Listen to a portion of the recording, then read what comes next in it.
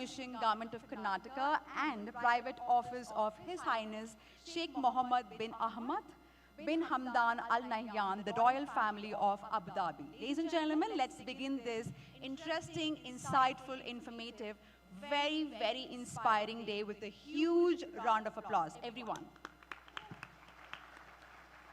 Thank you, Bengaluru.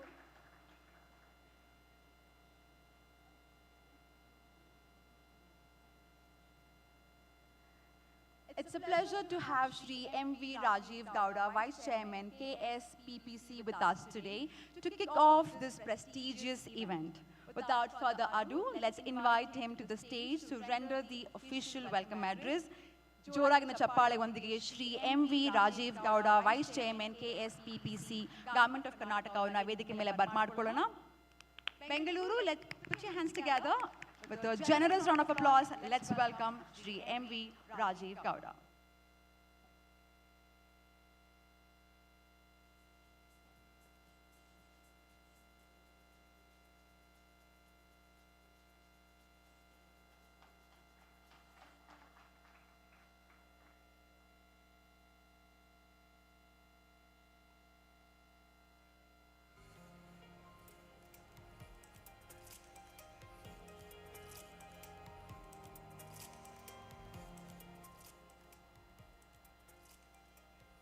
May I request Yusuf Aman?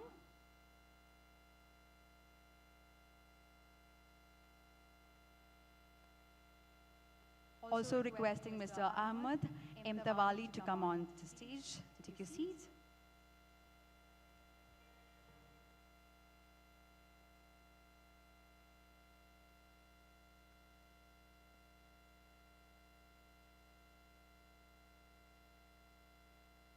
Requesting Mr. Aman to join us on stage.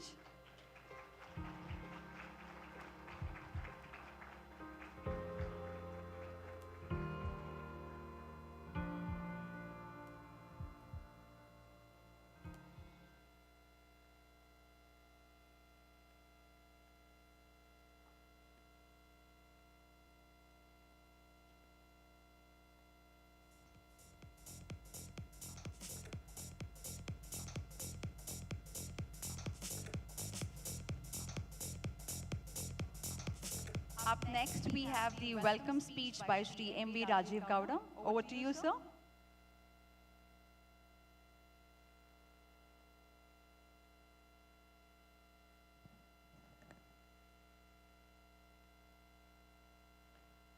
Our guest from the UAE, Mr. Ahmed Atmetwali, our CEO friend, Shri Amal Vijay Kumar, Mr. Yusuf, Mr. Dinesh Patel, Chirag Jitani, Prasanna Lohar, ladies and gentlemen, it's such a pleasure to welcome you here on behalf of the Karnataka Policy and Planning Commission.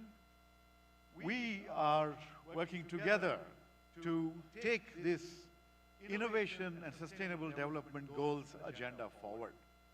The Sustainable Development Goals agenda is very much a portfolio, part of the portfolio of the Policy and Planning Commission.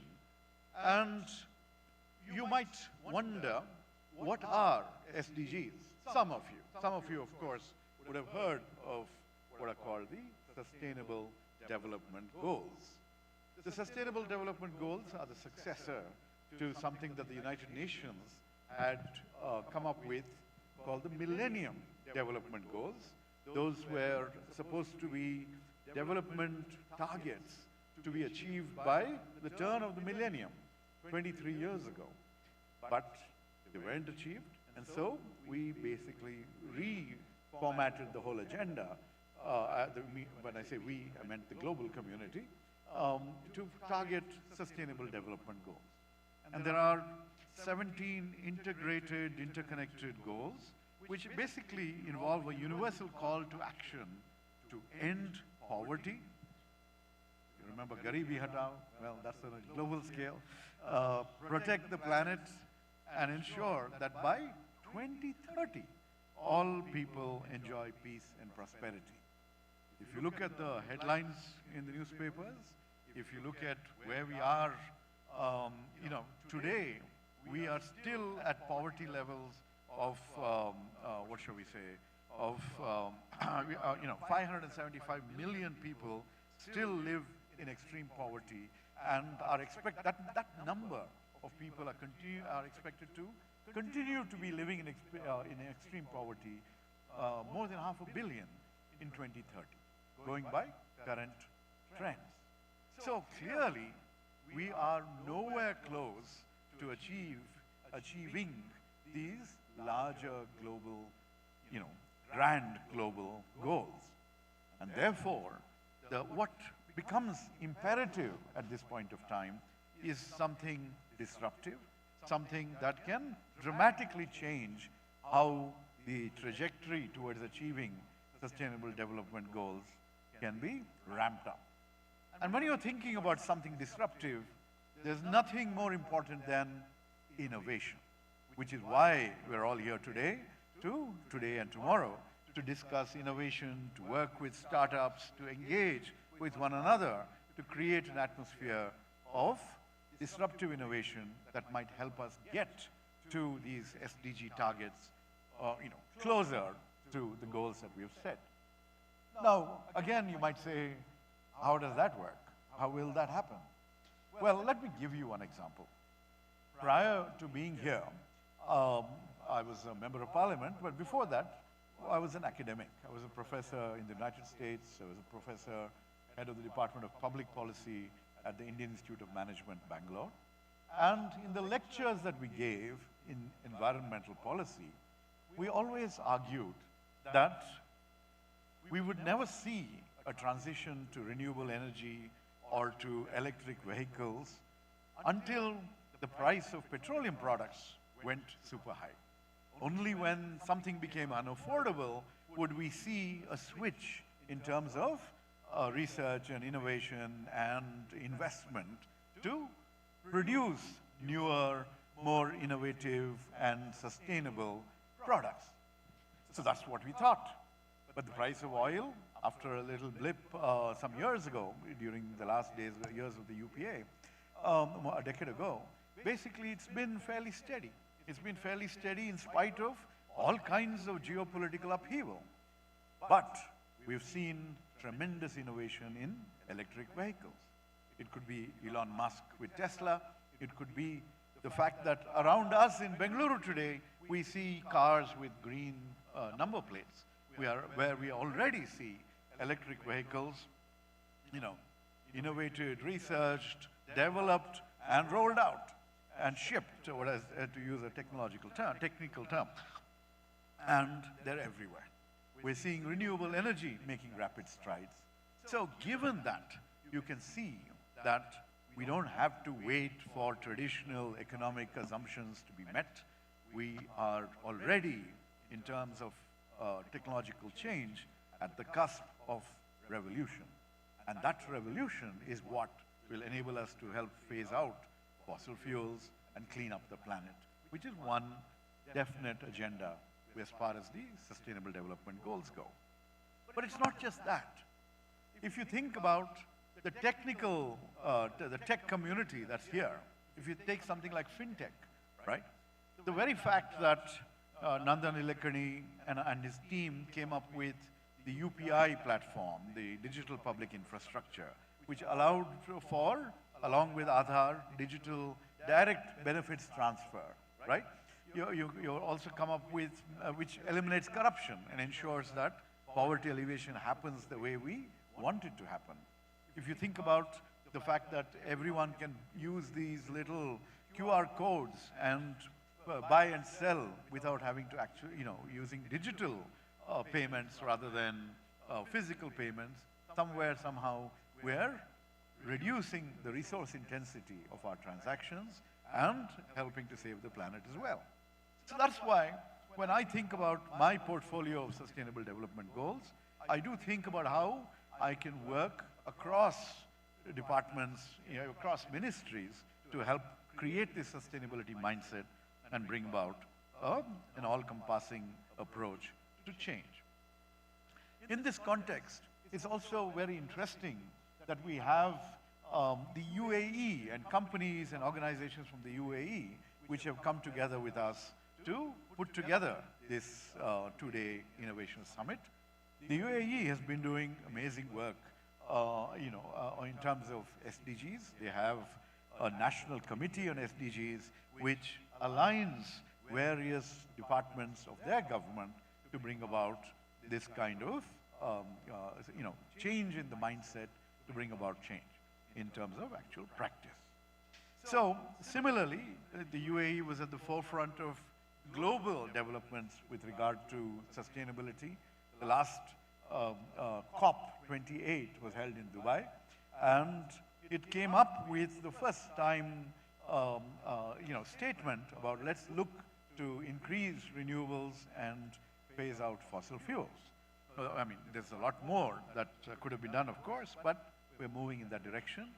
And as nations, India and the UAE have recently signed a comprehensive economic partnership agreement, and this will help us work more closely together. And it's in this context that it's not just government to government, we are essentially government with other entities to bring about change, just like we're doing here today.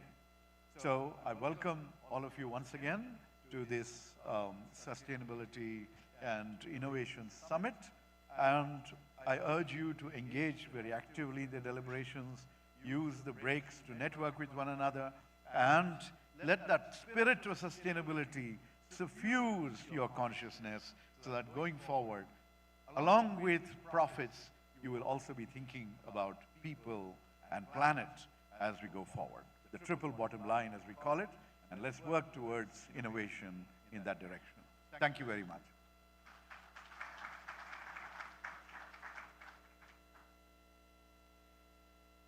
Thank you, sir. Please take your seat. May I request Mr. Chirag Jitani, founder and CEO, Diamante Blockchain, and Mr. Dinesh Patel, co-founder and CEO, Diamante Blockchain, to please come on stage to welcome Mr. Ahmed Mtawali, who is on stage. Put your hands together once again. A very, very warm welcome.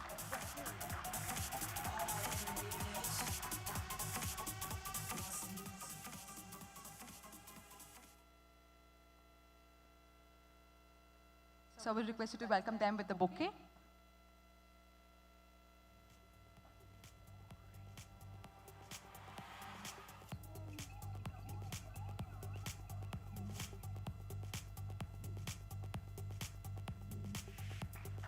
Request you to welcome Shri M.V. Rajiv Gowda.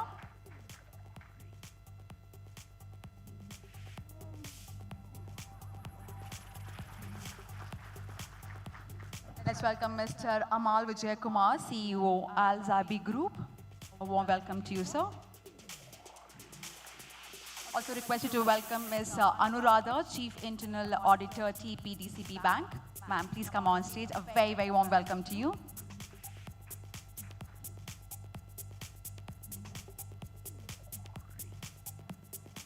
So Chirag, I would request you to welcome her.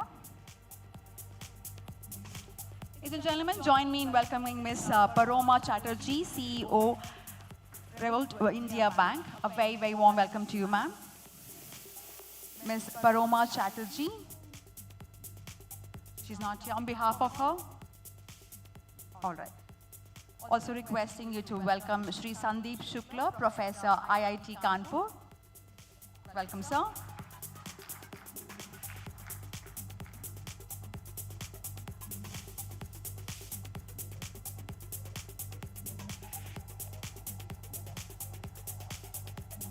Welcome. Let's welcome Shri Deepak Sharma, ex-CDO Kotak Bank. Shri Deepak Sharma, a warm welcome to you, sir. Also requesting Mr. Prasanna Lohar, CIO, Diamante Blockchain, CEO, Block Stack, to join us on stage.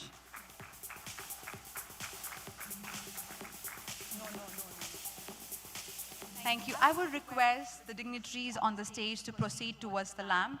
Let's begin this beautiful occasion in an auspicious way by lighting the lamp. All the dignitaries on the stage to proceed towards the lamp.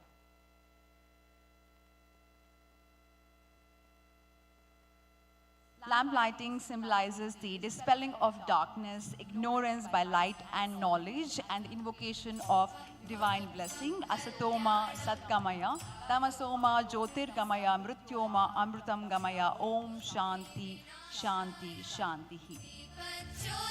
Time for us to start this beautiful occasion in an auspicious way by lighting the lamp, and we have the dignitaries to do the honor.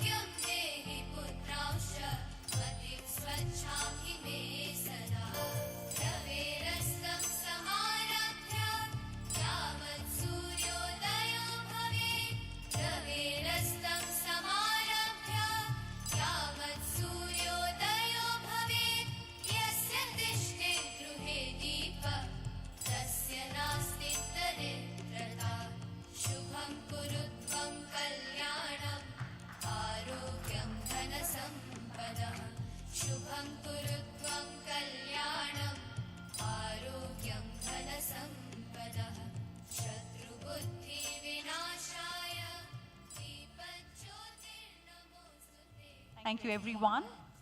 Can we have one group picture, all of you together? Look at the cameraman and smile, please.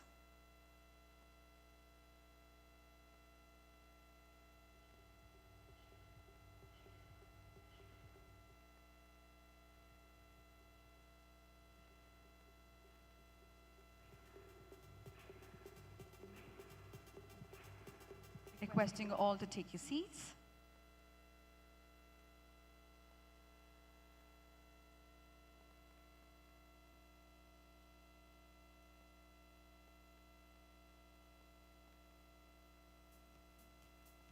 Thank you. May I kindly ask you to direct your attention as I invite Mr. Chirag Jitani, founder and CEO Diamante Blockchain, to set the context of this special event. Over to you, sir.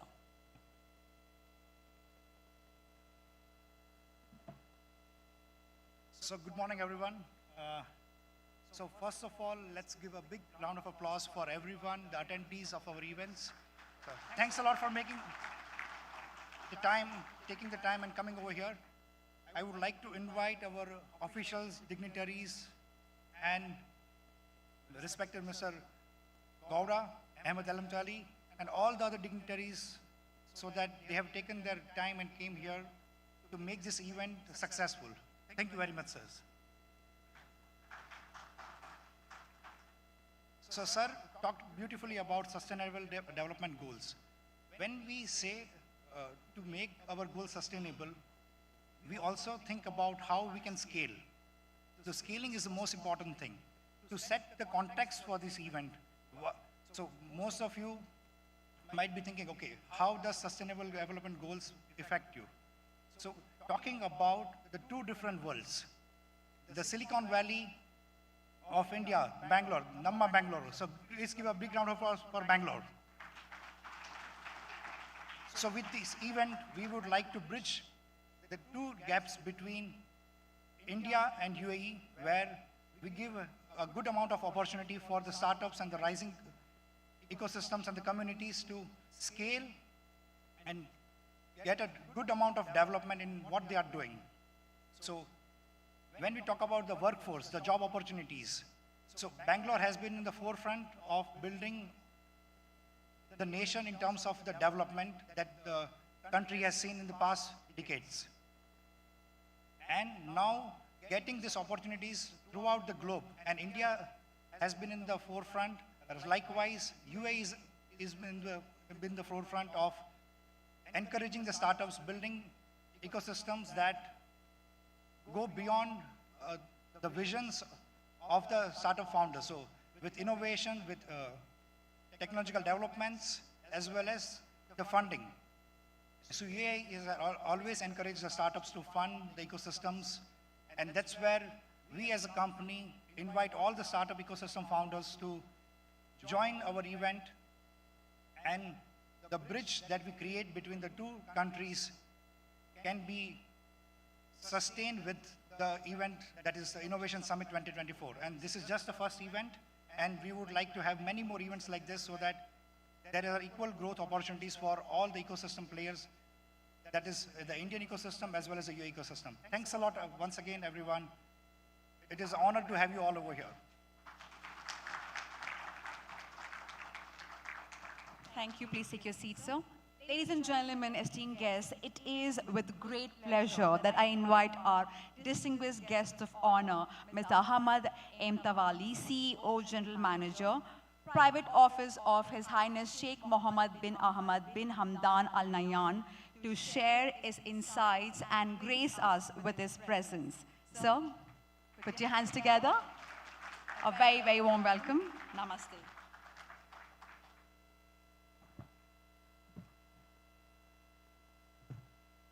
Assalamu alaikum wa rahmatullahi wa barakatuh. First of all, thank you everyone that you accept our invitation and you came here today. And good morning.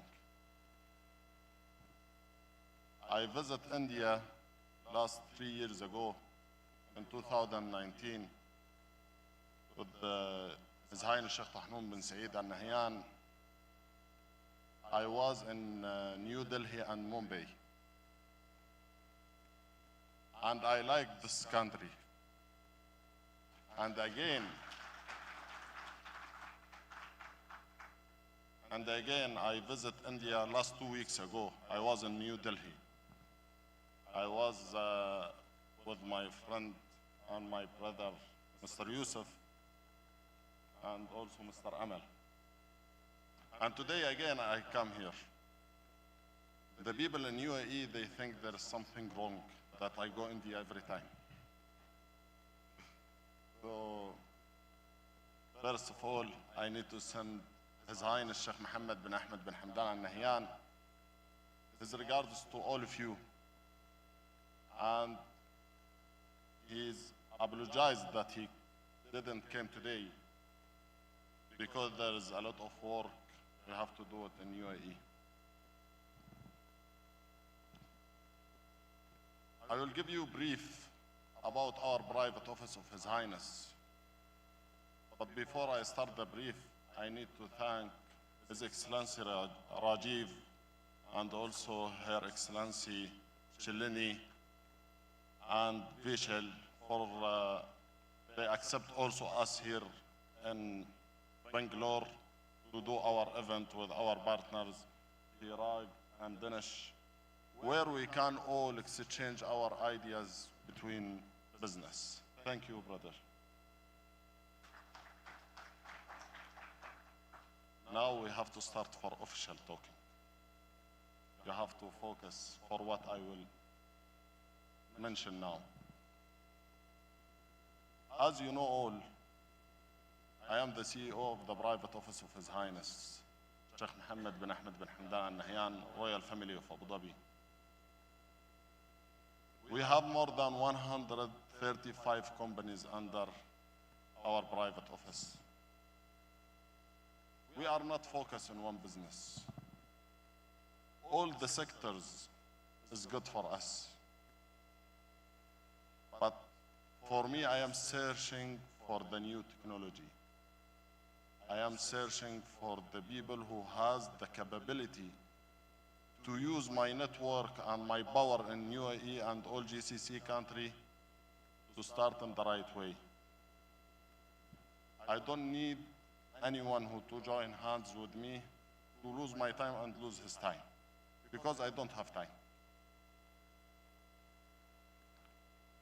In the last 3 years, once Corona started in 2020, to be honest, guys, I did a lot of business in this time. Not because I am smart or something like this. Because in UAE, we Alhamdulillah, we have the strong leadership under the President, Sheikh Mohamed bin Zayed Al Nahyan, and Sheikh Mohammed bin Rashid Al Maktoum. Once Corona started, His Highness Sheikh Mohammed bin Zayed mentioned this red line for the medicine and for the food. And also,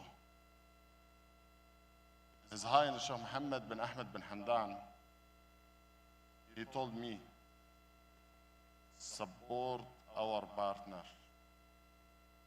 If there is anyone stuck for payment or for their business, support him. In this time, we did a lot of business, and I attend, I think, around 45 conferences in 2020. The most important point to start your business, rather than with us as a private office of royal family or as a businessman, not the money. If you have the money, keep your money in your home and sleep. Not used for me. The most important point for me, the network. From my side and from your side. Not everything in UAE can finish by phone call. Mr. Ahmed called this department, finish it. It's not work like this. I have to see your capability. I have to see the proof that you will improve yourself in the future, because I don't need to lose my name in the future.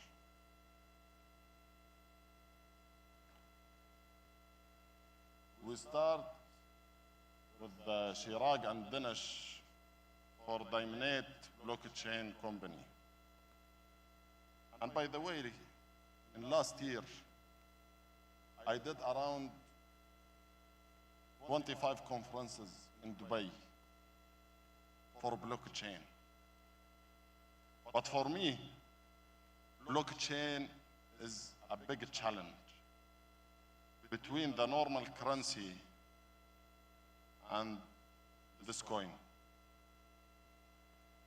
Because the people should take the trust of this coin. Why I sign with Sheikh and Dinesh? Because they show me their capability. And on the other hand, they request to register their company in Binance this last year. And I think most of you know about Binance company. And I told them, show me your study plan, your presentation. I need to go through it. And to be honest, when I read his presentation and I see he has a power to start, I told him, okay, I will start contact the Binance and will list your company there. I called him suddenly one time, late evening in Abu Dhabi. I told him, tomorrow you have to be in UAE, you have a meeting with the CEO of Binance. And in the same day, he has a wedding of his sister. I told him, it's not my problem, you have to come. And he came. In this time, I know he doesn't care about anything. He cares only about his business. I need to give him a big hand.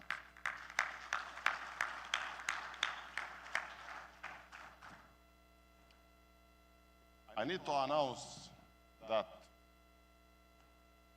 we start work with Binance, and he did a lot of the meeting. I only give him the first point, and he continued. Only I need from him every month a report. What you did, give me your report, what you did good job for us, what I gain. I have to submit also my report to His Highness. The second thing I need to announce today a good thing for Sheikh, that inshallah, our private office will invest in his company around 10 to 15 million dollars.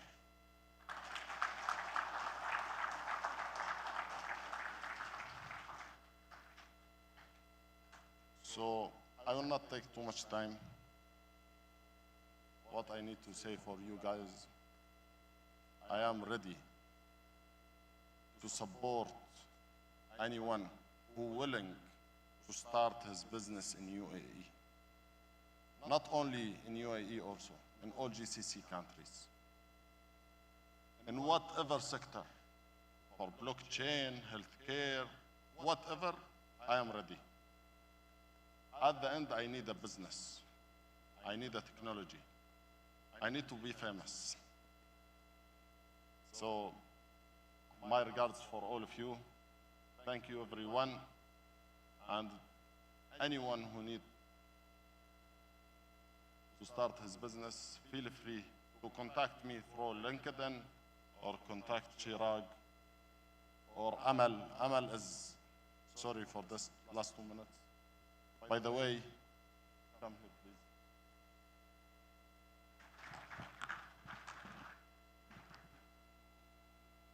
Amal is one of our partners in Abu Dhabi. He started with one company. It was for tire manufacturing. Today, he has with us 45 companies. You can read about him. Do not say Mr. Ahmed make big drama or something. You can go Google. Everything you can see it on the internet now. Last 1 month ago, I was in Vienna. And he called me, boss, we need to start one of the biggest auto care center in UAE. And it will cost us 55 million dirham. I told him, go ahead. Why? I didn't see his business plan, by the way, but I work with him on trust. Trust for me is the most important thing. I swear to God, guys, since 4 years ago, I never asked him about any paperwork. Only I ask him about currency paper, money.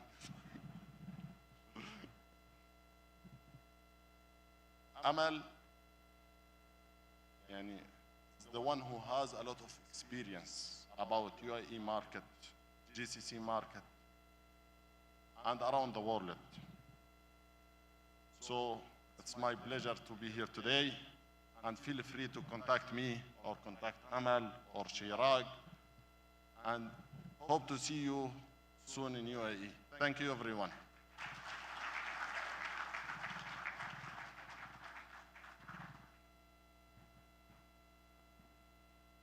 Thank you. Please take your seat, sir. With that, to formally express our gratitude, I would like to invite Mr. Prasanna Lohar, CIO Diamante Blockchain and CEO Block Stack, to propose the vote of thanks. Sir, over to you. Very good morning, you all. And as we have seen, such a great start of this beginning of Innovation Summit 2024. As Chirag has said, it's just a beginning. And thank you so much, Professor Dr. Rajiv Gowda-ji, for giving us the guidance around the Sustainable Development Goal, which is a theme of this event. And thank you, Mr. Ahmed, for bringing in that such an insightful way ahead for Abu Dhabi, UAE, for all the innovators around various technologies, say blockchain, healthcare, and all. I think while we have started this event now, during this event, we'll have a lot of engagement with the panel discussion around path-breaking technologies and path-breaking topics, something like digital public infrastructures or future of finance or blockchain. We'll talk about climate action, sustainable development goals. And it is well blessed by a lot of speakers. So thank you all speakers, 60 plus speakers who has given their time in the last 20-25 days. We have pulled it, this event with the help of Raju Doderi and Mr. Mukund Raj, along with the Karnataka State Policy and Planning Commission. So thank you so much, sir, for all the valuable guidance during the last 20-25 days to bringing this particular event. And thank you all the dignitaries on the dais, Mr. Sandeep Shukla, Professor at IIT Kanpur, Anuradha Ma'am, Chief Internal Auditor at DCB Bank, Mr. Deepak Sharma, with whom I always learned banking lessons since last 7-8 years, the ex-Chief Digital Officer at Kotak Bank.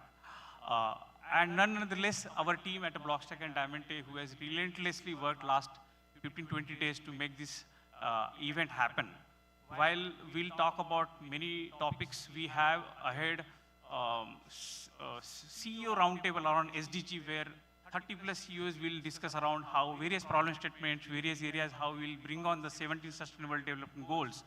And some of these problem statements will be allocated to the hackathon, which we're gonna announce today. Furthermore, I would like to thank India Blockchain Forum and the various members, Mr. Pankajji, Mr. Sharad, and many others, who has given community support and to bringing acceleration on inviting a lot of members, a lot of speakers for this event. All our partners, Bhumitech, Riser, Octaloops. So I think thank you so much all the partners for supporting us for the exhibition, which is outside of this hall. Nevertheless, bringing on to this Innovation Summit as an opportunity as a CEO at a Block Stack and CEO at a Diamante Blockchain, I look forward for this opportunity to let it come every day as an innovation opportunity, collaboration opportunity. While we will be engaged for the next 2 days here, I look forward lot many collaborations, lot many opportunities, lot many innovations come out of this conference. So thank you so much all the dignitaries on the dais for their valuable time and the guidance with the inaugural session. So we open up this forum now for the next sessions, which will be having panel discussions. Tomorrow we have a VC panel, VC discussions with 16 plus VCs. So if there are some marquee growth stage startups, please come and talk to us for that particular opportunity. As well as we are going to have a launch of some of the things like India Blockchain Forum's Bengaluru chapter. We are going to talk about Block Stack's Web3 report, which is a prominent report being published last year and this year also, which will be quoted by at least 24 plus influencers globally. That we're going to announce today. And nonetheless, we have announced top 24 influencers for 2024, wherein the inputs or their dedication, their innovations has really helped India to get into the next orbit. So while the moment of this conference around 17 sustainable goal, which will be always backed by various technologies, say blockchain, AI, and others. Furthermore, it has to be well supported by people in the organizations, various process automations, technologies. We always look at regulators, how it can be supported, but ultimately partners make it happen for ultimately the customers. So bringing on all of these conference, so thank you so much out here, everybody. But last not the least, once again, I want to thank all of my team members at a Block Stack who must have seen for the first time this kind of a conference, but they will remember this experience for years together. And thank you all the expert panel in this hall. So I open this forum for the next steps, panel discussion, so on. So thank you so much, sir. Yeah.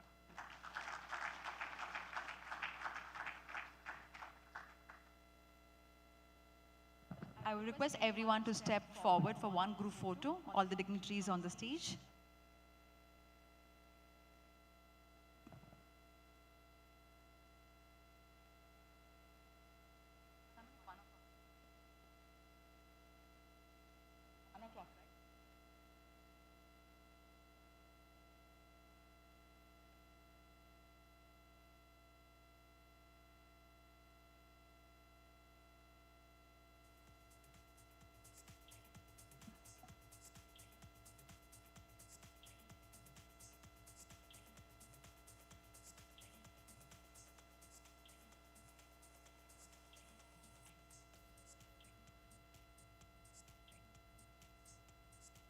Thank you. Thanks to all the dignitaries on the stage. While they take the picture,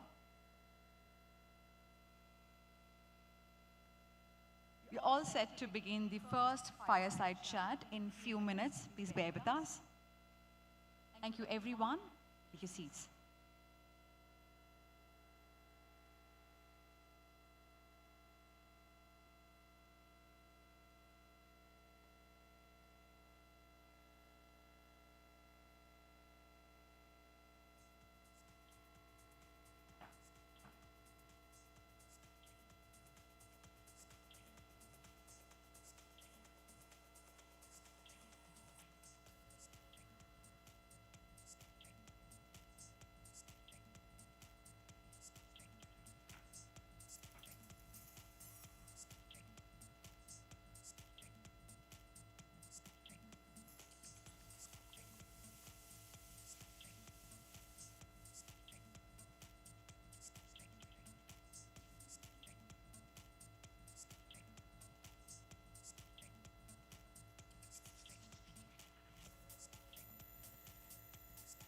The speakers at the time of tea break, lunch break, high tea break, we have this board on my right side. Please, your signature, your name is required. So don't forget, when we take a break, please walk up to the right side. There's a board to sign there.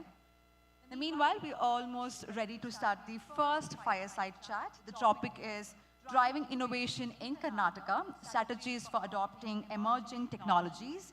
We have moderator Dr. Mukundraj, Project Head UN SDGCC Karnataka. And on the other side, we have Shri M.V. Rajiv Gowda, Vice Chairman KSPPC Government of Karnataka. They both are all set ready. We're almost good to start. This is going to be very interesting fireside chat. So I request each one of you present here to put your hands together before we start the session. Over to the moderator, Dr. Mukundraj. Over to you, sir.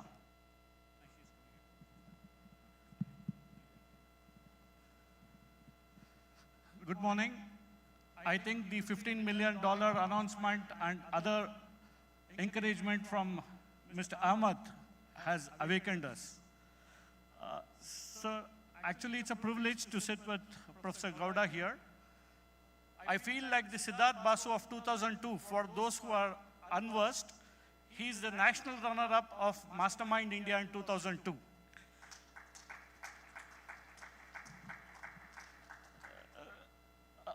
A brief introduction. I'll try to keep it as brief because he has a lot of experience and profile. Currently, he is the Vice Chairman of Karnataka Policy and Planning Commission with the rank of Cabinet Minister. He was the Member of Parliament from 2014 to 20 in the Rajya Sabha. He is currently the Chairman of the Congress Party's Research Department and also a national spokesperson. Earlier, he was a professor with IIM and also served as a chairperson of the Center for Public Policy. And I can go on and on. He's a very renowned personality. Before I begin my first question, I would just like to set a context. So Karnataka, as you know, is #1 in innovation, #2 in milk production, #3 in sustainable development in the country.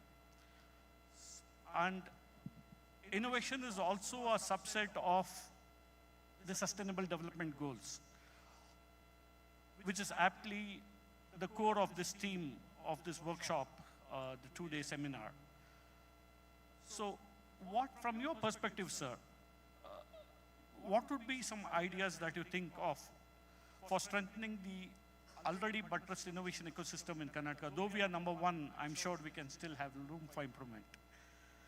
Thank you, Mukund, for that actually provocative question. See, we are #1 compared to the rest of India. Where is India on the global innovation map? Okay? Where are we in terms of patents, publications, R&D spend, products, etc.? So, being #1 is like being the big fish in a small pond here. What we need to do is dramatically change our perspective, our aspirations, our ambitions. And what I'd like to point out is that it's actually possible. We are massively underutilizing our potential. Karnataka has a large number of educational institutions, tremendous intellectual capital in education, in the private sector, in industry, etc. Right? If you were to think about the number of actually possibly world-class institutions in, within 10, 15 kilometers of where we are today, you will find, some real outstanding talent. But none of this talent, there's a word called synergy, okay? None of this talent ever engages with anyone else. I was at IIM Bangalore, in one southern end of the city. Indian Institute of Science is on the northern end of the city. There is NCBS, there is ISEC. I mean, you name the institution, we've got it across domains. But we never talk to one another. I would run into other intellects in other cities, but in Bangalore, the traffic would probably come in the way of us doing anything. I'm not saying that lightly. I'm saying that we need to actually find ways to tap that potential, bring it together, and so create platforms through which this kind of knowledge sharing can happen. And when that knowledge sharing happens, the bridge building happens, you will start to see more innovation. Now, I'm also on the board of governors of my old college, which is now St. Joseph's University. Okay, it's in the heart near Richmond Circle. And I was telling them the other day that we need to use our geographic location to start doing, say, one workshop every month on a weekend or something like that. Make it a botany day and call scientists and horticulturists and others from UAS, from NCBS, etc. Let them come and talk about their research and what they're doing. See, today, for example, BSc is not a hot subject anymore. Very few people want to study a BSc, partly because they don't know the joys of research, what all can be done in that domain. Now, if you come in here and learn that these cutting-edge work is being done by these scholars, then it becomes eye-opening. It becomes, inspiring to youngsters to go out there and really connect. And we shouldn't stop at that. We should have the research labs open up for internships and short-term engagements and things like that. So it's a multi-way process. And I'm talking Bengaluru, but really, as chair of the, vice chair of the Karnataka Policy and Planning Commission, I should be talking about Raichur, I should be talking about Hubli, Dharwad, Belagavi, Kalburgi, and Mangaluru, and Mysuru, and every other place. And even there, it's entirely possible to pull it off, because similar to St. Joseph's, we have numerous other educational institutions. So we need to create those networks that can make the talent that we have in the, not on the research side, but on the student side, to make that also come alive, right? So these are possibilities. I can tell you, when it comes to innovation, the same people who used to be in, say, a university department and would not churn out a single patent in their entire lifetimes, in their entire careers, you'd shift them to GE's Jack Welch Research Center in Whitefield. And before you know it, by the end of 1 year, they would have published 2 patents, okay? Because the atmosphere has been created, the connect to the market is there, the research incentives are aligned and put in place. And so when you start doing this, you really have, you create an opportunity to let people unleash their potential. So that really is something all of us need to do from the SITK Policy and Planning Commission perspective as well. I do agree with your thoughts, sir, because recently, the recent India Innovation Index sees Karnataka low on patents, low on private R&D. I would, this UAE and Karnataka sort of integration forum or coordination forum. I would request the startups here to encourage R&D as well and patent publishing as well, because we are very low in that. Incubators is again one of the other areas where we need to step up. Absolutely. And if you think about that, Bangalore, we normally think about Infosys and Wipro and TCS, etc. But actually, we're not just the hub of IT services, we're also the hub of research. So if you go, Daimler Chrysler has its research center here. Boeing, you saw the Prime Minister come and inaugurate one big research center a few days ago, right? So like that, there's a lot of industry research, substantially by global players rather than our own. Certainly not enough by our startup community as well. So all of these really need to pick up. But these same organizations can also be encouraged to reach out to the universities, the institutions that exist around Karnataka to set up incubation centers where they can engage with youngsters who can be part of their own ecosystem. But also, this is something that the government would also love to facilitate so that more youngsters get a chance to really have a platform where their original ideas can be explored further, can be taken to market even if possible. So those sorts of incubation centers are something that we're discussing in the government, and we would probably just do a little seed, but the private institutions, the non-profits that are there, have the potential to really scale this up in a very, very significant way. Absolutely. In fact, last night I was having a conversation with Mr. Amal, and he had a very interesting perspective because he's also a successful incubator, accelerator, as well as a mentor. So I was drawing upon his experience as to what we should do here, in case we need to support startups. They are actually supporting startups with a vast knowledge potential of what to do, what not to do, what succeeds, what doesn't succeed. Apart from the money is one factor, but the knowledge and the support and the comfort, I think we should encourage more such incubation and acceleration centers here. So how do you think, technology, because this is a tech summit, an innovation summit, so I have to make technology an integral part of a question. So how can technology make, encourage active participation by the citizens in governance? Of course, Sakala has been an example, a shining example of Karnataka, but I'm sure you're also in various committees, and we would like to draw upon your experience and your thoughts on how tech can enable governance, because e-governance is a global buzzword as well for sustainability now. Thanks. When you mentioned Sakala, I think our next speaker, Srimati Shalini Rajneesh, Additional Chief Secretary, she's the one who pioneered that in the government of Karnataka. And that basically is timely solutions to citizens' requests of various kinds, right? And that technology certainly enables. But let me give you examples which can excite the audience here, how citizens can be involved.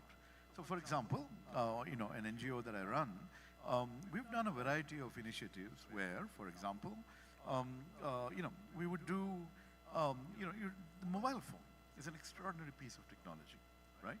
And we are used to complaining and cursing. We're not used to harnessing the technology that's in our hands to go out and look for solutions or help in the quest for solutions. So what do I mean by this? So one initiative we had taken, we took a whole bunch of youngsters and we said, let's do something called safety mapping, safety audits for women's safety, okay? So you go around a particular neighborhood and you look at, you can do it once during the day, you can do it once at night. And then at that point, you look and see where the street lights don't exist, where are the dark, dangerous parts which need to be identified and located, geotagged. And where are there eyes on the street such that there's additional security just coming from, from businesses that operate. Where are the surveillance cameras, the CCTVs that will help ensure that, that if anything goes wrong, that they will be able to track that. Are they working? All these sorts of activities can be undertaken by a group of citizens going around and geo-tagging with the photographs. Now that was in the context of one kind of audit. But we can also do this kind of inputting for potholes, for other civic problems, etc., in such a manner that before you know it, there will be no argument that the authorities will certainly know where the problems are, and it becomes their responsibility to fix that. Many, many years ago, we had also come up with an app. This is before smartphones, so it didn't really, we didn't really pursue it, but we had actually talked to Nokia. You remember Nokia? Anyway, so we had talked to Nokia about taking it forward. It was called Bell the Cat. It was exactly this concept. In fact, yesterday, our Joint Commissioner Traffic has announced, Anuchet, he has announced something similar for traffic accidents. He says, instead of posting it on social media, post it on this platform, which is the police platform, so people immediately know where reaction is required, things like that. Now, there, we had an additional feature where this is eminently possible with technology. The moment a problem is identified and uploaded, you can link it to whose responsibility it is, whether it's in the BVMP or BWSSB or anywhere else, right? So we know, the buck stops with whom, right? But we are not just pointing fingers. We're here to work towards solutions. So let's go out there and say to these officers, the moment you get alerted, then just like Sakala, you need to have some kind of a timeline for response. And for those officers who respond quickly and solve the problem, we actually need positive encouragement and rewards and recognition rather than the usual toxic atmosphere created by finger pointing and negativity. Okay? So this is something that we may not have introduced and implemented. Maybe we were ahead of technology. Now that technology allows all this, let's come out with some larger prototype and make it happen. Absolutely. I will have a question before I open it to the audience so that they can pose the questions to Professor Gowda. May I request the team to have a couple of hand mics in case the audience wants to pose. One piece of information to all those startups who are here, Karnataka has an open data policy. Many of these aspects that Professor has actually identified, the data for those, you can find it on Cody platform. You can reach out to Karnataka State Planning and Policy and Planning Commission for any handholding and connect with the government in any of these cases. For the audience in case they want to. Prof, a final question before we can take in some questions, should the audience have. Ultimately, this is about the youth. We have plenty of youth here in Karnataka and in the UAE. So it's a very generic question as to how do we nurture innovation now? Because ultimately, when we talk about sustainable development goals, it is for the future of the planet, the future generation. So it's a question, what are your ideas? Actually, it's a couple of these points that I made already. Because, having exposure to outstanding people makes a huge difference. See, when I, studied at the Wharton School and got my PhD, the university would have some of the best minds come from different sectors and talk to us, okay? I remember Bill Gates coming and talking in 1985 or something like that. This is a long time ago, about how you can have a screen, with changing art, so that your whole home, instead of having just one piece of art, can be an art gallery that changes with the time of day, with the day of week, whatever, right? And I remember thinking, oh, that sounds like a very nice idea, But of course, this is all now. People have these little things with their photographs which keep rotating. I mean, it's not rocket science at all. But I'm talking nearly 40 years ago, right? Okay, so that's the sort of thing. We need to keep exposing people, our youngsters, and so that's why, tying my previous three answers together, getting people who are already doing stuff, whether it's someone in the startup world, whether, to come and keep engaging beyond the curriculum. Because, there's nothing like out of syllabus when it comes to this. Because out of syllabus is what's going to trigger that excitement and get people thinking, oh my God, this is also something we can do, right? And this is not just in this context of technology, it's also about even careers and, so we need to open the doors of our institutions and go across the state and put this also online for live relay and just keep triggering this opening of our minds to different ideas and possibilities. So this is on the intellectual side. And then of course, when it comes to doing things, just like identifying problems, we can do that, but we can also do competitions of various kinds. In our organization, we're getting ready to launch something called the Sustainnovation Agenda, where we want to talk about sustainable development goals, but make it a competition amongst colleges and universities to come up with ideas. And if companies want to sponsor prizes for this, you're welcome. We're going to be creating this competition across colleges and schools in Karnataka for youngsters and students to come up with solutions to our sustainable development goal challenges, right? And then we have no idea what all might emerge, what we might be able to pick up, and what we might be able to implement and scale, right? So that's the possibility that exists. And that's something that I'm looking forward to taking forward. And I think, looking forward to working with you also, my friend, on that. Thank you very much, sir. I do recall us having hackathons earlier as an experimentation with a couple of colleges. And the kids are using technology for everything, right from waste management, plot management, everything. So Karnataka being the hub of technology and innovation, a lot of startups are, you could leverage on it with it, and we can synergize the hackathons, Chirag. If any of the audience wants to pose a question to Professor, the floor is open. Yes, please.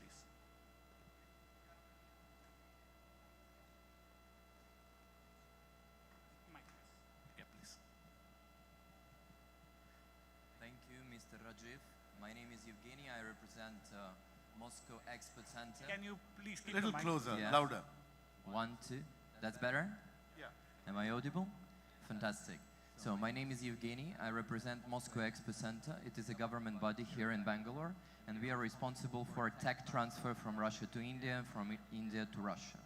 And if you are talking about blockchain, and you mentioned the sandbox of Bangalore government for the data, and I want to get and understand your vision in terms of the blockchain, because today we have a very up-to-date topic. Where is the place of the blockchain in e-governance, in your opinion?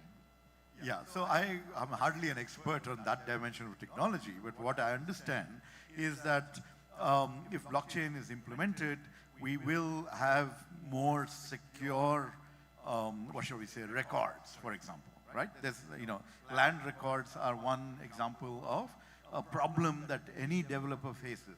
Is everything duly recorded? Has someone tried to cheat the system and fake some data? All of these are absolute concerns that we have, right? And so there, if we implement and integrate blockchain technologies, then the ability of people to manipulate that will dramatically probably disappear.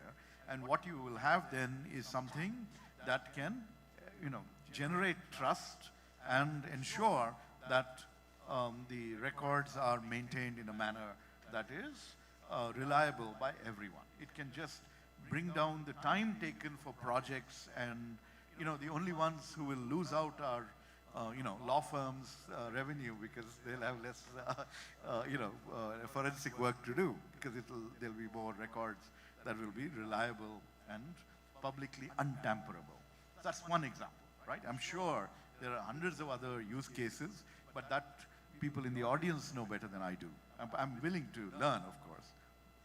Sir, to add to it, the government of Karnataka is also looking at sustainable ways, because blockchain, as well as mining for any blockchain mines, consumes a lot of energy, and sustainability is the mantra now. So we are also balancing sustainability into the blockchain technology from the government of Karnataka. Thank you. Any other queries? Otherwise, I would like to thank Professor. Professor, thank you very much for your time, and look forward to interacting with you later. Thank you, Mukund, and thank you everyone for joining us today. Both of you, please stay back on the stage. I request both of you to stay back on the stage. Can we have a picture? While they take the picture, Rajiv sir, stay back on the stage.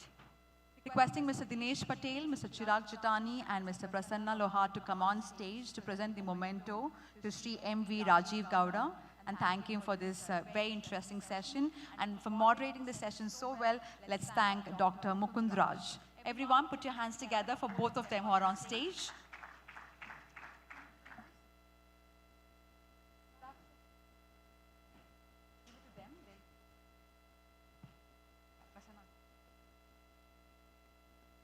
All three of you together.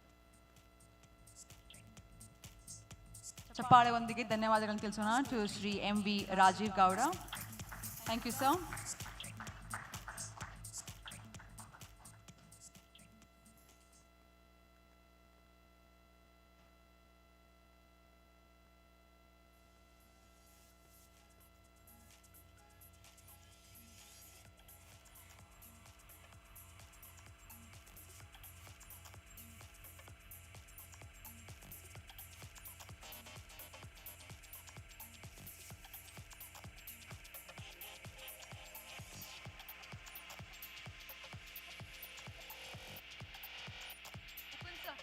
Please come. Thank you, Dr. Mukund Raj. This is for you, sir. Thank you.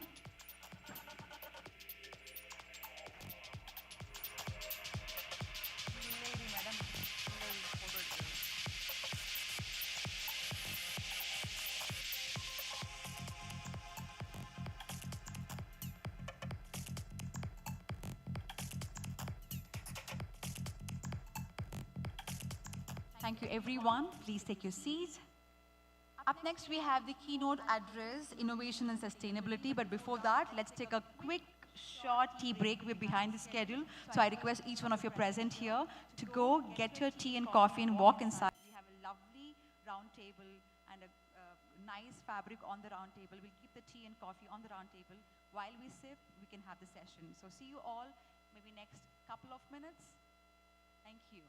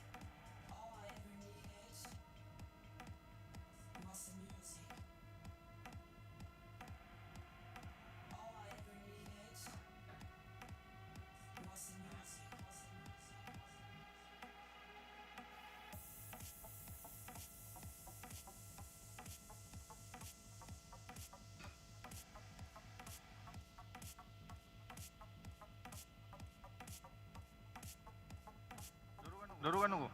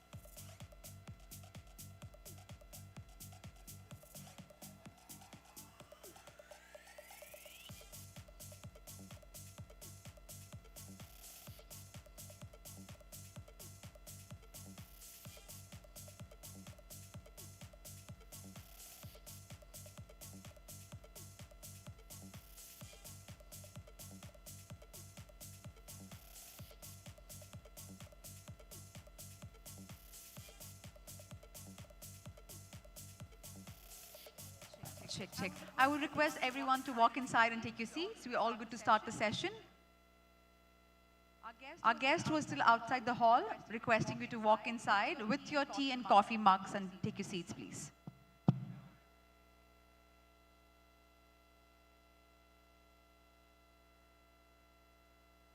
The volunteers are requested them to ask them to proceed inside.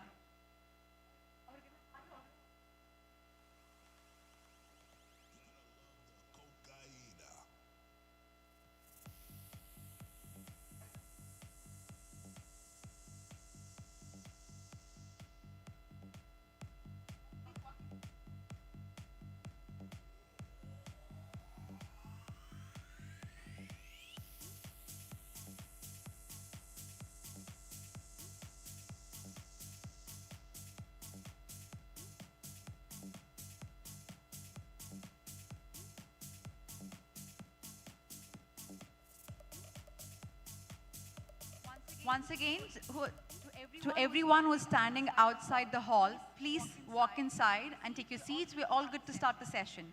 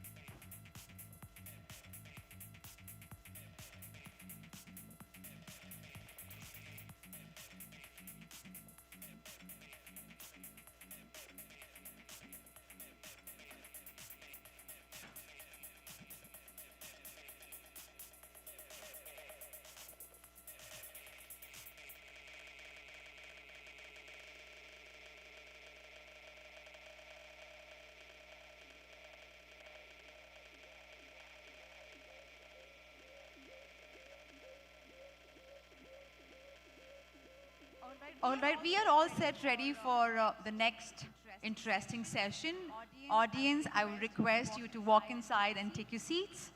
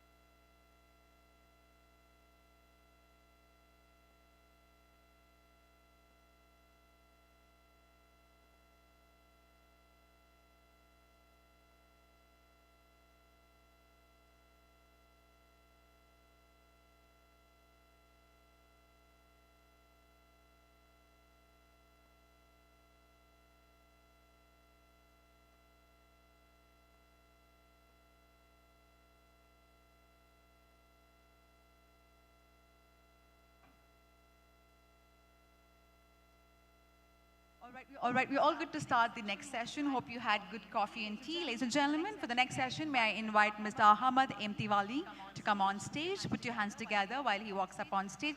A very, very warm welcome once again to you, sir. Joining him, we have Dr. Shalini Rajneesh, IAS Additional Chief Secretary, Come Development Commissioner, Government of Karnataka. Madam Namaskara Hagu Swagata. Please come, ma'am. To moderate this session, requesting once again Dr. Mukund Raj to join us on stage. Everyone put your hands together. Ladies and gentlemen, Joragna Chappale undigi.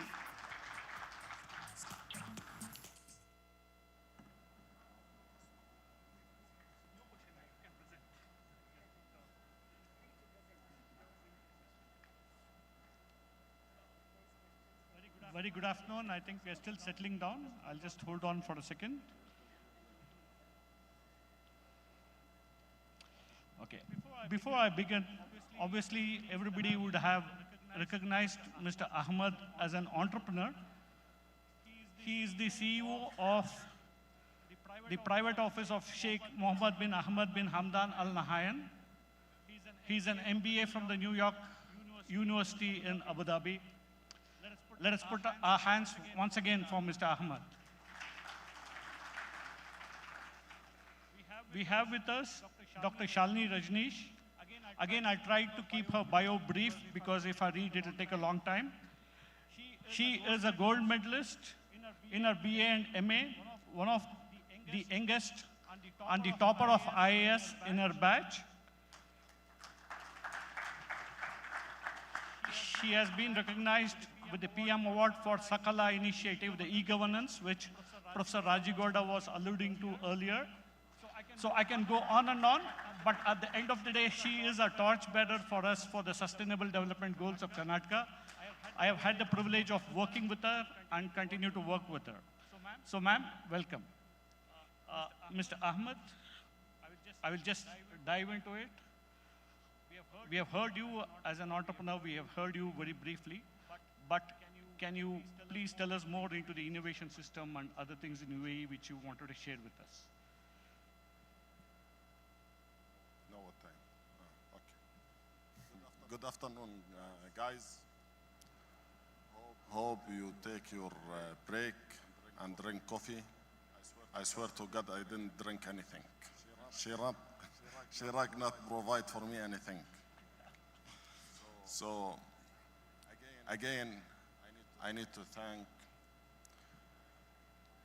Her Excellency Shalini because she accepted our invitation and she came here today. I spoke to you morning and I told you I like to attend like this conferences because we can exchange our ideas between business. UAE is the place for the hub. We search for the technologies like cryptocurrency or blockchain. There is one very important question. Why most of the people go to invest in UAE with us or without us? Anyone know the answer? I don't think. Tell me.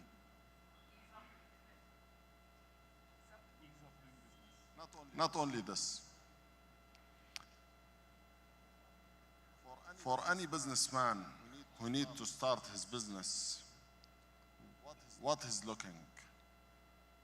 With us in UAE, he can find the support, he can find the safe and security, and also the important point in UAE, there is no one above the rules.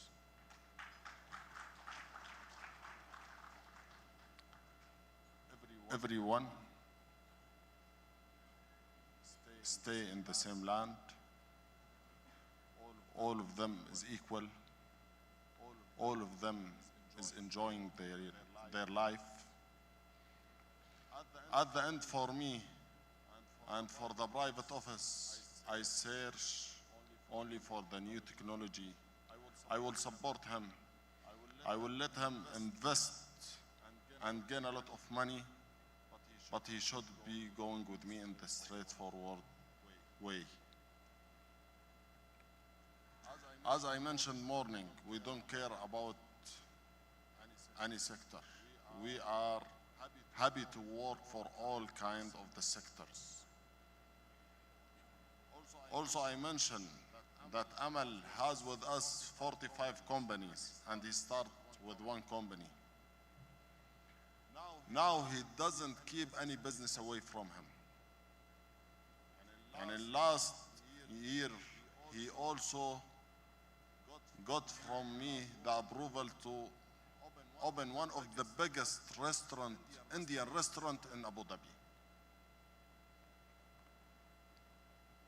For me, I accepted because I like the spice of the India.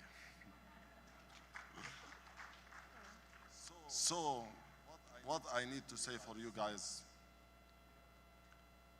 if you are willing to start your business in UAE, I promise you, you can take whatever you want in UAE. But you have to be straight. Don't say for me something and go do something else.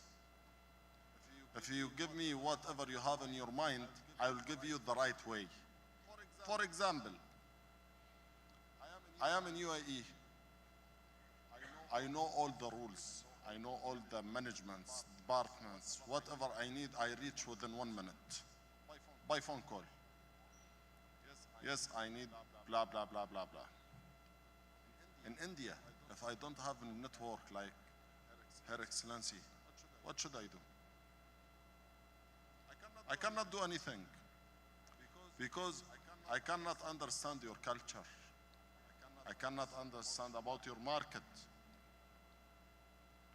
But once I travel to every country, I know little, but I cannot go deep. So, at the end, as I told you, the most important point for anyone who needs to start the business in UAE, from my side, he will take my network, support, saving, also investment, but he has to go with me in the straight way. Thank you, everyone.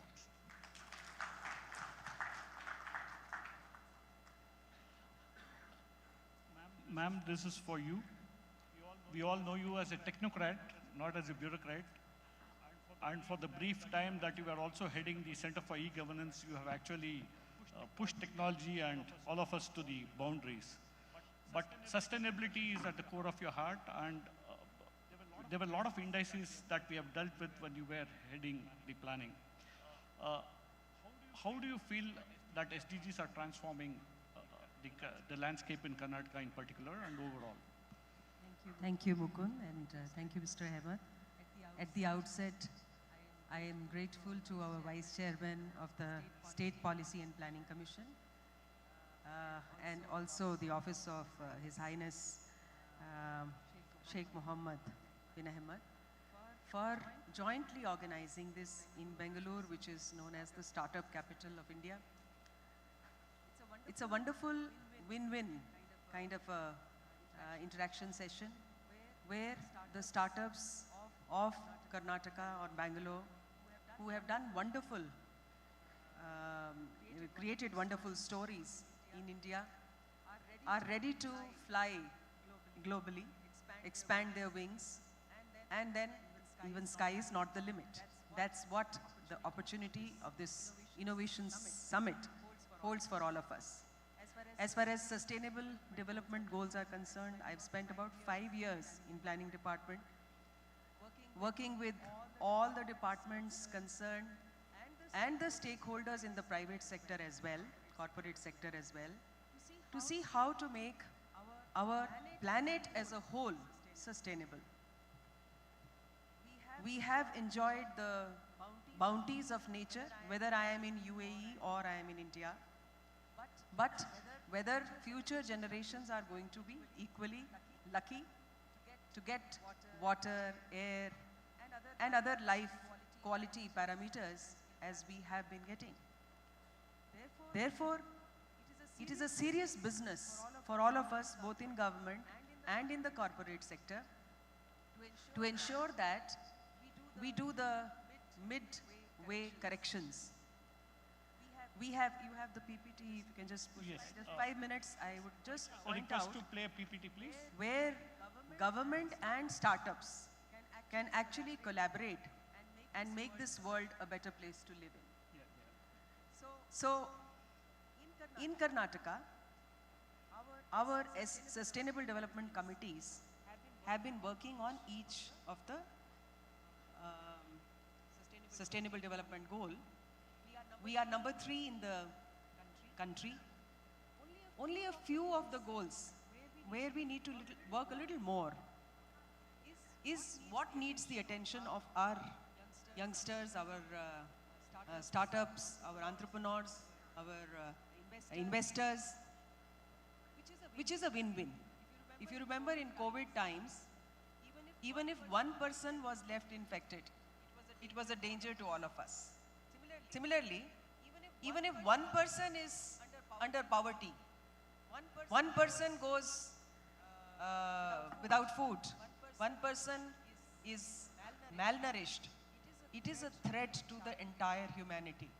This is the lesson we have got over and over again. Therefore, if I am privileged enough to today have all kinds of resources with me, by luck or otherwise by hard work, it is also my bounden duty to ensure that the not so lucky, not so privileged, and not so endowed are also brought on par, at least to the level of human dignity, to lead a life which is to be called human in the right sense.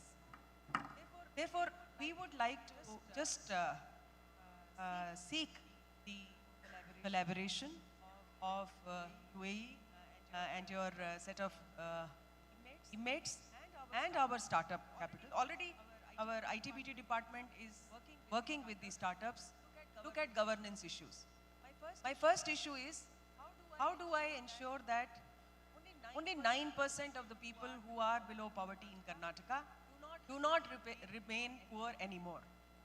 And my simple answer would be that unless I skill them and teach them how to do the fishing, they will not learn to take care of their livelihood and their quality of life. So how do I skill these people based on their own capacities and their own ecosystem to ensure that they earn a decent livelihood and therefore lead a sustainable life? The second important thing is quality of education. We've got 45,000 schools, 1 crore children are studying in government schools alone, 1 crore in the entire state. Yet, some of the children, about 40% children, are today not able to read, write, and do the simple mathematics, even after passing class 10. So the quality outcome is something we need to look at. Maybe technology like audiovisual aids, etc., will help them understand and grasp the content. And more importantly, it's not just for passing marks, but to apply it for further livelihood as well as quality of life issues. How can they improve upon it? The third and the most important is innovation in industry and infrastructure. I admire UAE for the infrastructure and the tourism. N number of my trips to Dubai, Abu Dhabi and all. I mean, I'm in awe how you can create things out of not much otherwise available. But in India, we are a land of plenty in every aspect. Call it agriculture, you take industry, education, everywhere. We are a land of plenty. But we have to leverage it for greater returns. So this is another thing, how my industrial ratio can increase in my GDP, how my infrastructure, every village, every school, every place should have a good infrastructure, good logistics, so that my business thrives, my GDP grows. Two more, climate action. All of us know the damage that has been caused already. How can we ensure that The water in the sewage is treated and not just left like that in our lakes and water bodies. The pollution in the air is reduced with EV and other innovations. Finally, we are all becoming responsible to the resources of the planet. How do we create a mindset change? The cultivable wastelands, huge cultivable wastelands, 4 lakh hectares is lying barren. But Karnataka has a success story wherein Pavgad, somebody should see that how we have the Asia's biggest solar power plant, where nothing would grow. In your place, you have a desert. So we are growing with the desert area, but we are not converting that desert into land of resources like UAE is doing it. Finally, I would come to gender equality. Being a woman myself, I feel that many of the parameters are not favoring the women, the girls. And how do we ensure that they get good education, good skilling, they are part of the labor force, and therefore they increase the GDP. With these words, I will look forward to getting the innovative ideas from each one of you, and I'll be very happy, like Mr. Ahmed said, you come up with the idea, I will facilitate. So if you want anything to be done in state government, I'm there to help you. Of course, our Vice Chairman. And the most important thing which he mentioned, I think the biggest strength of UAE or any other developed country would be the ethics. We should all learn to work straight. No hanky-panky. In MBA, the first and the last lesson that was taught to me in Australia was that if you want to last long, you should learn to be straight. Your ethics should be correct. Otherwise, it's all short-termist. You flourish for 2 days, 5 days, but then you are gone. You want to be a long-term runner, please keep your ethics straight. It will pay you in the long run. Thank you.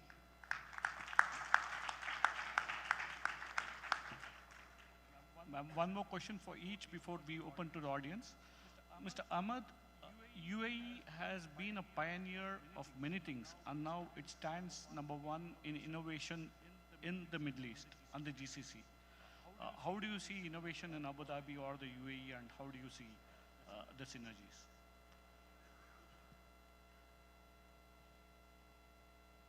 For innovation, see, Abu Dhabi and Dubai is the hub in UAE, the hub for the place. And there is a lot of the conferences happening every year in Dubai. I think more than Abu Dhabi, more than 100 conferences per year. And all of the conferences about innovation, new technologies, all of this.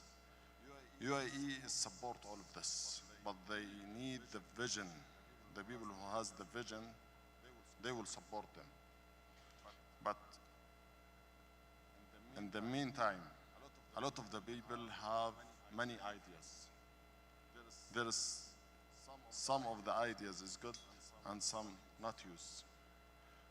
But all the people need support, and they doesn't understand that we search for something new. And if you are not support them, they will come sad. But this idea will not grow with us or grow with our country. That's why anyone who need to bring a new technology, he should think for something new, not happen in the market. Yani, in Arabic we said it will eat our brain. You have to search like this. And you will take whatever support you require from us, you will take it immediately. Thank you very much. I think that's very inspiring for a lot of startups here. Ma'am, when we were in planning, we were always talking about global to local. But today we have a scenario where we have global and local. So how do you view this, and what would be your advice to all of us here? You all know universe is one. We can look upon ourselves as a small atomic unit of the whole universe. And at the same time, we can look at ourselves as a big humanity group, which is changing the whole universe. So there is an interlinkage between local and global, and Sustainable Development Goal number 17 talks about global partnership. I think when it comes to innovation, it is more within you. You think about it and you work on with a very small team and all that. But when it comes to implementing it and using it, then it goes far and wide. Therefore, I think right from the childhood, right from the times, we have to foster the spirit of innovation and creativity among our children, who then grow into creative human beings and then entrepreneurs. And I will take this opportunity to inform you that Karnataka has got highest number of innovative ideas given by the school children of 9th and 10th standard in the entire country. 45,000 ideas. And each idea gets 10,000 rupees from the Department of Science and Technology. This idea is then further improved upon, and it goes up to the Indian Institute of Science or other incubating research institutions, who can then even lead it up to the patenting and commercial production. So we need to give this a huge, because that's the child, I think, is the most creative, and we should tap it young. Thank you. Thank you, ma'am. We'll open the floor for a couple of questions. Should anyone have questions for Mr. Ahmed or Dr. Shalini? No, they're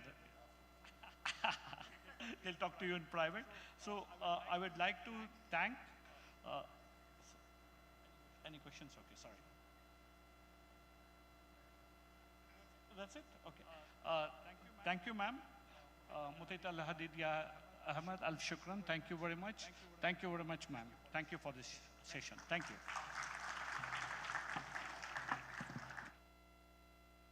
I request both of you to stay back. Shalini ma'am, stay back. Please stay back.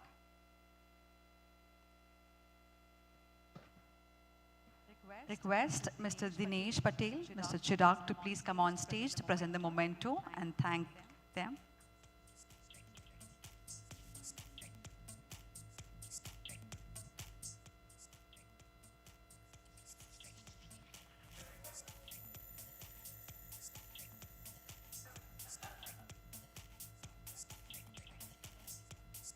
It's time to felicitate Mr. Ahmed Tiwali and say thank you to him. Mr. Chirag and Dinesh, please, sir.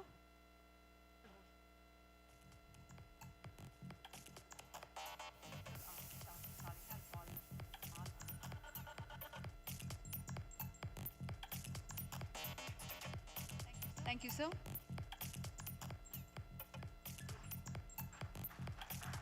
Chirag, sir, please join for the photo.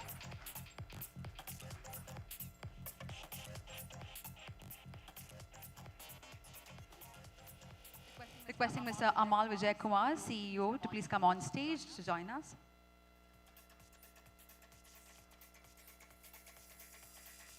Requesting Mr. Yusuf Jafar Syed also to join us. Mr. Yusuf, to join us, please.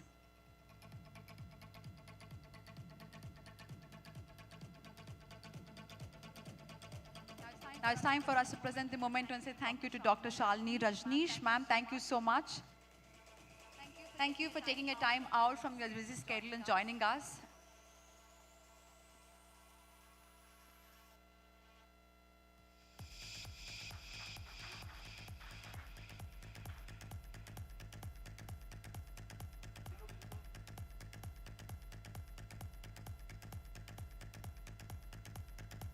Requesting Mr. Prasanna Loha to join us on stage to present the next memento.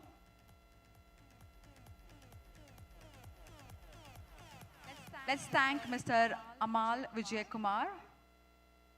Mr. Amal, stay back on the stage, sir. Requesting Mr. Dinesh, Mr. Chirag, Mr. Prasanna to do the honor.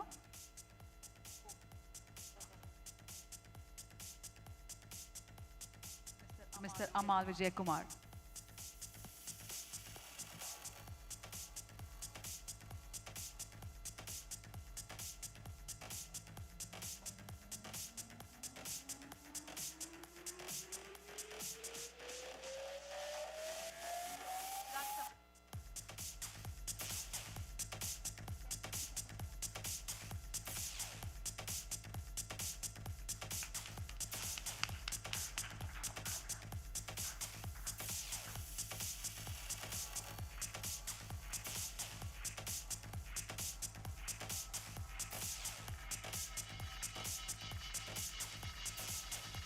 Up next, we would like to say thank you to Mr. Yusuf Jafar Sayad Al-Saifi. Thank you, sir.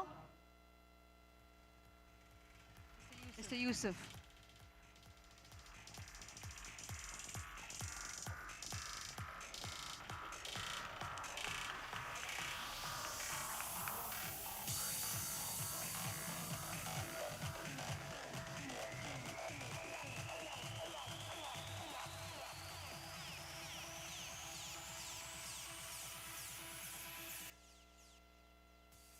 One group picture, all of it together.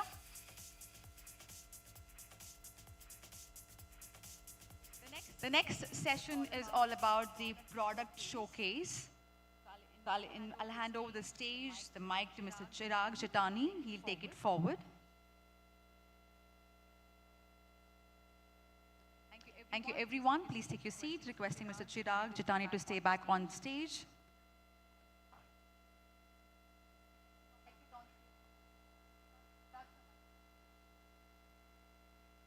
Ladies and gentlemen, as I told you, this session is all about product showcase by Mr. Chirag Jitani. Over to you, sir.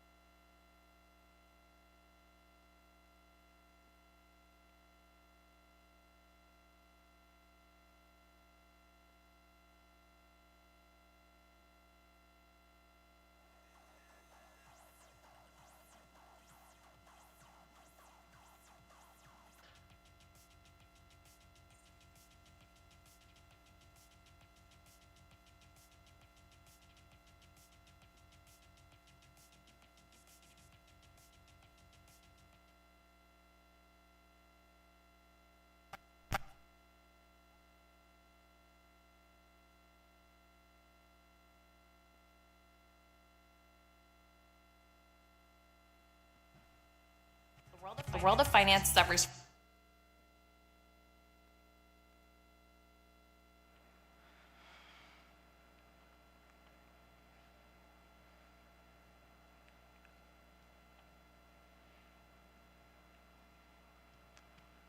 Not complete.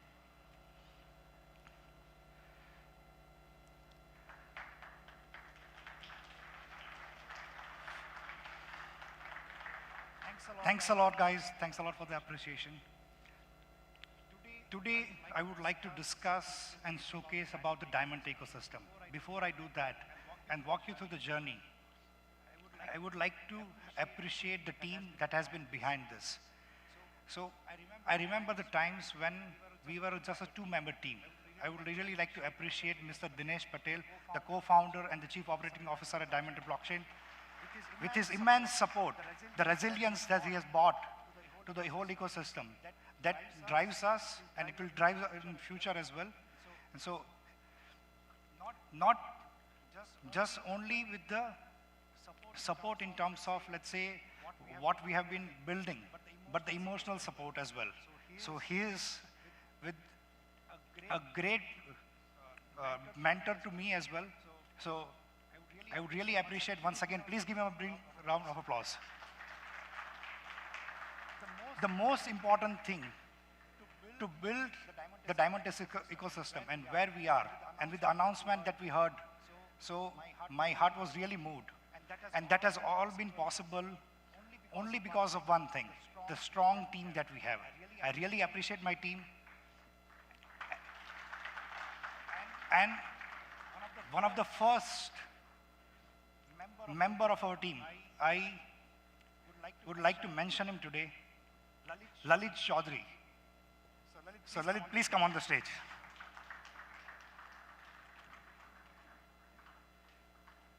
So we have seen multiple companies being built, being destroyed, and getting to a next level.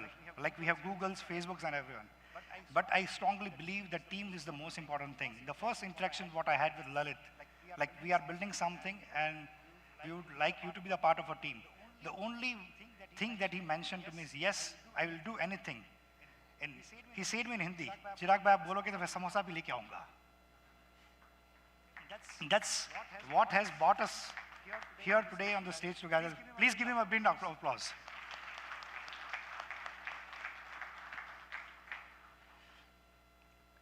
And there are multiple examples in my team. Everyone has stood. We have Arijit. We have a lot of late night discussions. Like as an individual, my background is not on a tech background. To understand the tech, to how to make the tech work, we have had multiple nights together on calls, physical nights, to just learn about what blockchain technology is. So his resilience is also very, very appreciated, deeply from my heart. Thanks a lot, Arijit. Please welcome Arijit.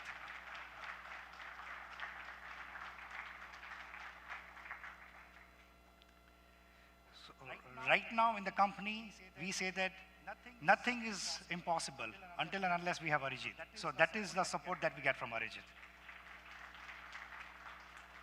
And to drive the innovations, how as a company we are innovative. I really appreciate deeply from my heart the efforts by Mr. Prasanna Lohar. Prasanna Lohar, sir, please.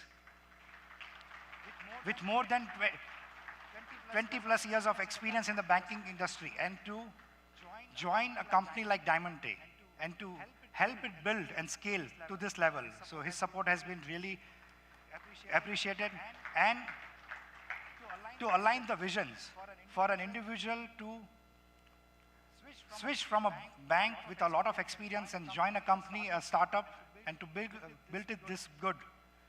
So that is what his importance is within the company. So thanks a lot, sir, for your.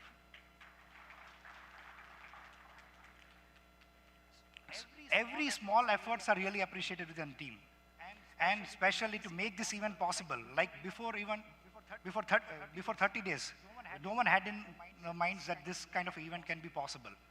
So our team had made this successful event, and I would like to appreciate the efforts of each and every individual, right from the design team like Mohamed, Puvi, Anandan,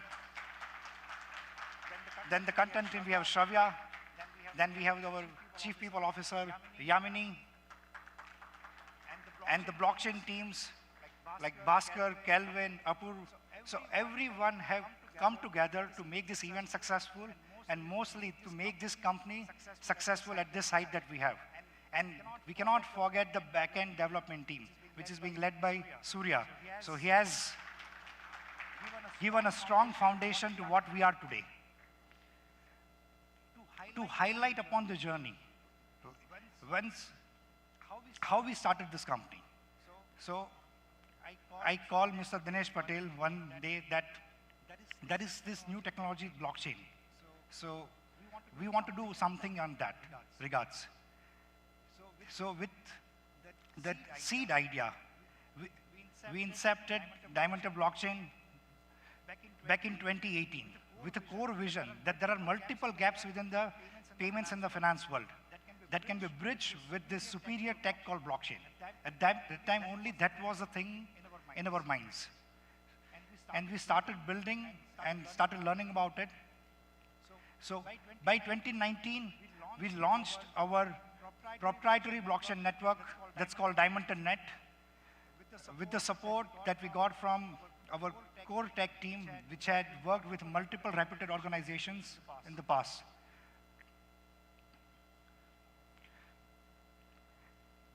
From zero ideas to achieving a feat that is almost impossible for a lot of companies.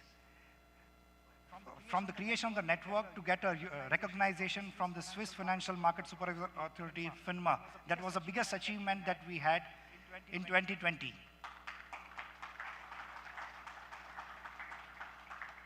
And people look at what we are doing, right? So the way we were building our tech, the way we were progressing, in 2021, we successfully raised $2.3 million not just by pitching the ideas, but actually proving the core that we have. So that was one of the biggest feats that we achieved.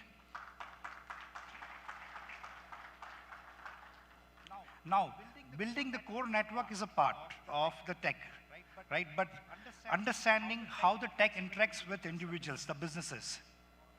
That's where PayCircle was launched in 2022. So PayCircle is a product which allows individuals and businesses to do banking, payments, and investments in a single super app. I will talk about that later. I'll present you that application. We'll be revealing that as well. So, and just within a span of 1 year, PayCircle got an immense response where PayCircle was one of the first blockchain-based payments and finance application. So within a span of 1 year, the PayCircle valuation shot up to $172 million.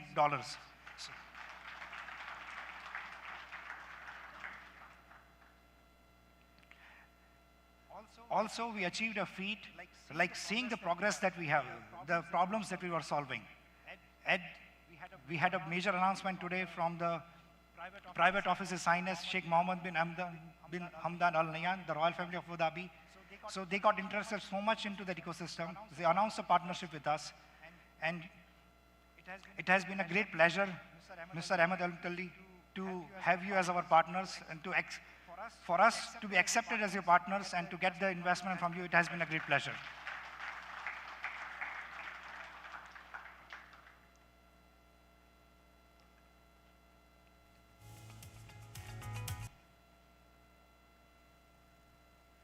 So, before we present you the whole ecosystem, I would like to showcase a 9 minutes video of what Diamante ecosystem is all about. So, please enjoy the video.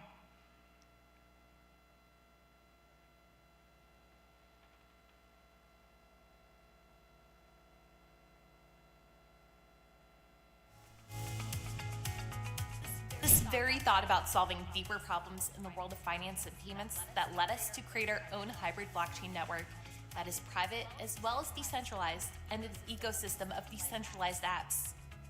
Before we tell you about the utility of the apps that we have created, let's dive deeper into what problems we set out to solve. The world of finance suffers from slow transaction speeds and a lack of transparency. We decided to bring the power of revolutionary blockchain and AI to solve these problems. I know you were wondering, what difference does blockchain and AI bring? Wait, let me show you the boundless possibilities that unfold with blockchain and AI.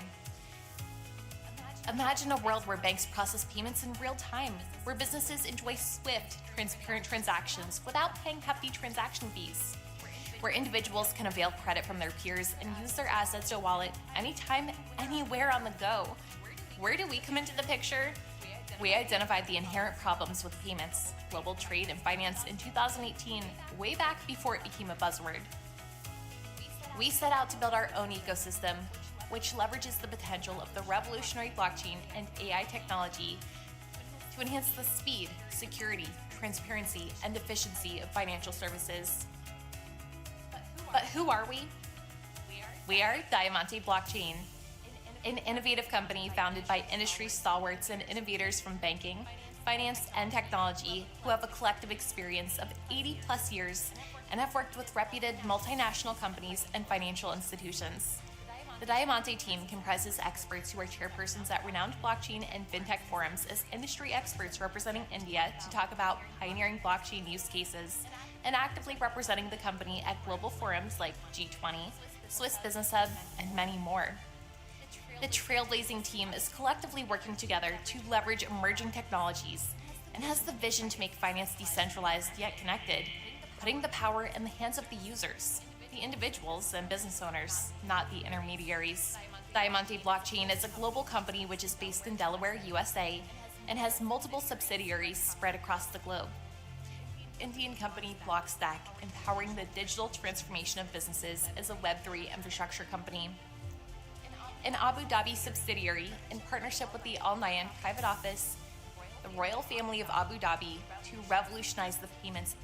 What started as a small seed of thought to make finance decentralized has today shaped into a revolutionary global blockchain movement. Diamante has developed and implemented a competitive and interoperable blockchain-enabled ecosystem where transactions are done at lightning speed. Do you know what powers this speed? It's our very own proprietary blockchain network called Diamante Net, which has exceptional capabilities. It is a state-of-the-art, fourth-generation enterprise-grade blockchain network. Diamante Net is poised with ultra-fast transactional speed, reaching consensus in less than 3 seconds, and the ability to handle an average of 75,000 transactions per second, and an impressive 10 million daily transactions with a minimal infrastructure requirement. Not only is it remarkable in its scalability, but also its speed, since it's much faster than traditional legacy blockchain networks like Bitcoin and Ethereum in payment settlement. What enables this impressive speed? It's our own native utility coin called Diam, which also has wrapped ERC20 and BEP20 versions. Like a car needs fuel to run, Diamante Net is fueled with Diam. Diam coins are pieces of software that are utilized to facilitate transactions on the Diamante network. Diam provides high security at every stage of the transaction and complete traceability at an ultra-low cost. With each transaction, Diam is programmatically burned, contributing to its controlled supply and network stability. Diam is a utility coin that offers multiple solutions. Not only does it solve many real-world problems, but it is the key to access all the apps in the Diamante ecosystem, which only allows interested parties to interact with each other as KYC and AML checks are mandatory. Diam is not just a utility within our ecosystem, but it seamlessly integrates into the global financial ecosystem. It is trusted by leading banks and financial institutions. Diam is also available in its wrapped version for both Ethereum and Binance Smart Chain and can be sorted in the Diam wallet. So you can take charge of your digital assets with full control over your cryptocurrency holdings. Not only can you store leading cryptocurrencies, but you can also conveniently manage assets anywhere, anytime on the go. See, this is just the beginning of exploring the potential of the robust Diamante Net. There's more to the ecosystem. Let's explore more. Have you ever imagined individuals and businesses accessing financial services like payments, loans, and investments directly through blockchain apps? This is possible using Diamante's decentralized apps. PayCircle is a super app that allows individuals and businesses to conduct their banking and manage their payments and investments in cryptocurrencies, as well as stock. Imagine your transactions happening in the blink of an eye. Yes, that, my friend, is the powerful Diams at work. How's PayCircle different from others?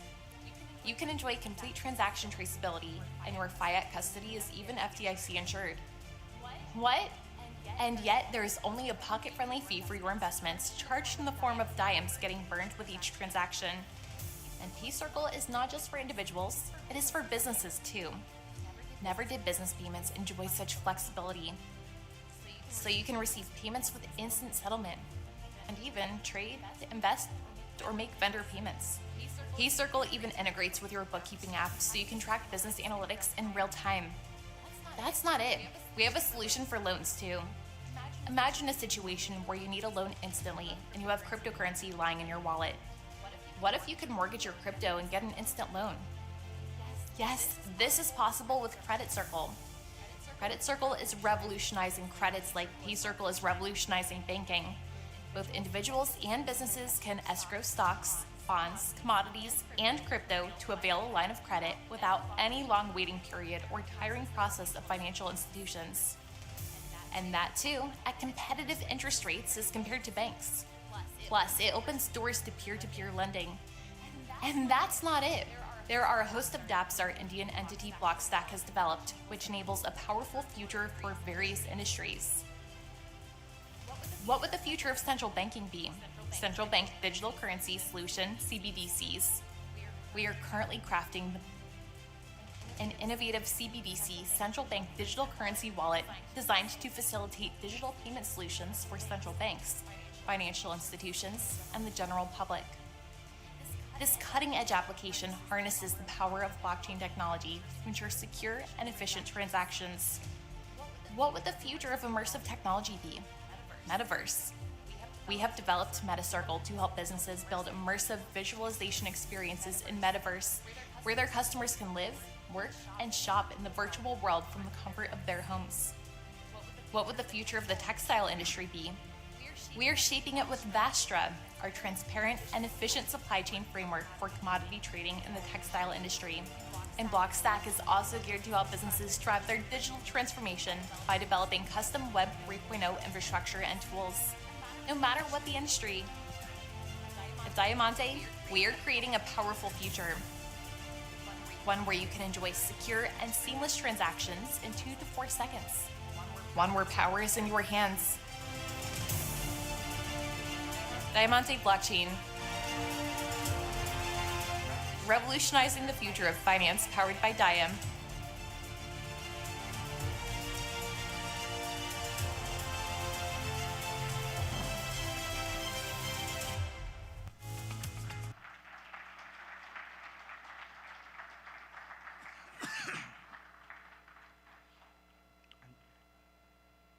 Now to understand the whole ecosystem, it is important to understand the core that builds it. And who better to describe the core than the person who has built it himself.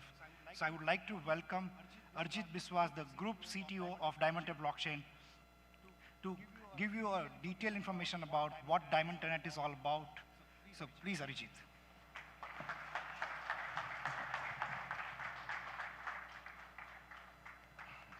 Hello. Yep. Thanks, Chirag, and thanks everyone to have your presence. So before I just deep dive into the network, I'd just like to take a small moment in understanding the differentiation of what the general blockchain does, right? We all know that a blockchain is more of like a decentralized database, right? And there has been generation of blockchain that has came up where they talk about Bitcoin, we talk about Ethereum. So how do we differ?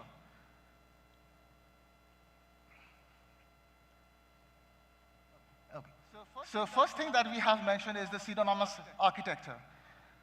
What is a pseudonymous, how we differ, is a very important aspect to understand the network. A pseudonymous is more of having a blend of a decentralized world along with a permission network. What's the advantage? We have been seeing that a lot of enterprises nowadays get started envisioning different use cases, creating a sustainable value. And it's not only restricted to the enterprises, developers, and as like the Honorable Ma'am just stated that the developers community, the Gen Z community, they are also coming up with innovative ideas to create a resilience in the market, right? Or in the ecosystem. There has to be a blend. So what we have envisioned in the year of 2018 of creating a hybrid system, which ensures to have a combination of both a decentralized as well as a private ecosystem, where it not only restricts any entity to just create a single use case, but can have a combined use case, right? So just a moment. Now, when we talk about a sustainable ecosystem, we need to understand how we can create a combination, right? Majorly, the problem happens is the infrastructure. Even we have the idea of innovation, we really actually have a set of a deeper insight that how we can connect. Now, in this perspective, the infrastructure understanding, the architectural understanding plays a very critical role. And obviously the OPEX, right? How much is the cost or the financial cost that will be levied on this?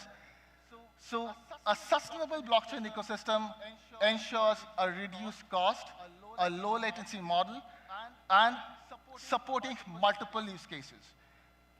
In this Diamante Net, we have actually created a catalyst which ensures a strong consensus model.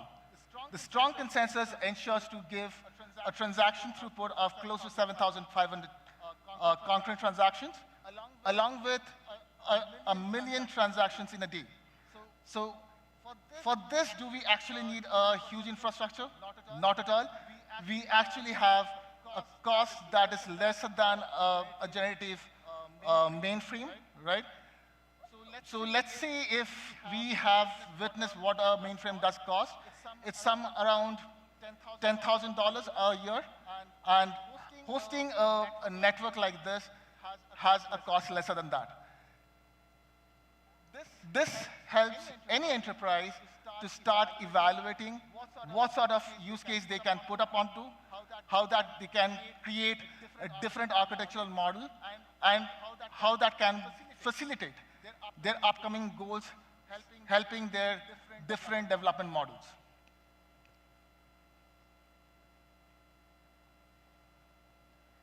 Third of all, the link, the SYN link, or the interoperable bridge. So when we talk about as like on a pseudonymous network, I've just stated that there has to be a bridge where we connect both the decentralized as well as the permission network.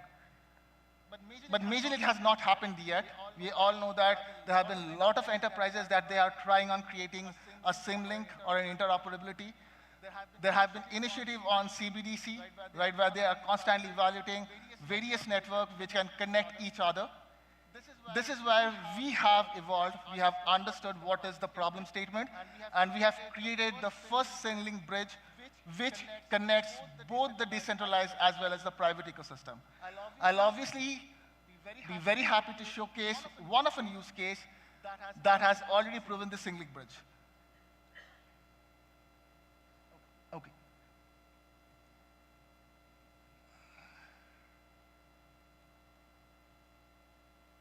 So what we can see here is a customer who has received a mail with a transaction hash, right? What is the importance of the hash? As we all understand, a blockchain ledger is identified by its hash as an identifier. Now, when the user opens this hash, it can relate to all the transactions, the events that has happened on the network. This ensures that the data is immutable, the data is transparent. And as you can just see, that we have just moved from our Diamante Net Explorer to Hyperledger Explorer, right? So it has already achieved a consensus bridge with a permission network that is Hyperledger Fabric. This also not restricts it. We also have a detailed IPFS model, which has been connected with Binance Greenfield. It's a decentralized network, and it ensures all the documents to be stored and can be retrieved for the later use cases. Now, what is the advantage? The advantage is when you think of creating a value, or creating a use case, you can simply connect a single network, and with which you will have various bridges that connect either of a permission network or a decentralized network. So you're not constricted with your use case that I just need to be onto just a permission network or into a decentralized network. You can actually use or leverage the entire power of what Diamante Disc brings. So I'll just show the document that can just. So you can just see there's been an object which talks about the data of the customer documents, right? Which is its selfie image. So when we connect to it, we can actually download the data, right? How does it help? It helps the regulators to understand the KYC, as we can know that there has already been a use case what is known as DG Yatra, right? So all the documents that we upload on the platform, that can be later used as a reference, that whether the customer or the users are valid. A similar use case can be well established on Diamante Net and can be used as a single point of truth and can be used for further processes, right? This only not restricts a single use case. That can be used for supply chain, that can be used for trade finance, that can be used for dynamics on having, like, let's say, a freight management, a document management system. So it opens a wider perspective of having different use cases under a single umbrella. So as I just talk about the various use cases, I will be very happy to unveil a marquee solution that has been developed on our Diamante Net. And as just like Chirag was showcasing that app, PayCircle, I'd like to have Chirag on the floor to just give a detail about it. Chirag.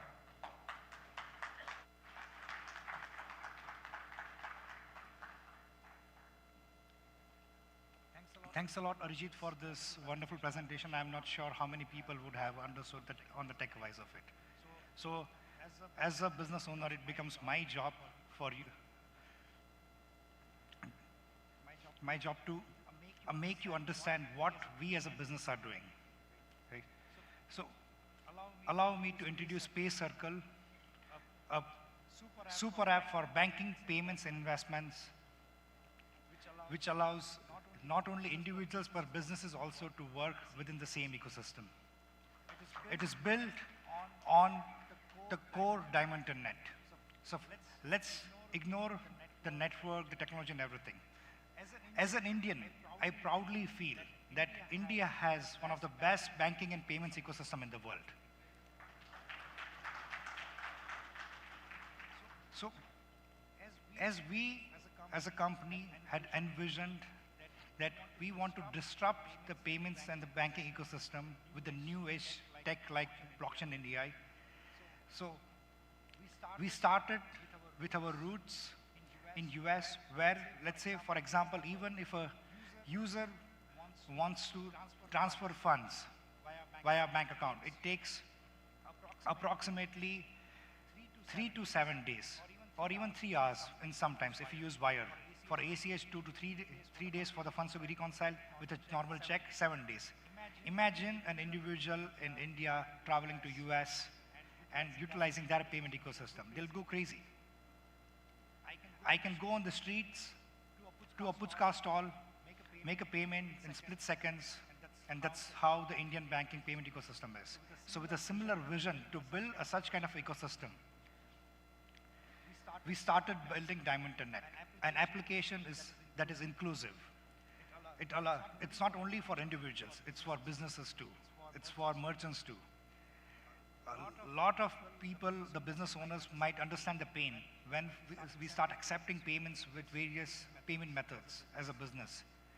We are charged 2 to 3% of transaction fees just for accepting payments. Why? There is no reason we should pay such higher transaction fee for accepting payments. So it is being charged by both, on both the sides, while you make the payments, while you accept the payments. And thus PayCircle with an inclusive model, which allows everyone to be a part of ecosystem, where either you make payments, accept payments, we have a near zero transaction fees. What we have done is we have reduced the transaction time from 3 hours or maybe approximately, let's say 7 days to mere less than 2 seconds. Any payment can be settled instantly. And when we talk about banking as an ecosystem, right, it's all about when we do multiple payments on a daily basis. If we are charged so much, it becomes impossible for our businesses to run smoothly. For an individual, it is a headache. So with the motto that whenever a user is making payment, they should earn. So it's similar to what we see, let's say, the new age creators, the digital content creators. You have a talent, you create YouTube videos, Instagram videos, Snapchat videos, and you start earning out of it. So why not earn while you make payments?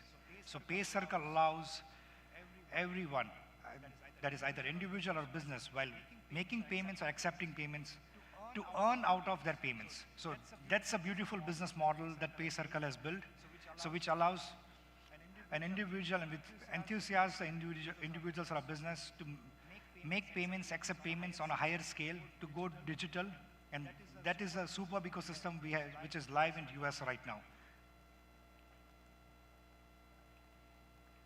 When we talk about multiple payment applications, right? We have, let's say, as we are in India, we talk about, let's say, Paytms, Google Pays. Then we have other UPI applications. But as US as an ecosystem doesn't have that kind of support in terms of how banking processes their payments.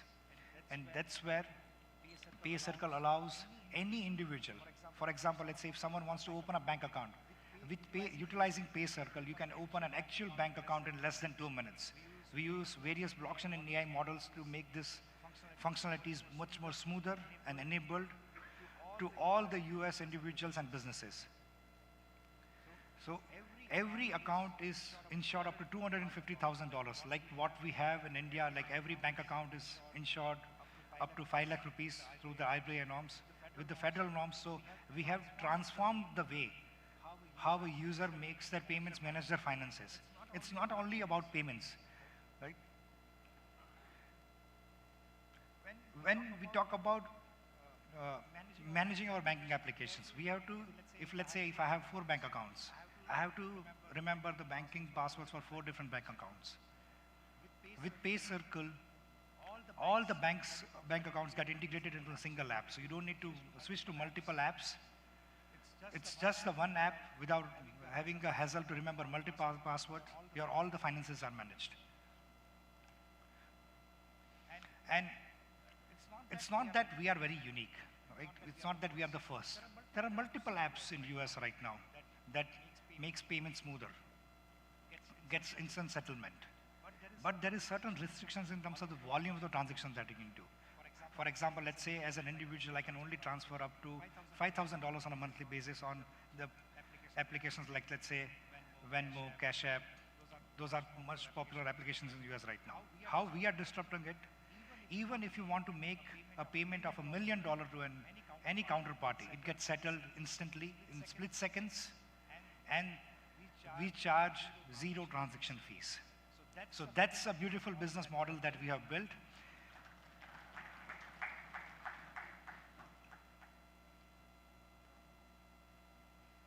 And let's say as an Indian, we are used to multiple payment applications, smoother payments. But imagine your banking and payment and investment all together in a single application. That's what PayCircle is all about. You can conduct payments, you can make investments. Let's say if you want to invest in stocks, you can buy it from a single application. So you don't need to worry about the whole financial ecosystem that you have to use with multiple applications on your phone or on your web. Everything gets clubbed together in a single application. And even in terms of the reporting, like if we utilize multiple applications, at the end of the year, we have a struggle in doing an accounting. Either we are doing ourselves or doing it through our accountants. So with PayCircle, there are instant reports that are being generated. So you don't need to worry about the accounting as well. Or we have major accounting applications that get smoothly integrated with PayCircle, and that's it. Just one application for whole your financial worries. That's PayCircle. I would like to just demonstrate how PayCircle works. So please have a look.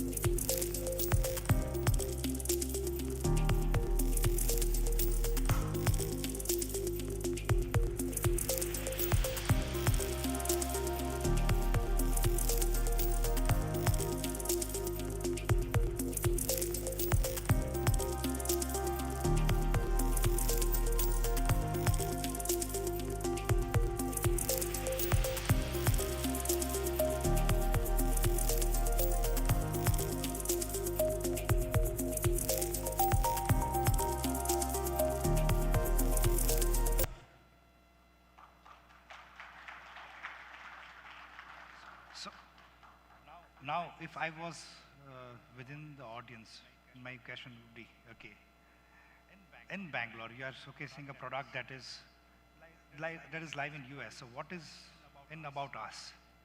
That is the biggest question, right? Why you are showcasing PayCircle in India? With the expertise and the experience and the growth that we have successfully achieved in the US payment ecosystem, utilizing our core Diamante net in terms of how we revolutionize the payments and the investment space. So we are bringing the same experience to UAE and India as well. So we would be launching PayCircle India and PayCircle UAE very soon. And that is the reason we had this announcement from the Abu Dhabi royal family that they are making an investment with us. So please tighten your seatbelts to experience a new age financing through the emerging techs with PayCircle India in coming months. Thanks a lot for paying attention to the whole PayCircle ecosystem. Now I would like to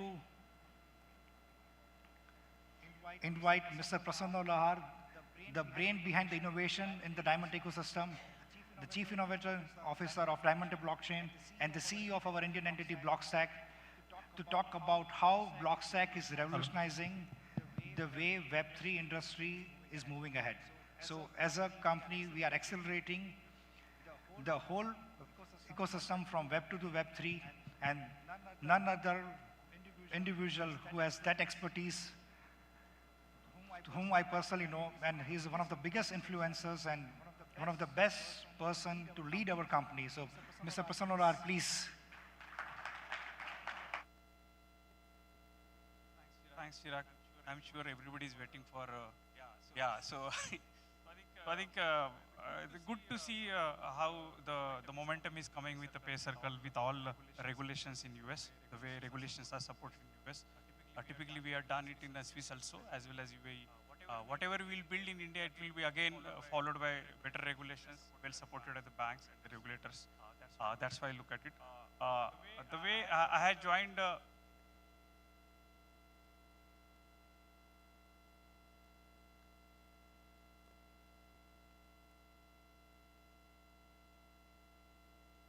so the vision of the Block Stack and the partners of a Block Stack is around how do we really enhance what experience we have built so far in a Web 2. Typically, everybody must have opened a bank account. Like, for example, I had to open my bank account back in early 2000. Maybe it has taken maybe 30-35 days. And that moment, I was so happy that bank account is open in 35 days. But eventually, the way we move all of our journeys from maybe with the help of a 1G, 2G, and the communication method, customer experience changes and customers start taking the next level of momentum, next level of experiences. So today we have a lot of examples in India where we can open a bank account with the help of Aadhaar and the public digital infrastructure within a few minutes, right? That's how it is. So it doesn't remain only with account opening, but more or less every transaction we want to really do it seamless with a better experience all about. So what we have seen so far until 2002 or 23, which is all about Web 2 ecosystem backed by mobile apps and cloud, and eventually same customer is demanding what is that he wants to do in a better way, intellectual way, with a secure way, or maybe it is very swift way backed by 5G. So I think when we talk about this experience for the same customer who has lived last 20 years, what is there he wants to do in the next 20 years. While I have served most of the banks in India as a service provider or DCB bank when I was in the bank, I can vouch on at least 50 plus use cases which will revamp or come back and say, regulator, there are a lot of regulations we can ease out with the help of AI and blockchain. So with that vision, we are looking at a block stack to help banking and various ecosystems. So typically it's all about digital identity in the organization, how various systems are talking to each other, how workflows are within our organization, so that we can build a zero knowledge proof organization. Eventually, the setup organization, eventually set of organizations or a particular consortium, say example banking and so on. So with that vision, what we look at, how can we offer these services? So at a Blockstack, we provide a consulting where we have worked on some of those payment ecosystems in India. How can we zero knowledge proof organization? This payment company is backed by at least 5 regulators, and that's how I can vouch yeah, blockchain AI can come and really change the way we do the things. ATM monitoring process, or card issuance process, we are working with one of the bank, where we are seeing how the card issuance, which will be backed by on a blockchain, so that at any point in time, customer know where is his card. Since the customer data entry is happened and the card is on the way to his home. I think we are working with couple of banks considering how cross-border remittance backed by blockchain, how can we build. There are a lot of products we are building, like PayCircle is one of them. We are looking at how metaverse or how can we build a central bank digital currency agnostic any of those countries. Example, in India we have e-rupee, but there are multiple countries. I think CBDC is one of those path-breaking innovation we will see in the next decade, what we have seen in India, typical case like a UPI. So I think another way I look at the way we have seen internet adoption and web economy early 2000, and we have seen every industry has moved on to the web economy.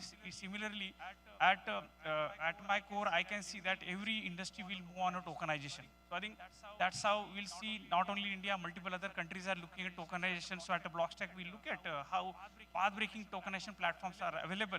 And as I come from banking background or a regulatory background, I can always vouch on that this output will be backed by particular very good regulatory framework and very good compliance. So that's how we are building all of these things.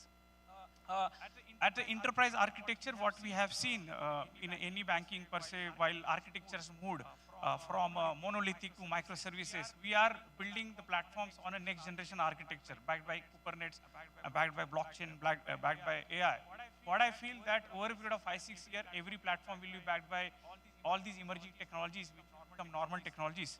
So that's the journey blockchain, Block Stack brings on to you to move your existing infra, existing operation, existing businesses to the next level. But most of the time what happens, decision making in organization typically comes to that level, why I am doing this.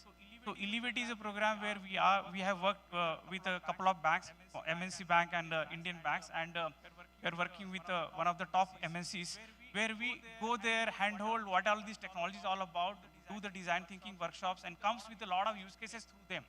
And these use cases typically are backed by the top management in these organizations. So I think Elevate, that's a program which we are running. So that's in a nutshell what we do at a Block Stack.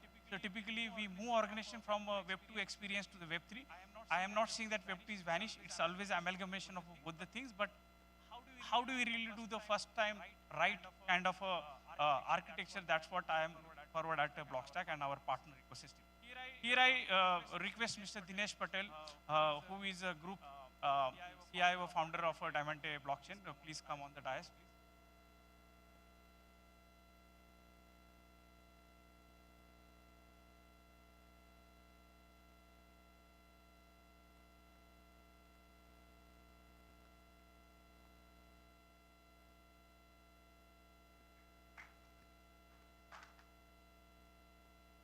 Thank you all for presenting here and your precious times and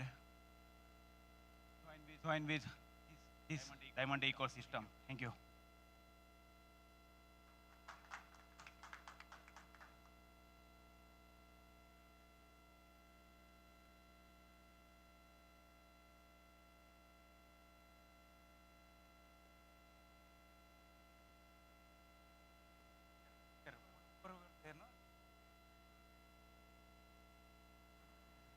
I request the core team to please come on stage. Put your hands together. Let's welcome them on stage. Mr. Chirag, followed by the entire team, please, on stage.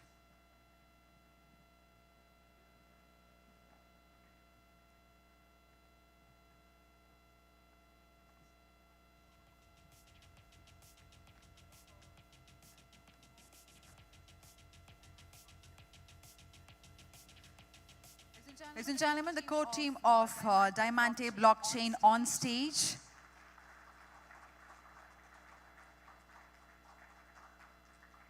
The founder and the CEO of Diamante Blockchain, we have Mr. Dinesh Patel, Mr. Chirag Jitani, Mr. Prasanna, Mr. Archit, and Yamini on stage.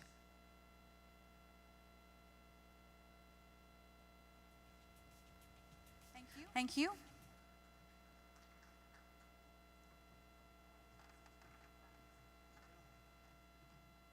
Let's move forward to the next one, the first panel discussion for today. The topic is Digital Public Infrastructure Catalyzing Sustainable Development Goals Through Technological Innovation. For this panel discussion, can we have the chairs and the table on stage, please? And I would like to invite the moderator, Ms. Ritu Maria, Editor-in-Chief, Entrepreneur APAC. She will be moderating this session. From Revolut India, we have CEO as panelist, Ms. Paroma Chatterjee. And the next panelist we have with us is CEO Digi Yatra Foundation, Mr. Suresh Khadakbhavi. And we have Shri Deepak M. Sharma, ex-Chief Digital Officer, Kotak Mahindra Bank as panelist. Shri Vikram Pandya, Director FinTech, SP Jain, and Director AET as panelist, and Professor Sandeep Shukla, IIT Kanpur as panelist. So put your hands together. Let's welcome all the panelists and the moderator on stage. And the topic is Digital Public Infrastructure Catalyzing Sustainable Development Goals Through Technological Innovation.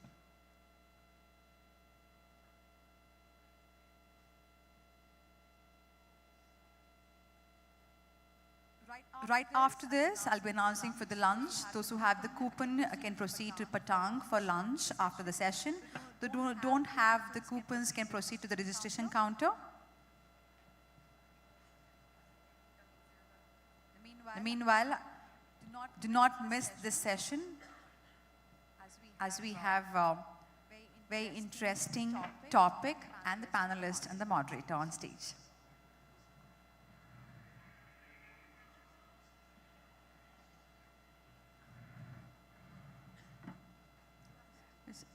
Yes, we have few more.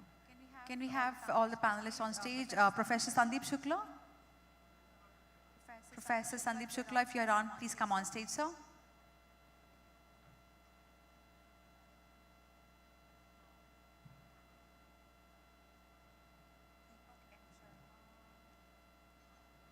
Also requesting Deepak M. Sharma to join us on stage.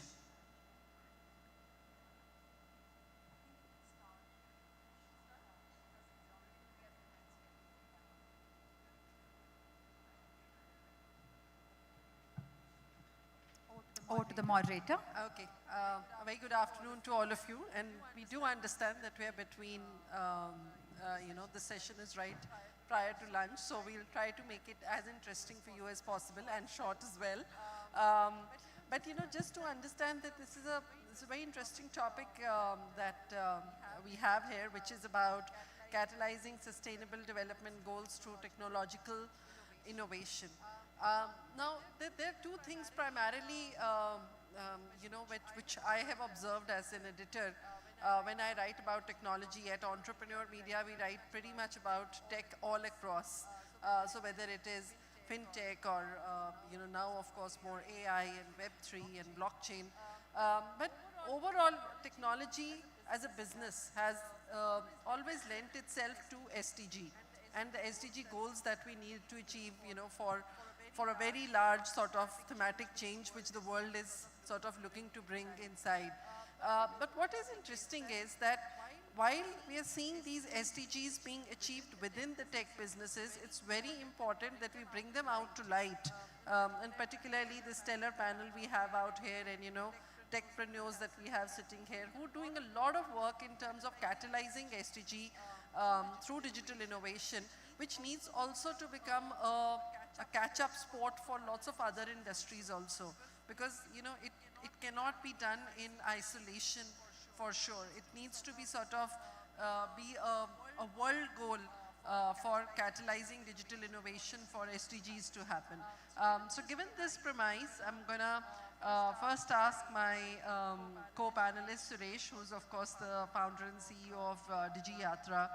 And, when you go on those, he's obviously automating a lot of operations at the airport itself. And today, when you go to airports, you have a far smoother, check-in process, and you're able to sort of, in real time, able to move in quite quickly. So, how did it, first of all, you need to tell us, how did you think of Digi Yatra? And then how did you sort of get the Ministry of Civil Aviation on board to work with you? And then how did the adoption happen in real time? And of course, it's happened very quickly, come to think of it. Absolutely. So thank you, and I'm sorry, we'll all be holding you at least for 15 to 20 minutes for lunch, so prepare yourself. And so just to make it very short and sweet, right? I mean, this was a problem that I think most of you are frequent flyers, right? Flying every week, maybe a couple of times through the airports. And every time you go through the same process of, show a document, show an identity document, show a travel document. And this never ends, right? All the touch points that you cross through, you need to go through this process, and it becomes a painful thing, especially if you're a frequent flyer. So when we began to really think about the new Terminal 2. At that time, I was with Bengaluru International Airport, heading the Innovation Lab, and we were thinking of what is the new experience that we'll give to passengers. And this sense of entitlement that, the whole aviation industry has, like the airline, for example, the CISF security, for example, the airport operator, and everyone who actually manages the aviation business has a sense of entitlement towards your time, you as the passengers. And we wanted to think away from that. And this was the new experience that we thought we'll bring in our Terminal 2 at Bengaluru International Airport. And that's when, in this brainstorming workshop, we came up with, my face is my boarding pass, travel using your single token of face biometric, right? And we went ahead and built a prototype which was tested. And of course, India has this big stack, right? Aadhaar, which is 1.4 billion users, right? Biometric authenticatable database, the biggest of its kind. And with this, I think we had the leverage already. When we showcased it to the ministry, right? You were asking about how we convinced the ministry. It was easy for us because, we just had to show them, okay, just look at, just stand by and look at, passengers going through this process. And when that happened, right, they really, were supportive. They said that, this should become the new standard operating process. And now, of course, 1st December 2022, the Honorable Minister of Civil Aviation launched this whole Digiyatra. Before that, of course, there was a lot of workshops that we did, a lot of discussions with various aviation stakeholders. And then, of course, got it launched. We launched it, we had a change of track, and from a centralized economy to a decentralized economy happened when pandemic hit us. And that's when we began to think of the self-sovereign identity piece, where you, as a passenger, are in control of your whole personally identifiable information, right? And of course, we are doing the rounds in the news circle, in the social media for all the wrong reasons, because people do not understand what self-sovereign identity is, what is decentralized ecosystem, how privacy preserving it is. But yes, I think we are now focusing on communicating this very well to our passengers, and this has been the journey. We are 4 million users at this stage, 4 million plus, I would say. More than 10 million people have actually used Digiyatra at airports. And we want to expand our canvas. So why should it just be limited to air travel? When you are doing an air travel, you are obviously doing maybe a business meeting somewhere, or maybe you're checking into a hotel somewhere. Why should that identity validation at a hotel check-in be as cumbersome as it is today? And as porous, right, in the sense, when you go check into a hotel, they will ask, okay, show me your identity card. You might either produce your passport, or you might show your Aadhaar card. And this person, takes a photo. And now you don't know, this person has this photo of your complete identity details, and you could be lost, stolen, right? Anything could be possible. And it's not at all privacy preserving. So we are now trying to communicate that, Digiyatra is one privacy preserving manner where, your identity can still be validated. So we are expanding the canvas and trying to bring it to more use cases, I would say. And of course, there is the thing of going global. And just like we heard the previous sessions, right, going global, we would want to make Digiyatra as the go-to app for any identity validation, not just in India, but also across the world. So, sorry, I went on a long rant. No, but I think that's wonderful. You also planning to bring it to other modes of transport, like the railways, or, Yeah, so wherever there is a use case, currently I think railways with its porous platforms, we wouldn't be able to manage much there. But wherever there is an identity validation requirement, like you enter into an IT park, or if you are entering into a metro station, where there is a seamless identity validation requirement, I think we are game for it, and we are preparing ourselves for it. We have now passport-based enrollment also in prototype under test. So that will also come out very soon. And yeah, very soon you will have DigiYatra on the home screen of your phone. Well, at least the TT's job is safe. Okay, I'm going to come to Paroma, who's the CEO of Revolut India. Revolut is, of course, a unicorn company, a global unicorn company. Paroma, as I was saying, that tech companies naturally lend themselves to very nice adoption of SDGs in this world. And particularly, we've seen fintech companies scaling up at a very, very large scale. And particularly you being here and working at other fintech organizations also, you've seen that firsthand. So, and I mean, come to think of it, our highest currency note is 500 rupees now. And, you're the CEO of a cross-border payment company, and we virtually, almost, I don't know, when the Prime Minister might just decide that a 100 rupee note is enough, you don't need more currency than that. So particularly, what kind of products is it that you're working on at, and making us sort of noteless, or I would say paperless in terms of the fintech that you have building at Revolut, and what kind of new offerings are there that you're coming out with at Revolut? Thanks for the question, Ritu. While I don't want to make this into a Revolut sales pitch, but at an overall level, if you look at the evolution of money, right, the way it has moved from initially copper and shells to currency notes and coins to now digital payments that are synonymous with certain brands which are offering those for domestic payments.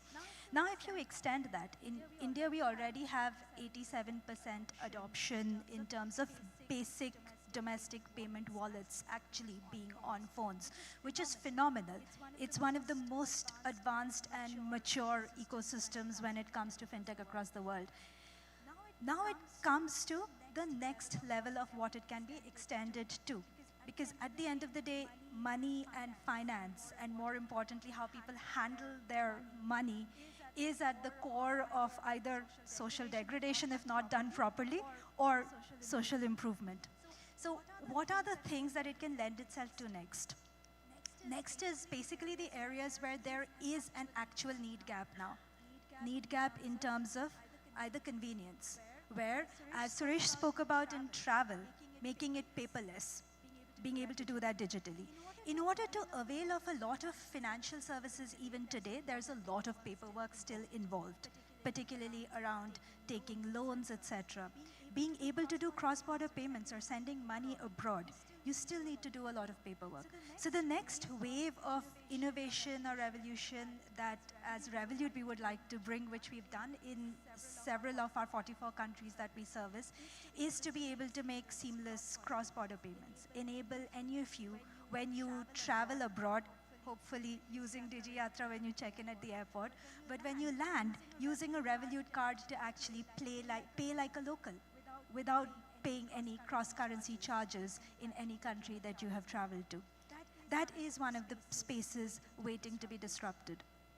The other aspect is, while we spoke about the convenience and paperless aspect, the other aspect which is underserved is affordability. Again, going back to the Sustainable Development Goals, the number one, which is no poverty, is something that we actually take seriously within the organization across the world, not just in India. As a matter of fact, in our annual report that got released just in December, we have 7 pages dedicated to our SDG goals and the 4 of them that we're actively pursuing as a company.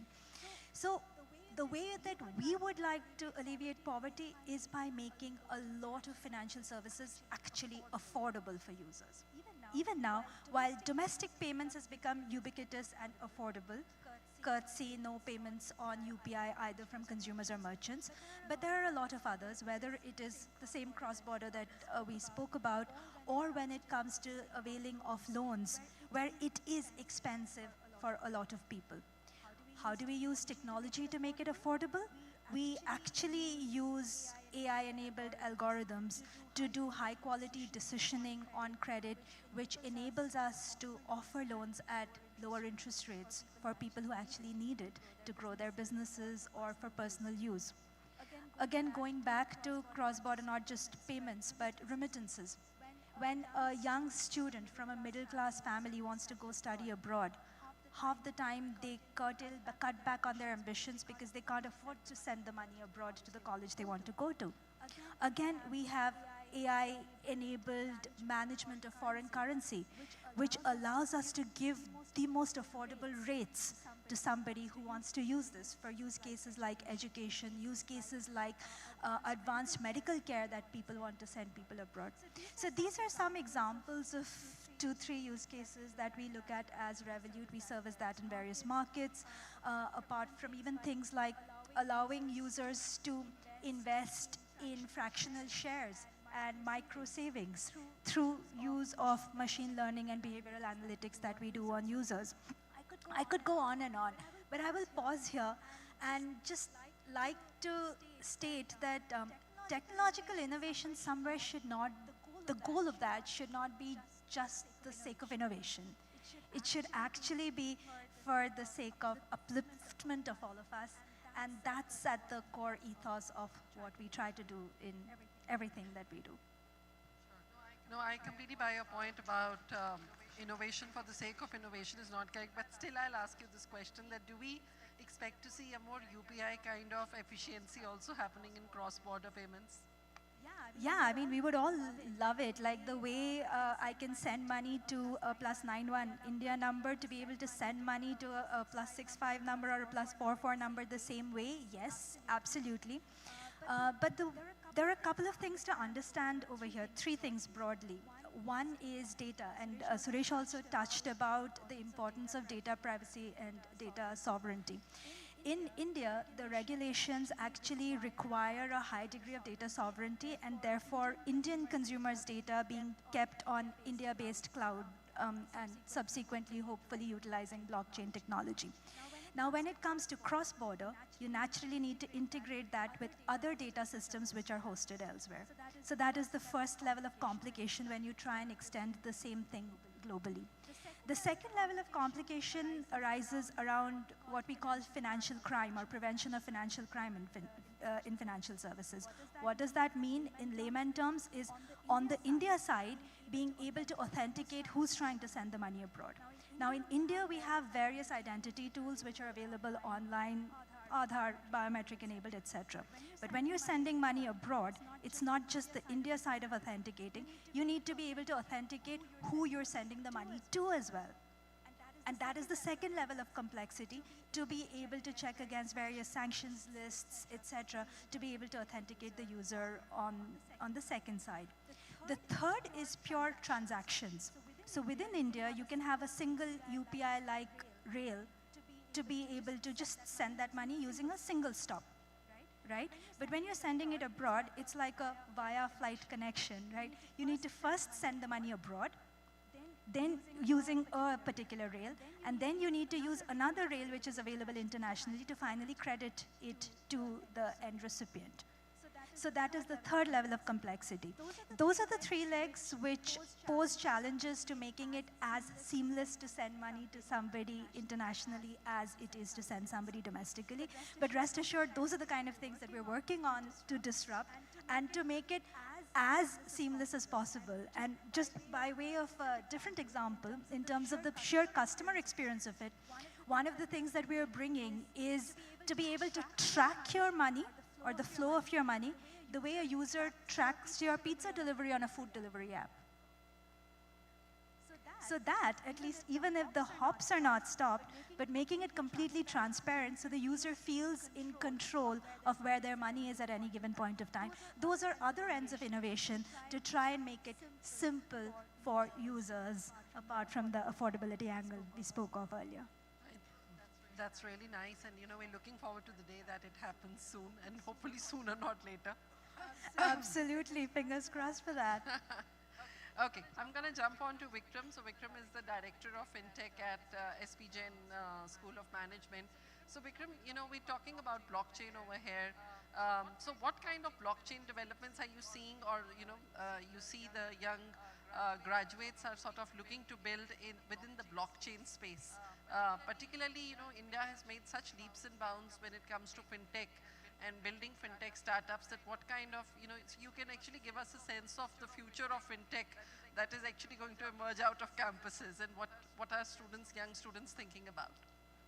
No, so first and foremost, we need to understand that whatever technology that we speak about, right, ultimately it is there to create a scale, create affordable, accessible, and solutions which are for these people who are not able to otherwise have any of the solutions earlier.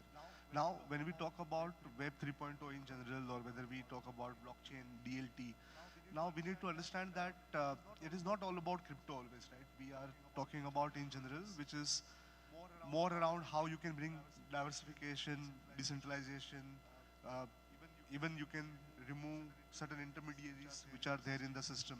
So you can bring efficiency, you can make sure that the entire value chain is more transparent, and you have more ways in which you can do the same thing with more efficiency. And that is where the use cases are coming up. I will tell you a few things which are on the SDDs, because we are talking, right? There are a couple of things like Plastic Bank. I don't know how many of you are aware about that. There is an initiative done by some students in Africa, and what they did is that people who are poor, who are just, people say wed girls, right, who are just picking up this waste. And then what happens effectively is that their parents use that money for the purposes which are not desired. Instead of that, they receive this token system or credit system, which can be only used for food and clothes and education. You can't use it for anything else. Now suddenly you are able to look at the DLT in a different manner. You are saying that, look, whether you use that technology or you use something else, but you want to bring this as a transparent mechanism where people who are not able to do certain things, you are able to uplift them by providing this sort of credit in a transparent manner. And also you are encouraging the right end use, correct? In India, we are now looking at UPI, as we know, you have e-rupee, right? Now e-rupee, this is something which is a prepaid voucher, which is a purpose-specific and person-specific voucher. And whether you use blockchain or not doesn't matter, as long as you are able to provide that sort of use case specific solution. Coming back to the DLT part one more time, when we talk about the global options as well as in India, most of the people are using it for real world asset tokenization, because that is where the real value lies. People are now able to understand that earlier the NFTs which were just created based on some random logic without any underlying is no longer working out. So real world asset tokenization is in demand, and everyone, including, let's say, whether we are talking about real estate fractionalization, whether we are talking about assets which are traded online. So you had certain funds which were created specifically on tokenized assets. So these are the new things which are happening. May not be in India, but across the globe definitely. In India, the regulator is concerned in the right manner because of the ways in which this can be misused. So as I said, technology is good. Even RBI is using it for the purpose of your DLT is being used for your CBDC. But ultimately what happens is that how well you are able to migrate those use cases which are on the traditional finance, bring it on the DLT, use multiple different systems and technologies like Gen AI, or whether it is big data, IoT, and make it seamless. People don't really want to know what technology you are using. They want to have that experience, seamless experience. Technology, good technology should be invisible. It doesn't matter whatever you are using, user should be able to do whatever you want, right? So with this, I will very quickly give the last point on this. I have seen many students today starting with whether it is a data tokenization, whether it is tokenization of wireless network, resource tokenization. Now all these new things are happening, and this token economics are very well understood today, rather than like few years back where people were not able to understand dual token economy, etc. At least people are now able to understand, and that is bringing more transparency and new opportunities for everyone. Over to you. Sure, absolutely. I'm gonna jump to Deepak. Deepak is of course, CTO X of Kotak Mahindra. So what we'd love for you to tell us, what do you think about the funding ecosystem, particularly in the fintech space? Last year has been very, very slow when it comes to funding. In fact, the kind of funding that the entire startup ecosystem received was probably very close to what we got back in 2015. So the numbers have really fallen that way, but nevertheless, we're not seeing that the progress is not stopping. There are new startups which are coming up, new technologies which are being developed. So particularly, what is your take on it? And given the fact that there might not be as much funding available as there was previously, what according to you is likely to happen in terms of more development to continue? Would there be more M&As, or do you feel that there would be probably a lot of Indian startups might collaborate with international startups, so just to sort of have that momentum not drop? No, I think great question. And see, funding ecosystem is in some way like your academic grading system. At times you find a difficult question paper. At times there is a difficult marking scheme, but if you are a good student, you still end up getting your grade. So it's all very relative. But yes, when I think the paper is easy, when the grading is easy, even mediocre students, they can probably score high marks, but that doesn't mean that they were great.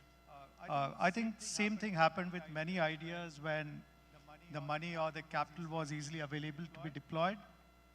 I think a lot of average ideas also got through. They could make that grade and they could raise early capital. But I think the mortality across the industry is well known. I think there's enough data point to suggest that less than probably 2% of the companies, they make it past Series B, and C to Series A, again, the mortality is as high as 99%. So I think this was happening even when the money was available.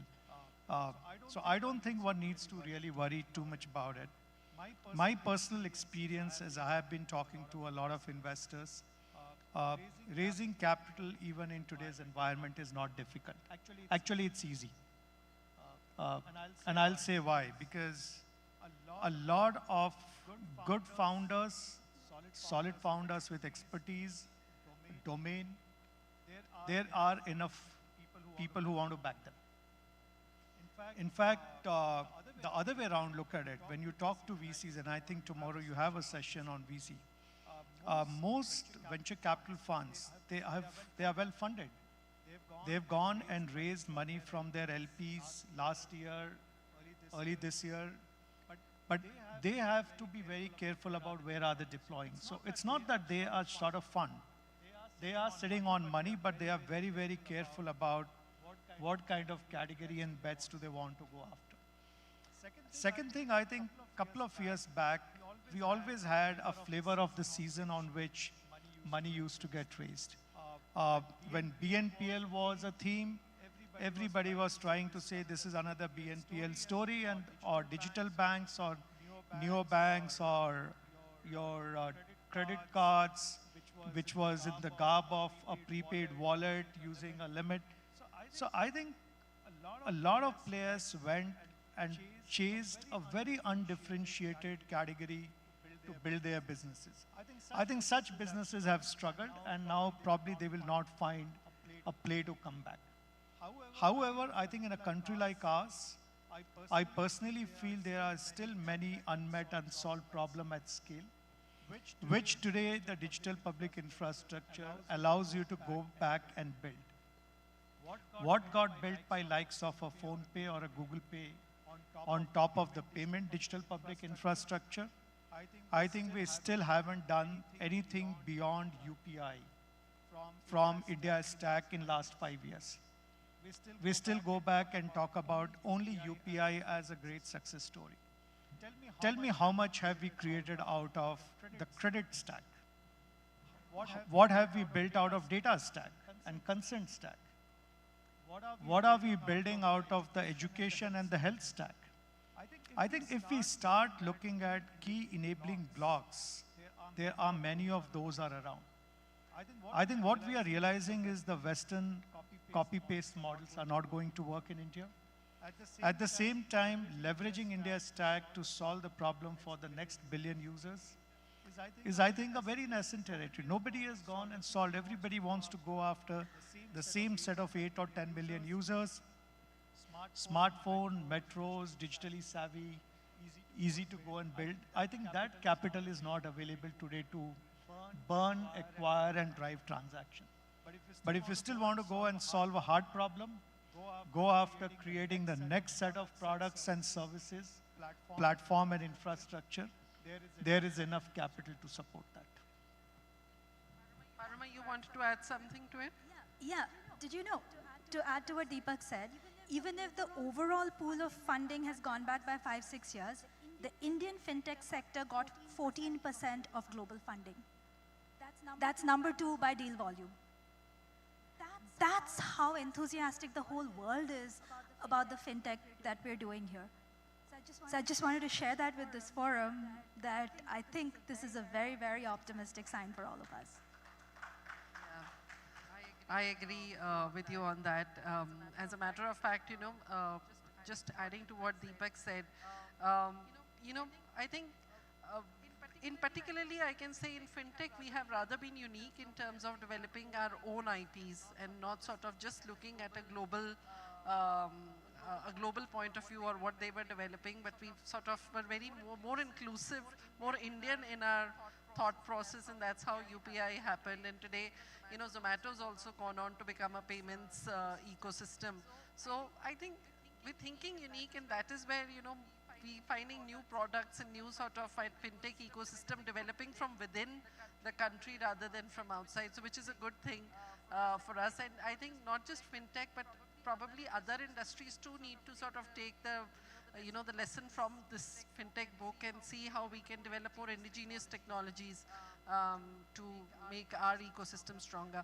But I'm going to come to you, Professor Shukla, now, considering that we've been talking about this tech and there's so much development happening, and as Deepak rightly said, that there probably every year there is a flavor of the season that comes in tech, and that's where investment starts moving. But on top of all of it is the bigger threat of the cyber security that is sort of everybody is more worried about, whether it is AI, whether it is payments, whether it is now of course in Web3 we might see a different kind of horse when it comes to cyber security.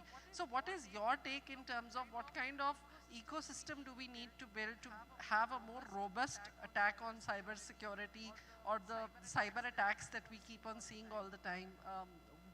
What is your opinion on it?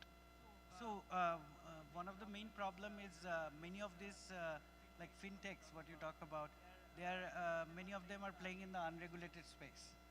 So because of the unregulated space, there is no requirement, for example, for cyber security, cyber audit. For example, who would audit a smart contract? There are some companies, but there is no standard or there is no specific regulatory requirements for auditing smart contracts, or even the infrastructure, the platform on which you are building the so-called Web3 products. So because of that, you will see a large number of cases of, vulnerabilities of smart contracts that are being exploited to drain tokens and drain crypto and all that stuff. Until this comes into a regulatory space, I think it will be very difficult for, because everybody wants to make a quick money. They want to introduce a new token. They introduce some kind of a, token-based system, ecosystem, and then, at some point they've realized that they have buggy programs, they have poorly, protected infrastructure, etc., etc. The other issue is that, as you mentioned, that AI, so it's very easy now with the ChatGPT, etc., to actually create, exploits.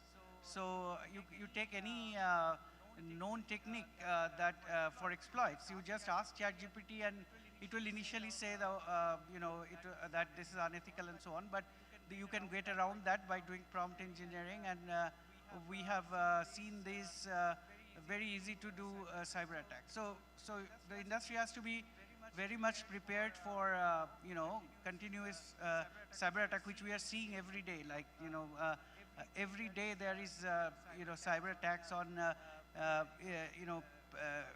petrol pumps in Iran, water treatment plants in US, and financial systems here and there. So one has to actually also worry about this because enormous amount of energy and an enormous amount of skills are required to actually make your system fully secure.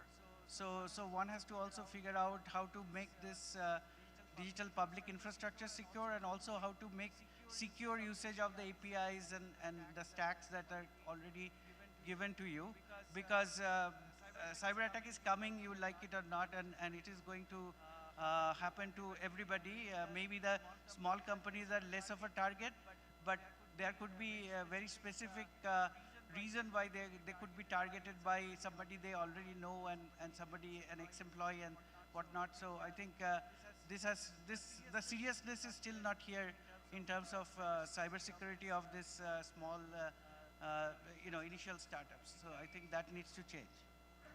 We're further talking about interoperability, for across Web 2, Web 3, and so on. Do you think we're getting even more vulnerable with our cyber security in such situations? Yeah, so I think that I have some misgivings about the use of word Web 3 anyway. I mean, it's basically, so you want sovereign role in terms of your data, right? So right now you're giving all your data to LinkedIn and Facebook and everybody. So you want to have your data to yourself, and you want to maybe monetize the data in terms of some kind of a web kind of a system. So that would be Web 3. I think that interoperability would not be that difficult, but Web 2 itself is extremely vulnerable. So I can imagine what would happen to Web 3. I mean, so I think interoperability or not, I think if you don't build your what you call Web 3, you are going to have big problems. I mean, I would love for the panel also to share, what kind of sort of problems are you anticipating with regard to cybersecurity in the coming times, and how are you addressing it? Because that's really a big elephant in the room that needs to be sort of taken with the rest of the growth that we're talking about. So just to share our experience, right, from a data loss, theft, leakage, pilferage perspective, right, how did we mitigate that risk? So earlier when we started, we said that, okay, we'll have a central identity management platform. Everyone's profile will be there in that central identity management platform. And then now think of somebody hacking into that database. And now it's like a mini Aadhaar. Aadhaar already is a central database, and then you created another one. And then somebody hacked and got access to millions of data, right? DigiLocker? No, so in Digi Yatra, we were thinking like this. And then eventually we said, this is not the way that we have to do it. And that's where we went to the self-sovereign identity with the decentralized ecosystem, right? Where we do not store any identity profile in any central depository. We don't have. In fact, DigiYatra Foundation does not know you as the DigiYatri. We do not know you as a person, or as a person with a personally identifiable information. That's simply because we said that, okay, we'll have a wallet where we will give the wallet to the passenger, and this wallet will contain all the verifiable credentials, which could be your identity credential, which could be your travel credential, your whatever credential, right? Could be over there, right? And that's how the DigiYatra central ecosystem with the apps has been rolled out. So we have mitigated all that risk. So if somebody has to hack into millions of database, they have to actually hack into millions of the phones that are DigiYatra users, which is like a, seemingly impossible sort of a task, right? But doesn't it give you sort of less data than you would otherwise have got had you put it in a central depository? Absolutely good point. So we do not want to leverage that data. So the purpose of DigiYatra is for identity validation and a seamless, hassle-free, health risk-free process at airports, right? We achieve that with this. What we do is every verifiable credential that is issued, we just leave a signature on it, so that nobody can tamper that credential, meaning that nobody can just change a face or a name or whatever in the credential and reuse it. So that's the signature that we leave, and if our whole ecosystem works with our ecosystem, right, we know if somebody tampers the data and then it will be rejected outright. So I think from that perspective, I think we are doing a great step. I would say that, similarly, I would say it has you're talking about self-sovereign, identity, right? So I think that's the way to go. I think in other you spend enormous amount of money in saving the data from the external entities, and if they did it self-sovereign, then they could have saved a lot of money. Could be, yes, yeah, this could be a start, right? Sorry, just one other point only. I think we are running out of time, and of course, we don't want to stop you from lunch. So the point is that, if you look at Aadhaar, right, why is there, so much of leakage that is happening? In the sense, we do not say Aadhaar database leakage happened, but your Aadhaar card is with you, totally unencrypted, everything is there as a card. And what do? You open a bank account, you take a photocopy of that, here is my Aadhaar, right? You want a SIM card, take a photocopy of that, unencrypted data, right? It's being shared left, right, center. So I think we are also, perhaps, it's high time that, people are sensitized that this is your own personally identifiable information that you're sharing. You need to have that, the sense of protection that you should yourself have, right, has to increase. So we have a long way to go. From a financial company standpoint, I think two things are important. One is the more we can work on pass-through data, which does not necessitate storage of data in-house within the company. Process transactions, pass it out. So the more we evolve technology to work our processes and transactions like that as an industry, I think we'll go a long way in contributing towards data sanctity. The second aspect is around decisioning. So a lot of times financial organizations tend to store the data in order to be able to take better decisions on those customers, like for example, offering a credit card or offering a loan or cross-selling, et cetera, et cetera.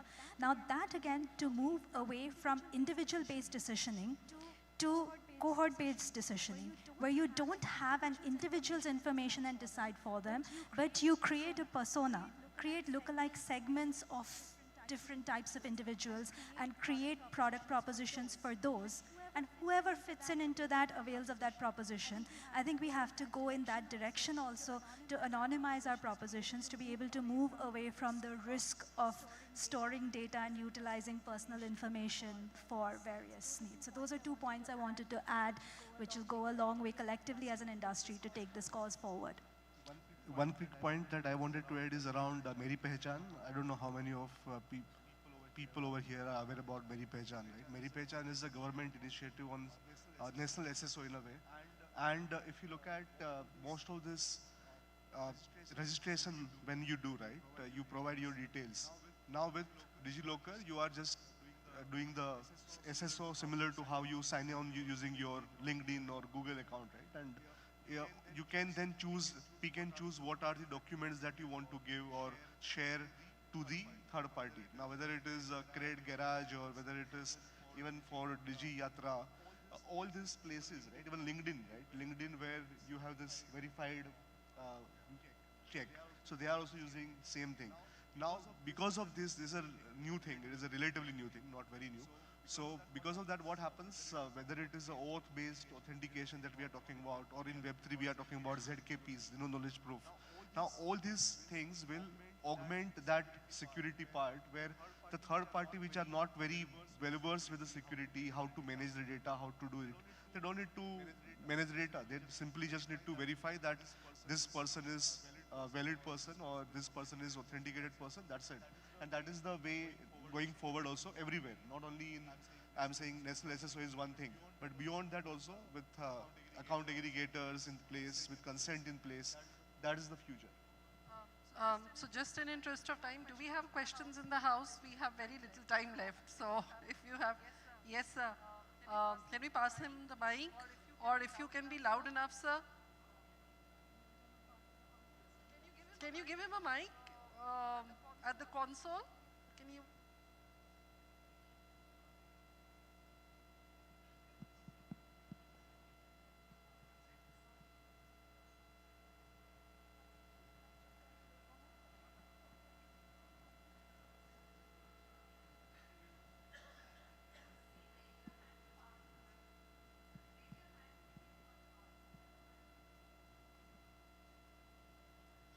Any questions? Just raise your hand. We'll pass on the mic to you. Yeah. Introduce yourself and question. Hi, my name is Anand, and I have a question for Paroma. First of all, I'd like to take a moment to express my gratitude and acknowledge Revolut. I've been using Revolut since 2018 and during my masters, and I've never seen money move so faster from New Delhi to Glasgow before. So yeah, thanks to that. Thank you for being an ambassador. Thank you. The question that I have is on the peer-to-peer payment. That say in India we have the UPI where from a A mobile number to B mobile number we can do that. It is due to a lot of aspects. One of them being the Aadhaar database. But say in countries like say UK, wherein there are very strict guidelines around the GDPR. How can you encounter that? How do you solve the problem of peer-to-peer payments? Like if I want to just make a payment from my phone number to say somebody in just with the use of a phone number, how does that? What solution do you have for that? That's actually subsumed by what we answered in the previous section. So we don't store data. And that's what I mean. So we have to design for the lowest common denominator across 44 countries we're present in. So it's not just one country. And GDPR norms are prevalent in multiple countries. So we do not store personally identifiable information. We purely pass the instruction through our wallets, a payment instruction from one number to another. The second aspect which he spoke about is the consent architecture. So even GDPR allows to take consent from customers to use their mobile number for a particular transaction to be processed. So under those two guidelines, it makes it seamless to use wallet under the e-money license that is issued in those countries to make payments from one number to another. Does that answer your question? Yes, and also like, does SSI play a lot of role in guiding that? SSO, you mean single No, the self-sovereign identity in the blockchain space that we... Not really, they are two different topics. Okay. So if you have a self-sovereign identity, you can manage it in a different way. But even if you don't, you can still stay governed under these two norms, both complying with GDPR while taking consent for a single usage using a certain information of our customers. Does that clarify? Yes. All right. Any other questions from anybody apart from when is lunch? Okay. So we'll close the session here. We're already out of time. So thank you very much to the panel. And thank you to the Innovation Summit 2024 Prasanna for putting it all together. This was a wonderful session and certainly some great point of views and some future technology ideas springing right out here. Thank you very much. Thank you. Thanks to the moderator and the panelists. Can we have one group picture? Please come forward. In the meanwhile, I would like to invite Mr. Prasanna Lohar to present the memento to the moderator and the panelists.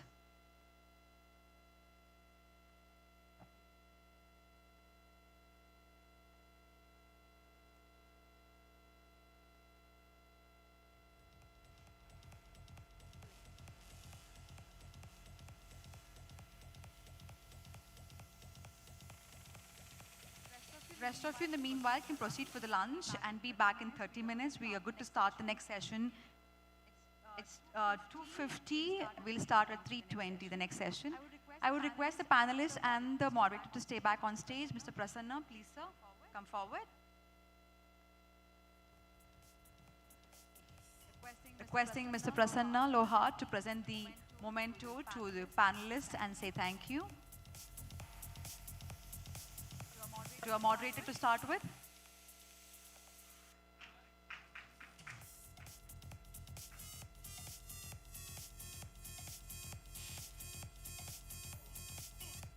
Let's thank Ms. Paroma Chatterjee. Thank you, ma'am.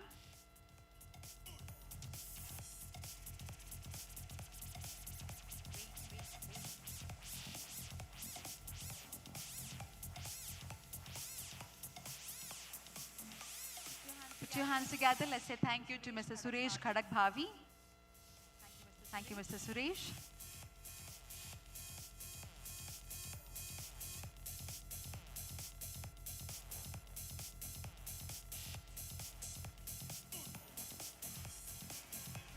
So present here, the audience, put your hands together. Let's say thank you to Sri Deepak M. Sharma. Thank you. Thank you, Sri Deepak.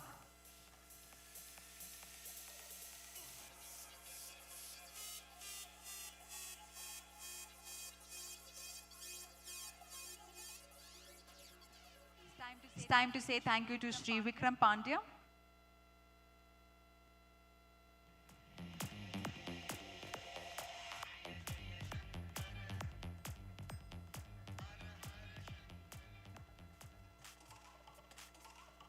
Thank you, Professor Sandeep Shukla.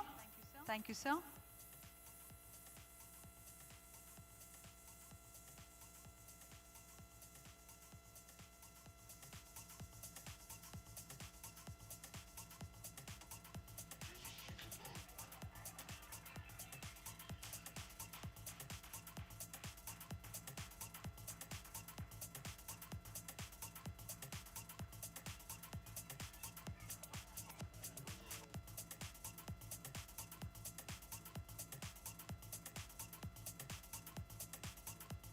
Once again, thank you to the moderator and the panelists for a very informative session. Thank you so much. Thanks, everyone. I would request everyone to proceed for the lunch. The lunch is being served outside this hall.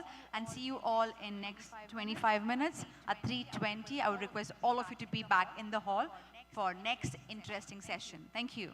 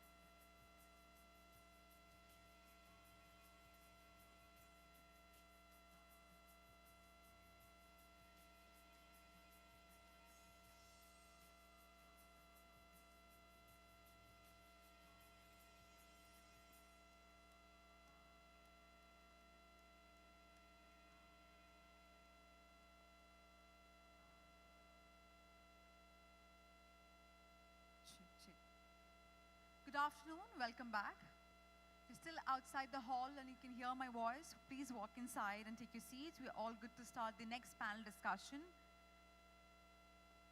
The topic is future finance, tech projections and trends for tomorrow. This will be a very informative session, so please walk inside and take your seats.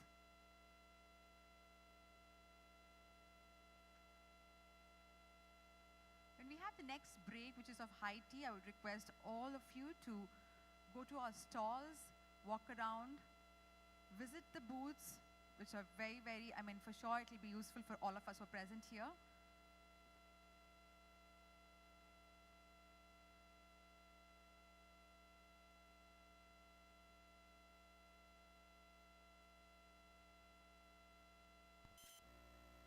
Make sure you visit all the booths at high tea break.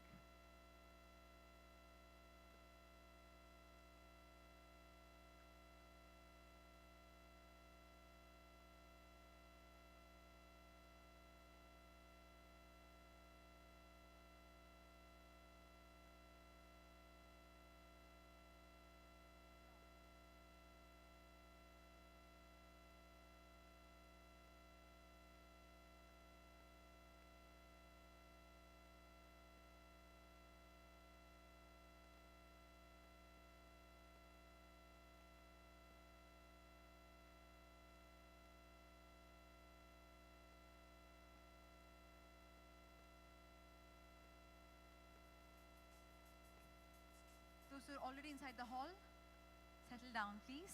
Who's just walking in, please come forward and take your seats. And the speakers or the panelists for the next session are requested to come to the first row. The panelists for the next session are requested to come to the first row.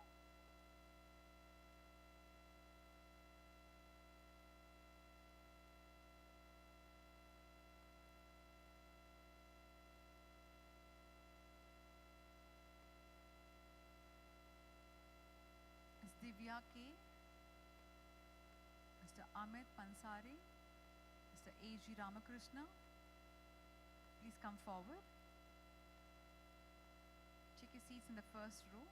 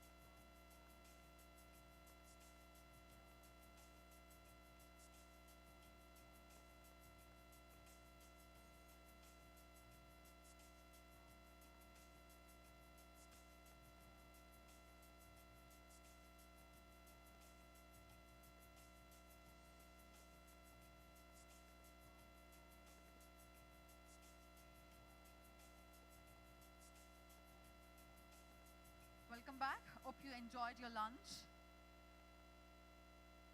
The high tea break, I will request all of you to visit the booths. The booths are outside the hall. With that, ladies and gentlemen, we are all good to start the panel discussion. The topic is Future Finance, Tech Projections and Trends for Tomorrow. To moderate this informative session, let's welcome on stage Mr. Prasanna Lohar, CIO Diamante Blockchain and CEO Block Stack. Put your hands together. Let's welcome Mr. Prasanna on stage. And requesting the panelists to join the moderator on the stage, we have Shri Amit Pansare, National Head Sales, Digital Alliances, Cash Management, Custody and Strategic Influences Engagements, S-Bank. A very, very warm welcome to Shri Amit Pansare, National Head Sales, S-Bank. Warm welcome to you, sir. The next panelist is Shri Vipul Saini, Assistant Vice President, Startup, HDFC Bank. Okay, audience who are present here, let's be amazing audience. Put your hands together while I welcome the panelists on stage. Shri Kumar Velugula, Founder, Xnor. A warm welcome to you, sir. Shri Amit Saxena, Ex-Chief Technology Officer, Reserve Bank of India, Innovation Hub. A very, very warm welcome to you, sir. And we have Shri A.G. Ramakrishna, Chief Product Officer, Card 91. Warm welcome to you, sir.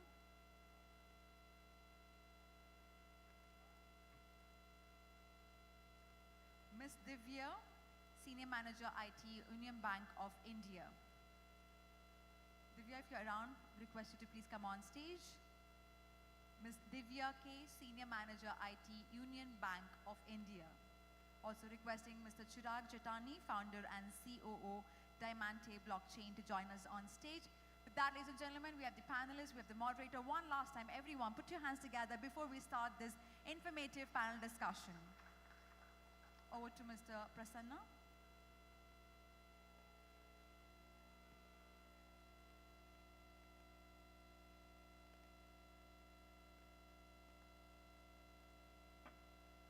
Very good afternoon. I think now lunch is getting over, so I think all of our friends will come slowly inside.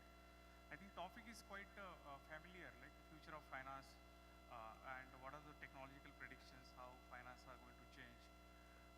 And if we discuss this topic back in 1990, that time also we'll discuss what is future of finance and what are those technological predictions are going to come. So eventually every 10 years we will see how future of finance is going to change. And why we always discuss that? Because technologies are changing. I think earlier one of the talk I was talking about the communication technology, which typically 1G has become 5G now, predominantly it will become 6G. And eventually, based upon this communication technology, customer experience changes and customer starts reacting, responding to the any of the services, and banking services is not exceptional. When you talk about banking, typically in Indian context, and that too typically after 2014, where we have seen rise of lot of public digital infrastructures, maybe Aadhaar, followed by relevant subsystems like eKYC, vKYC, where we do the onboarding of a customer. Similarly, we have seen UPI after 2016, how UPI has become a template or example other countries to follow. Everywhere you go out of India, people inquire about how the UPI, right? And look at how their finance will come onto the UPI kind of a real-time systems. And these days, a lot of noise around central bank digital currencies. Almost 100+ countries are working on it.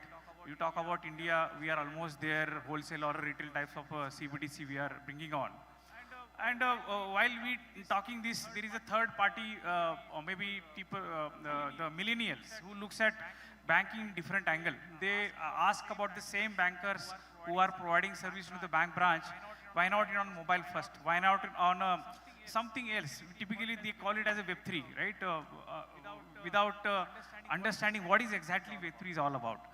So I think finance is one of those my conversation with the Stancy MD, global MD, and I had asked, what is that you see as a innovation in the next 5 years? Which is that sector in the banking will changed, and the answer was the payments, future of payments, because payment is evergreen. You may find payment, go to the transactions, or after that we got into NEFT, RTGS early 2000, and now we talk about UPI and doing real-time payments, right?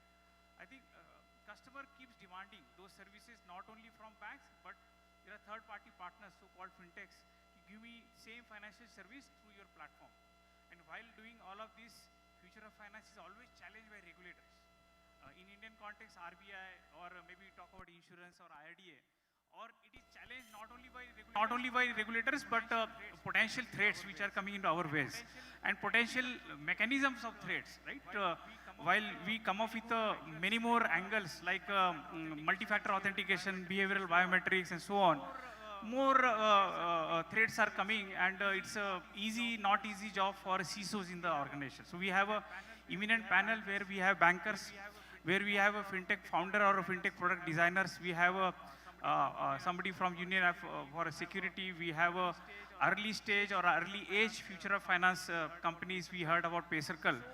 So here we open up this conversation with my friend Amit.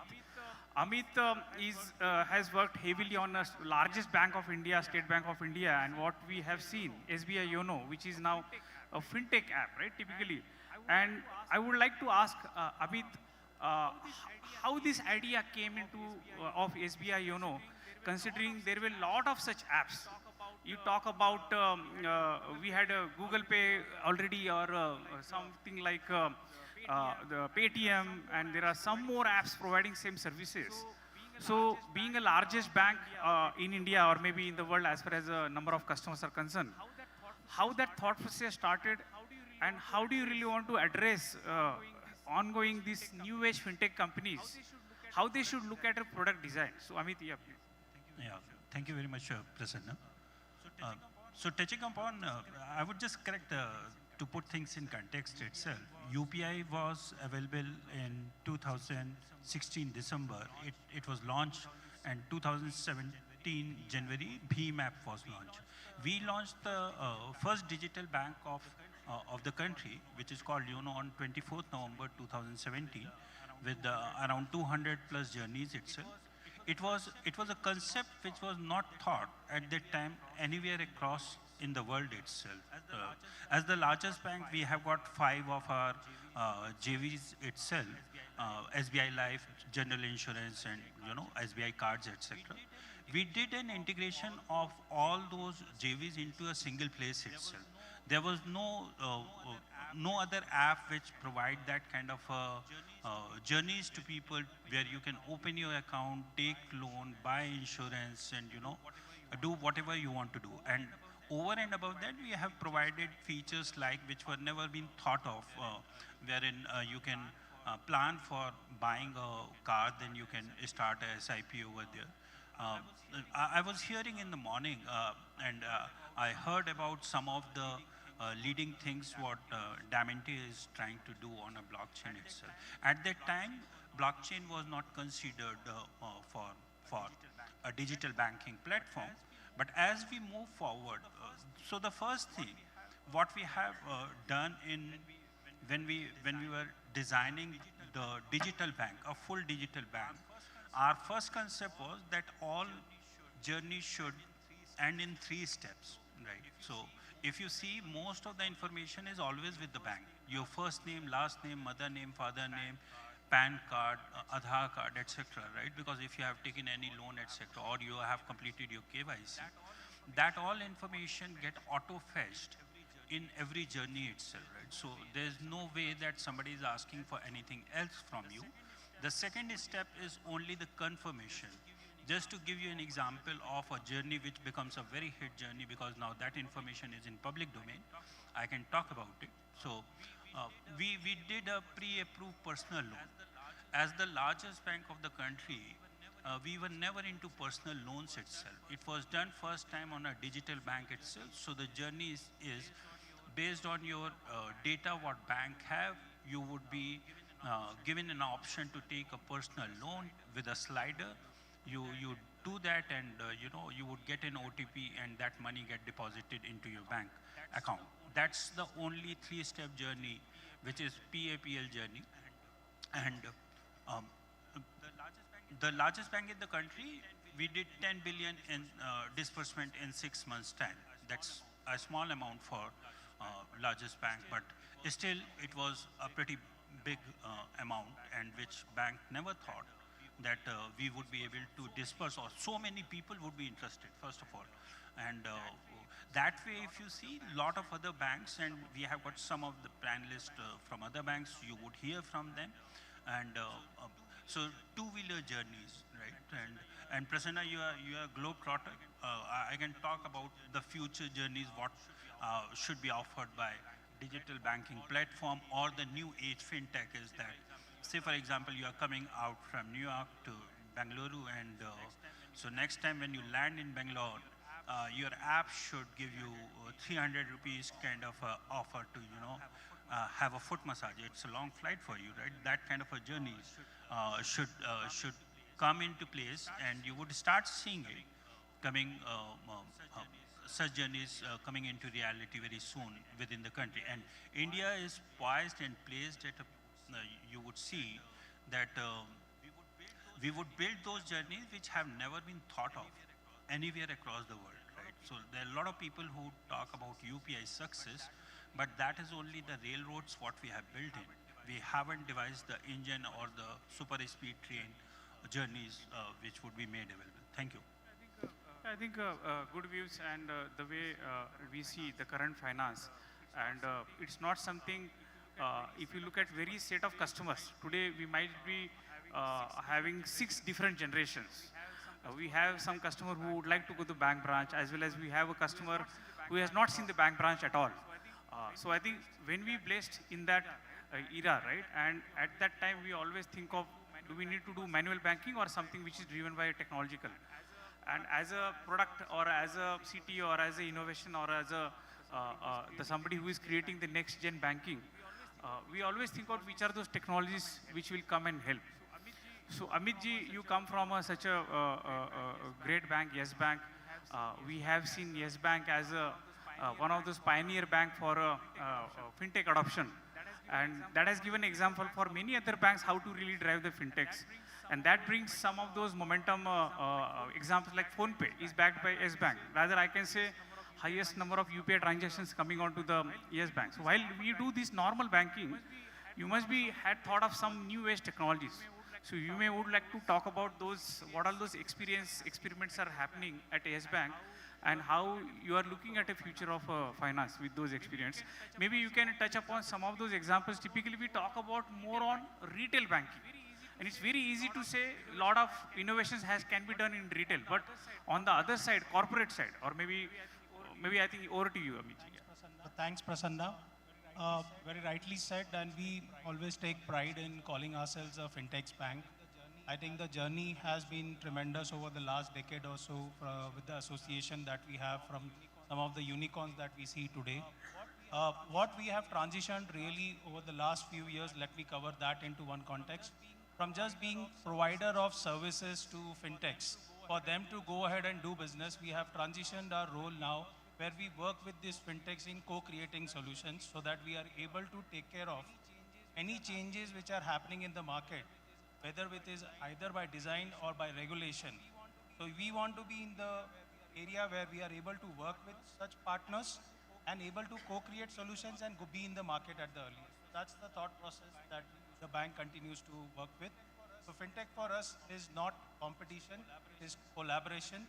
And clearly from it banks internal requirements as well as external requirements. We see fintechs and other companies really playing a very big role in us also getting digitized better in terms of our internal stakeholders are concerned. And that's how the culture also of the bank which is setting up, at least people are thinking everything from a digital perspective. That's a very, very important element, because you really cannot build a digital bank. Employee within the bank really starts thinking digital in every single aspect of what kind of work he is doing.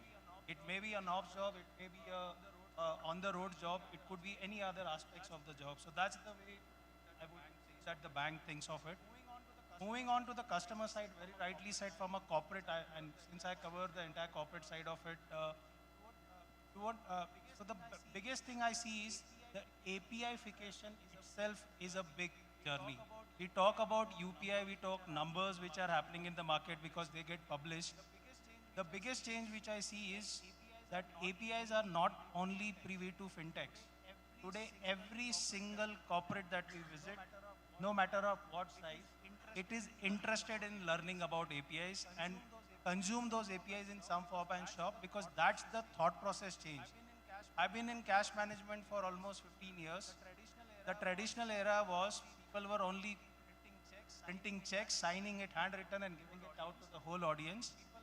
People up till 5 years back still had the innovation of using net banking as a corporate setup. A 200, 300, 500 crore company was not so comfortable using net banking. Today, these companies are talking APIs.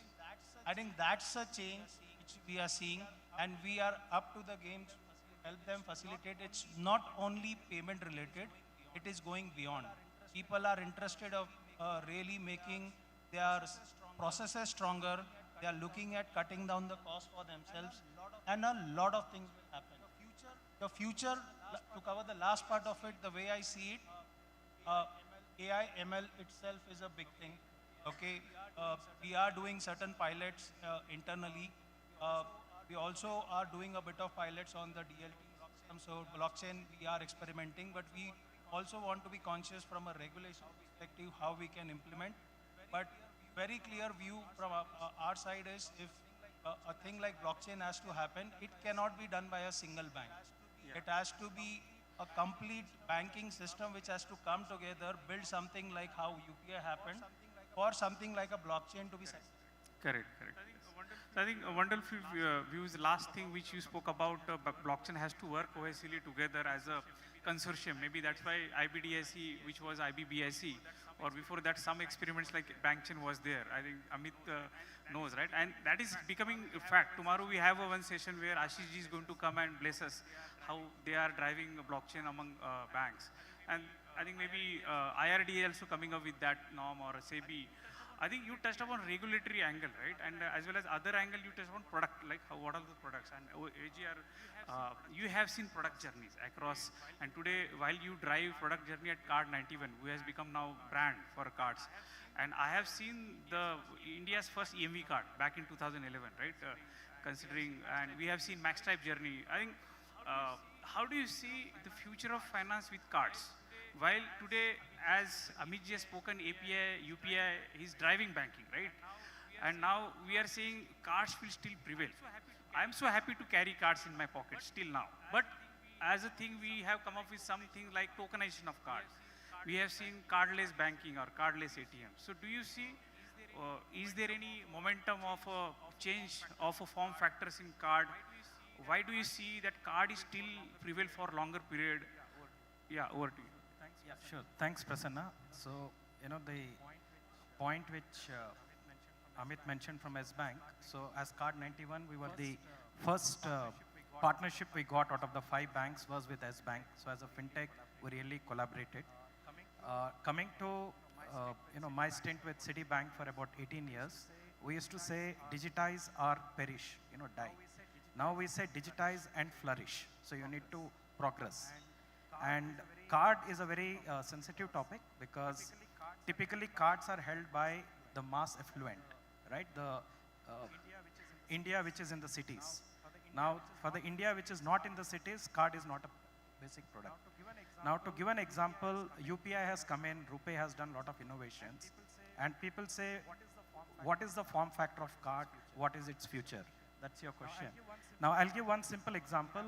We have made a lot of strides in NCMC, National Common Mobility Card, wherein you actually take a card and the chip which is embedded in the card is loaded with money. And then you do offline transactions when you go to the metro station. Or you take Bombay where you have the metro station, you have the BMT buses, and there are seasonal passes to take.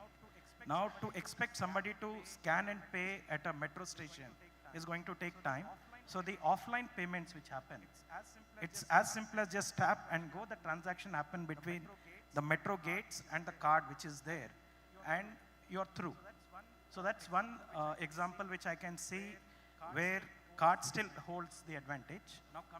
Now coming to the innovative products part of it, we see that for the future of finance is going to be in the embedded finance, which means it's going to be completely invisible. So how do you merge the customer financial journey into his day-to-day life?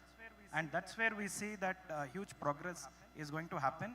Now, instead of card form factor, it can be the IoT devices, which can act as a chip to make the payment. So to give an example, which Amit also touched upon, again, this is for the cities, India, which is in the cities. Later, I'll touch upon the India, which is in rural area. So India in the cities, they need hyper personalization. To give an example, I have a fridge. I have kept some eggs in the fridge, and every time it reduces to 4, I place an order. Now, with the IoT of devices and the 5G coming in, and machine learning and AI coming in, I don't have to bother it. The moment the sensor sees there are 4, it has learnt it, it will place an order. Only thing I need to worry is the 2-factor authentication to make the payment. Another example, washing machine, I put the detergent. It comes down, the machine will automatically order. So that's the kind of hyper personalization. And in my day-to-day life, I will not feel any payment stress.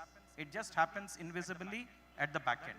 So that is the future I'm seeing possible through the technology. Yeah, I think that is why it's very, very important how UI part, maybe today it is around mobility, and tomorrow IoT or metaverse has to talk in the back end either through APIs or some smart APIs or smart contract bag APIs. So I think that is how we'll see rise of autonomous banking, maybe future of a digital banking.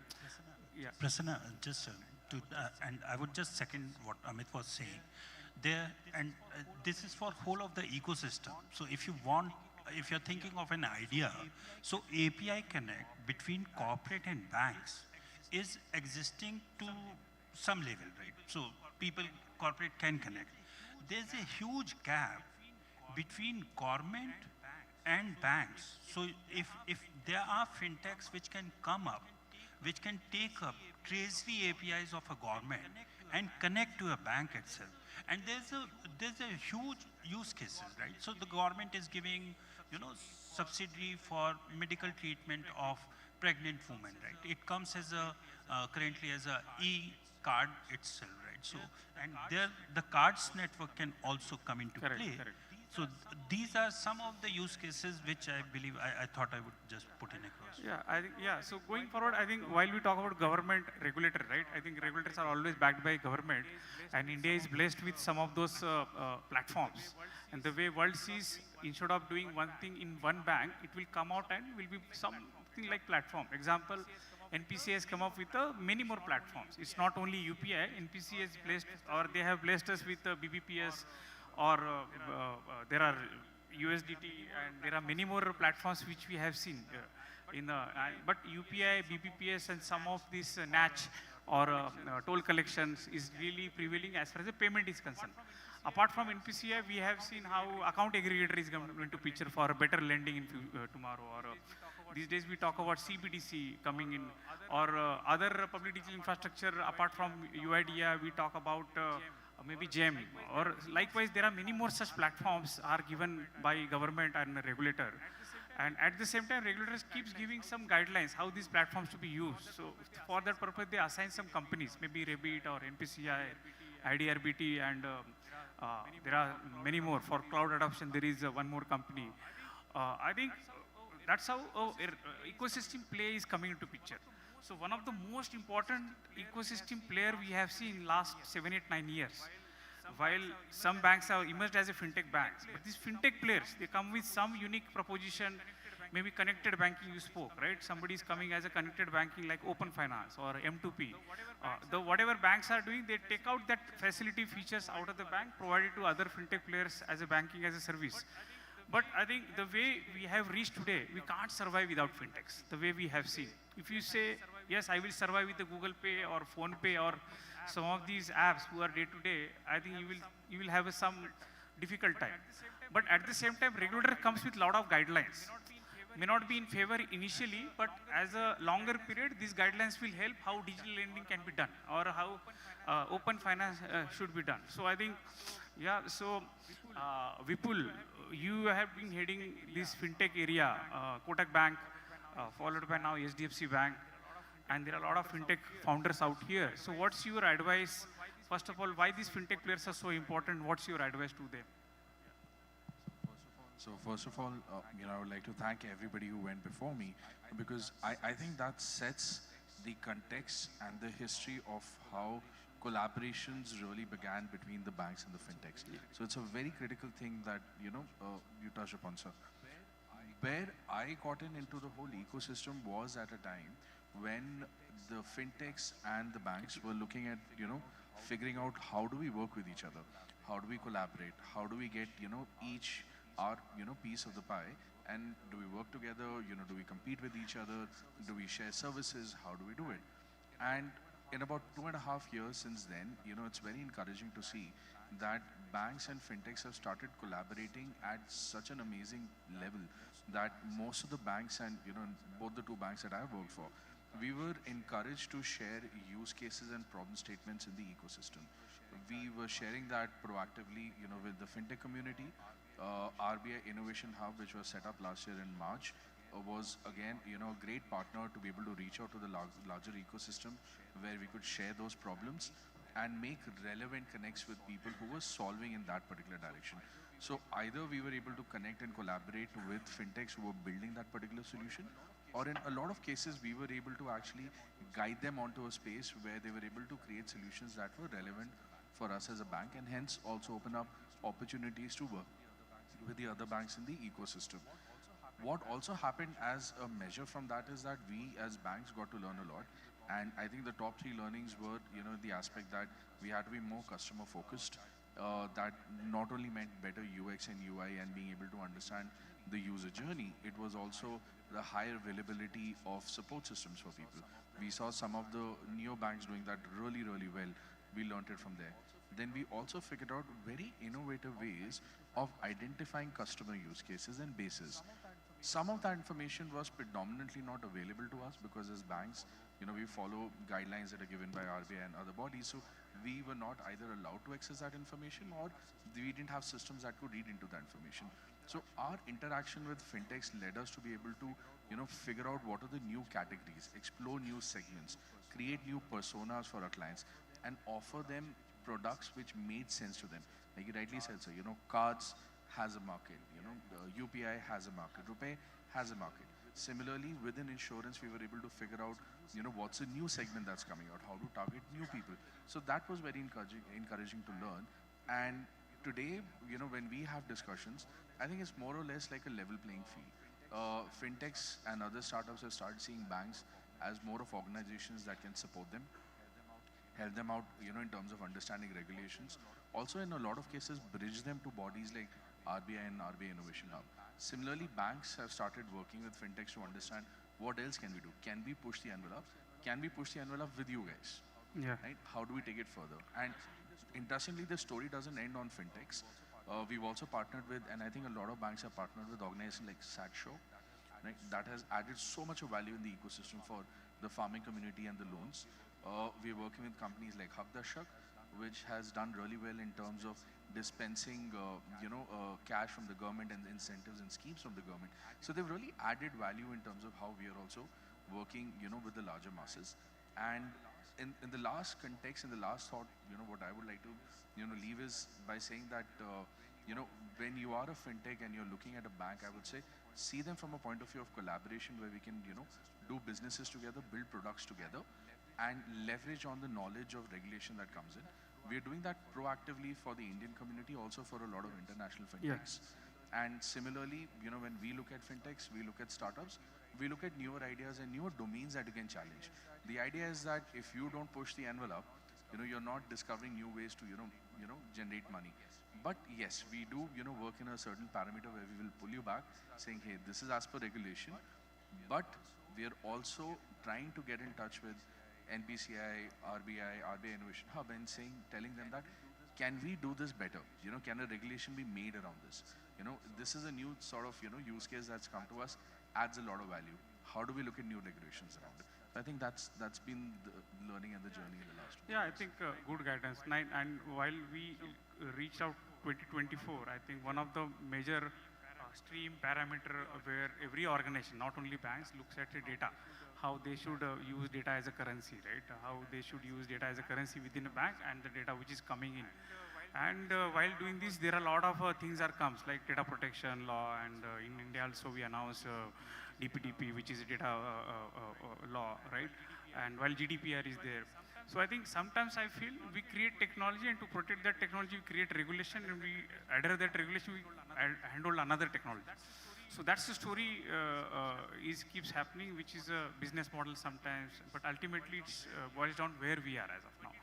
2022, we have seen surge of ChatGPT, or because of that Gen AI and whatnot, many colleges have started adopting AI engineering and many more others.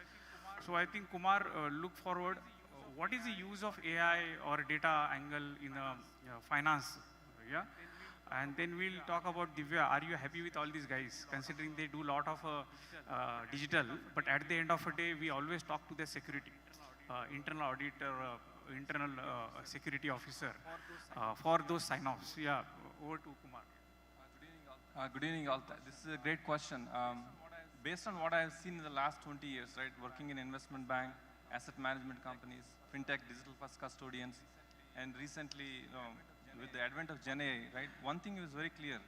We need help to comprehend better, reason better with the data we have, right, in the organization. And the data keeps growing, and the customer wants really personalized services to them. And how do we wrap our heads around, right? And Gen AI comes as a boon to all of us, right? So what we are trying to do at Xnode is we're trying to connect the people, process, and the systems, right? This is all driving costs for the businesses.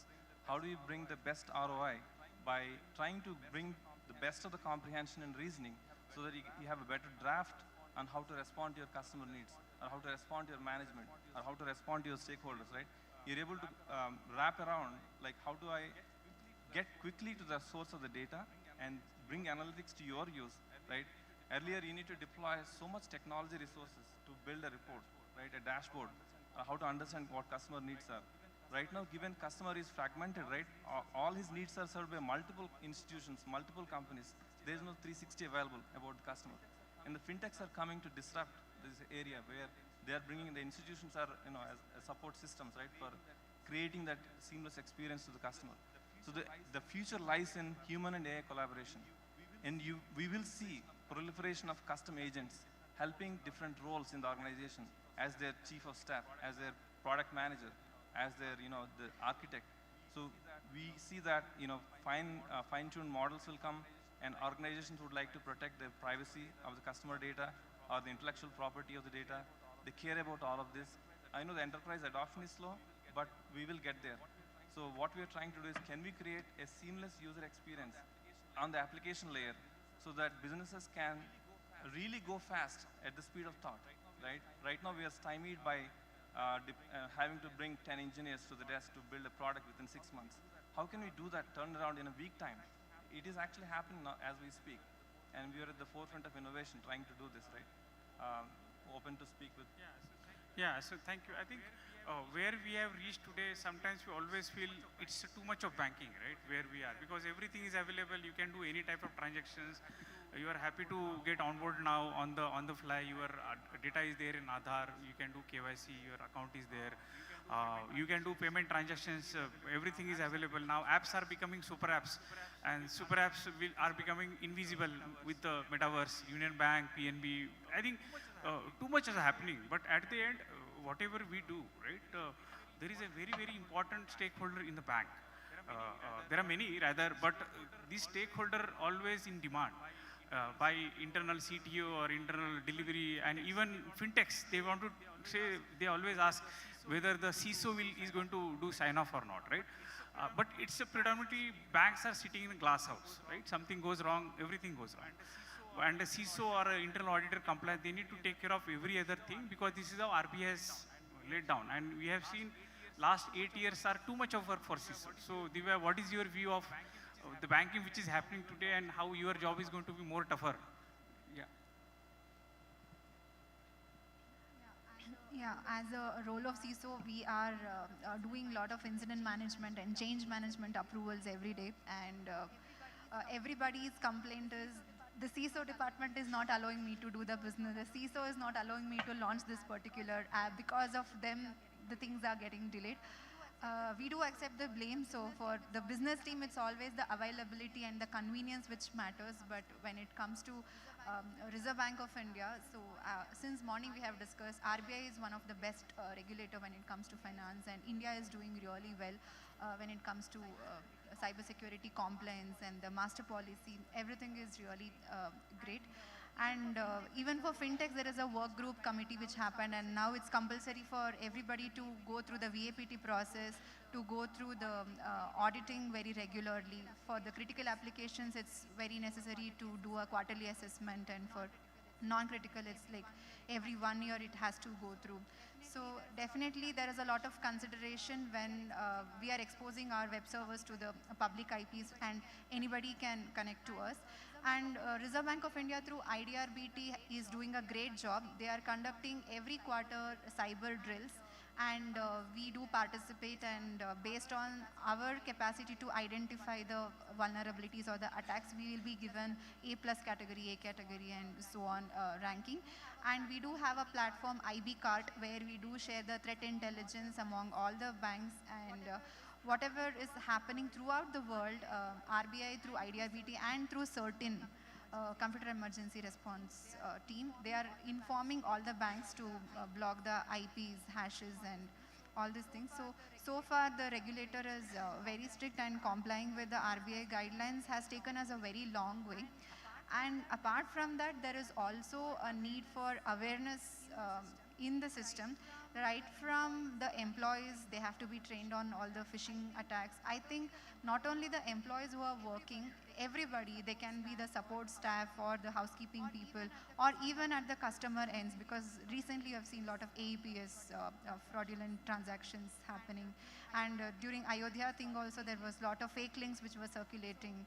So I think awareness, skill development, there should be a collaboration between every bank, and in the entire ecosystem we need to do skill development and uplifting. So I think through a different level of upskilling the people and to awareness to the society, we can definitely achieve a lot of revolution in finance.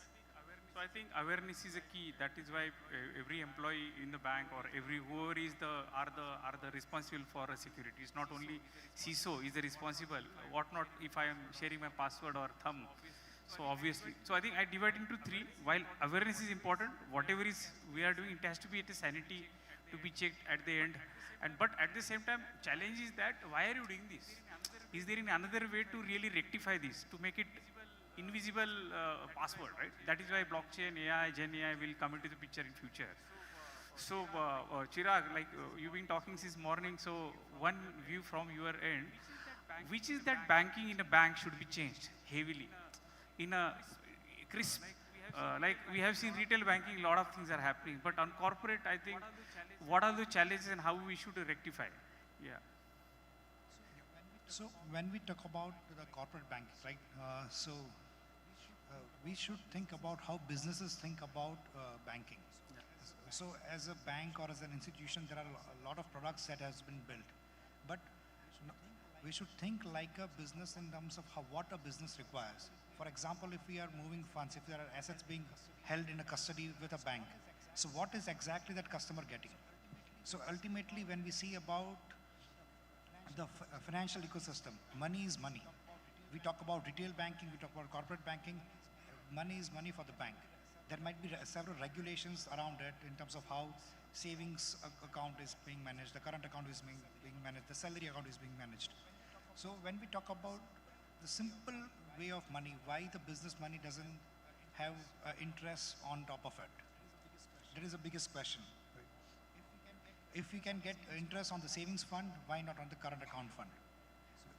So that is something that would change at the course of a time in terms of how banking is getting revolutionized, not only by the tech, also by the business needs of the a lot of enterprises across India. So, and that is where we as a company are also building a product that we will be soon putting in front of a lot of businesses across India, and it will change in terms of how a corporate does a banking as well.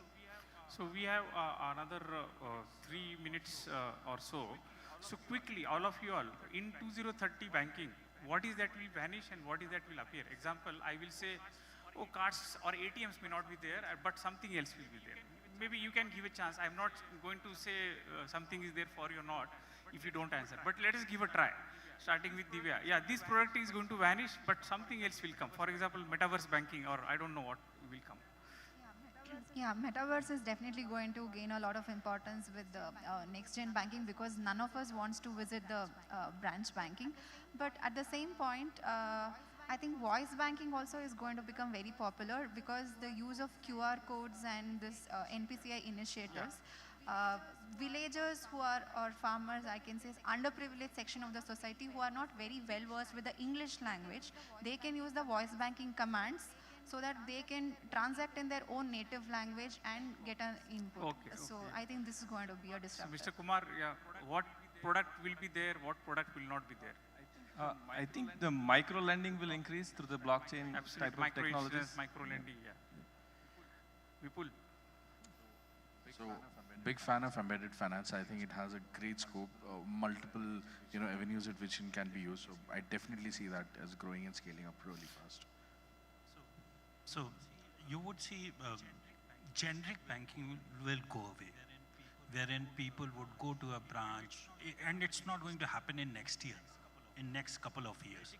Predictive analytics-based journeys would become, as Sir was saying, that it would become much more in the psyche of people, and people would start accepting it. Yes, if my washing machine is low on washing powder, that kind of a journeys would start gaining momentum. The biggest change, what we are looking at as of today, in this year only, you would start seeing banks moving towards infrastructure as a service and platform as a service to start going towards a public cloud. The spend of banks on compute and storage is much higher what it was like 7-8 years earlier. So you would see most of the journeys, when they start moving over there, then you would start seeing the adoption of blockchain consensus based journeys coming into picture. Asia. Yeah, I think by 2030, the second India, right, which is not in the cities, they have a big challenge of accessing credit and doing the KYC and establishing, giving a credit line spend. So what I see is again embedded finance, but in the form of a credit line being attached to each and every Aadhaar card. Yes. So each and every Aadhaar number, I will be able to access credit. I today already have means of making payment, Aadhaar-enabled payments. I know how to establish the identity because biometric, facial scan or iris. So the technology of UIDAI will get expanded and will have more credit being offered to the rural India. I truly see hope that we become cashless, because even though we talk about so much digitization, the cash flowing in the economy is still extremely high. So by 2030, I really hope with CBDC coming into picture, we at least start attacking that problem and it shows the result out. Clearly, I visualize banks as marketplaces by 2030. Virtually, it will be very difficult to make out whether you are visiting a bank or whether you are visiting a marketplace, because that will be the journeys and that will be a complete holistic approach which banks and fintechs and everybody will create an ecosystem by then. So that, as he rightly mentioned that example, that by the time you are landing from US into India, a bank would know what to push. So whether a bank pushes it, whether a fintech or anybody else, that only time will tell. But I would see in the near future an AI-curated cashback and reward mechanism being built for multiple products that would replace how any banking or payment application interact with the individuals or businesses? I think wonderful. I think we are almost time's up. Because typically what happens when I was in 2000, I was thinking of how can I open my account so swiftly, and based on what technologies I have around. So today, 2024, I will see I have mobility, 5G is there, metaverse I'm talking about, blockchain is knocking the door, AI has almost become mature with some other challenges of responsible AI. And while we have so many technologies available, customer keeps changing, and these millennial customers keep asking banking without interfaces what we spoke about. While there are a lot of form factors like branch or mobile or internet, slowly marketplace or super apps will come into the picture. Banking is evergreen because it's a financial thing which is close to heart. We have to deal with that. So ultimately it boils down to the right regulations, right innovations with a better customer experience, right? I think tomorrow maybe, as AGR said, IoT could be a customer, and IoT backed by some identity could be a better customer, a secure customer. So I think bottom line is identity of every customer. Can I not create a KYC beforehand, and can I not update the KYC based upon the various parameters which typically we ask manually today? What is your CIBIL? What is your KYC? Why not that KYC become CKYC, rather decentralized KYC to be reutilized, which typically some banks are doing it, try doing it rather, that project is online. I think best part, in Indian context, our regulator is quite robust. They come up with new guidelines, new frameworks, new units, like we have a RBI Innovation Hub, or we have a FinTech unit in RBI, and based upon need, we keep doing some hackathons, like Harbingers and many more, and to see what more talents we can bring on, right? I think while doing this, we'll keep adding new financial products which are not there, like micro lending or microfinance, or many more things will come, and how that macro can be supported with better security without too much of a manual operations where blockchain or smart contracts may come into the picture. I think future of banking is autonomous. While we are living in the era of intelligent banking backed by AI, slowly it will become autonomous. We had a good discussion, and it's a continuous discussion, right? We can always do non-stop the way we have expert panel. So 45 minutes we tried. If there are any questions, we can take up.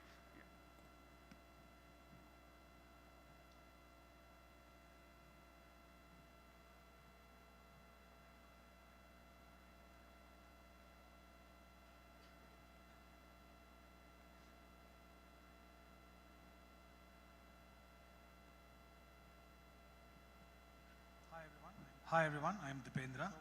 So with all these initiatives, with the way we look at 2030, how do you think the change in the government at the central level can have an impact on Vision 2030 in general?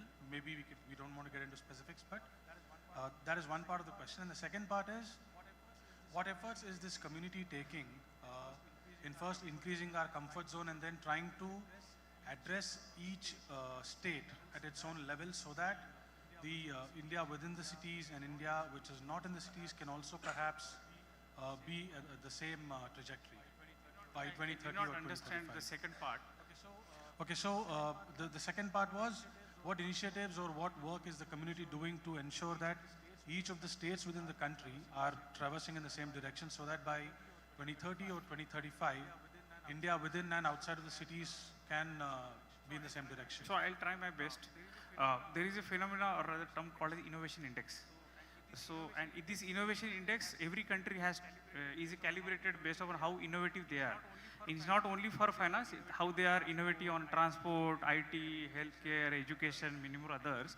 And if you talk about how we gauge that innovation index, there is some science around that. Example, for finance, how an innovative country or a cashless, that is why we see some Singapore or Sweden, or they might be ahead compared to, but maybe India could supersede based upon what we are doing today with UPI, CBDC and all. And this innovation index, predominantly IT or METI drives with equivalent entities, so-called banks or regulators, as far as the finances or financial inclusion is concerned. So now BI has come to the picture as a unilateral regulator for all, right? Bank International Settlement, they will keep collaborating with RBIs or many more others, what they are doing. CBDC is one of those inventions or innovations everybody is driving. And IMF also comes with some regulatory guidelines, some advisories to CBDC can go into the right, not only CBDC, any of those financial institution can go into the right.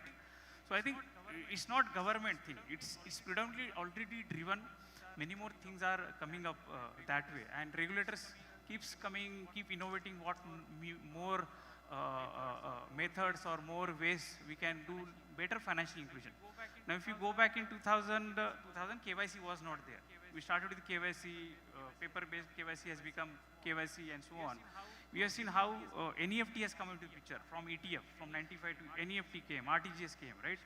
We started NPCI, we started various products within NPCI, and then we started UPI. Now we are knocking the door of CBDC and many more things.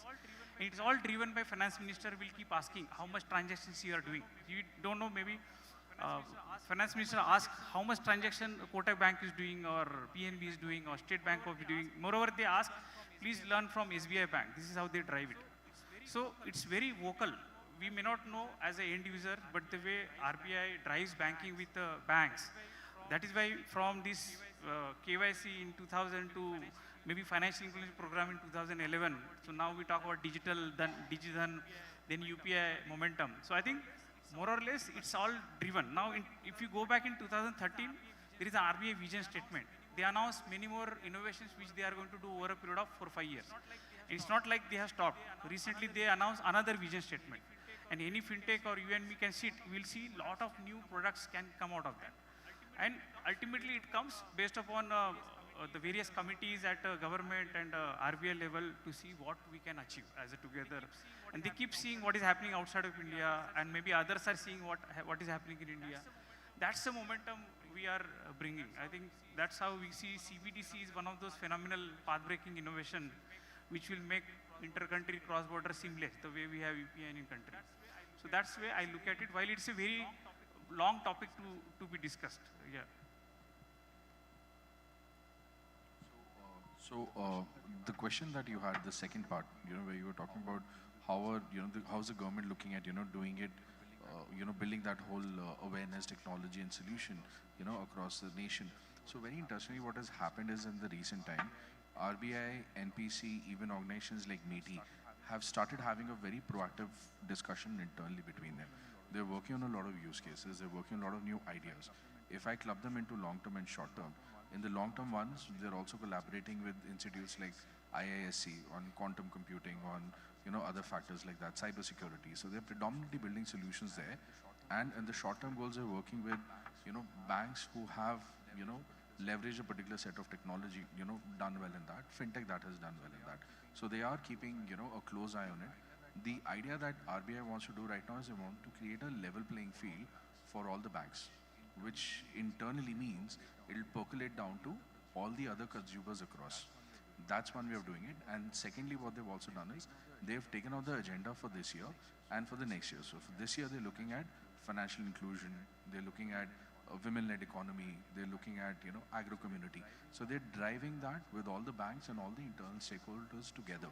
So that's the interesting part. That's why I said, utilizing forums like these and reaching out to those organizations and connecting with the banks is very important, because there are a lot of undercurrents right now that are underway to basically create a seamless platform for everyone.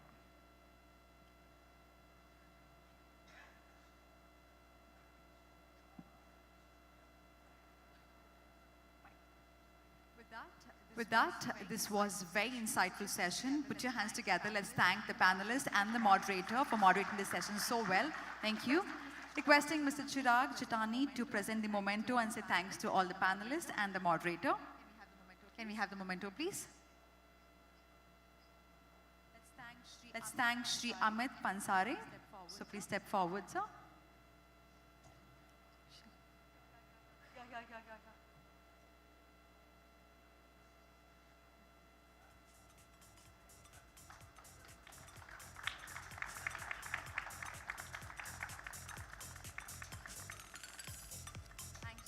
Thanks to Shri Vipul Saini.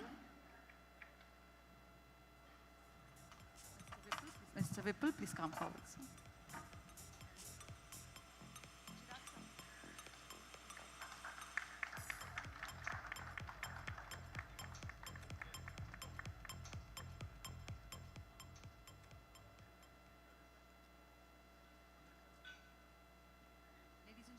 Ladies and gentlemen, let's say thank you to Sri Kumar Velugula.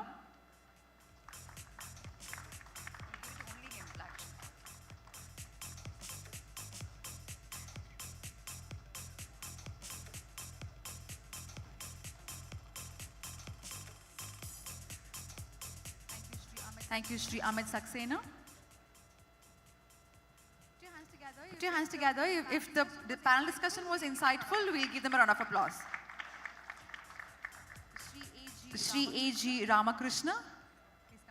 Please come forward, sir.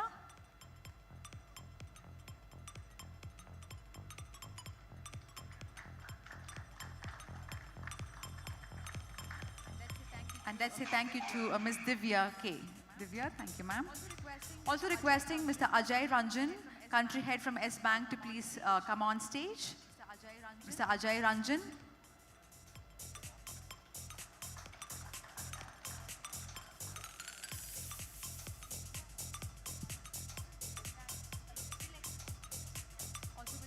Also, we'd like to say thanks to Mr. Prasanna for moderating the session so well. Chirag, sir.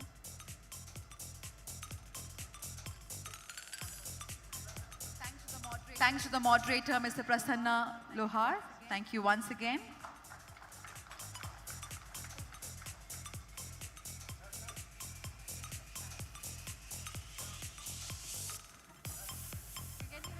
Can we have one group picture, all the panelists? I'll hold this for you, sir. Please come forward.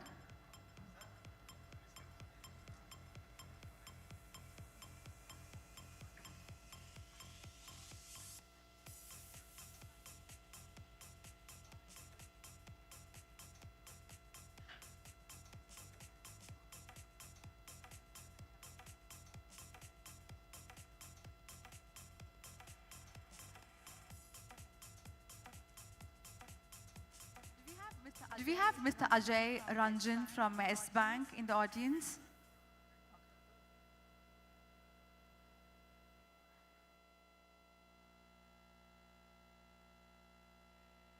Thank you. Requesting all the panelists, we have the signboard outside. Please to the signature.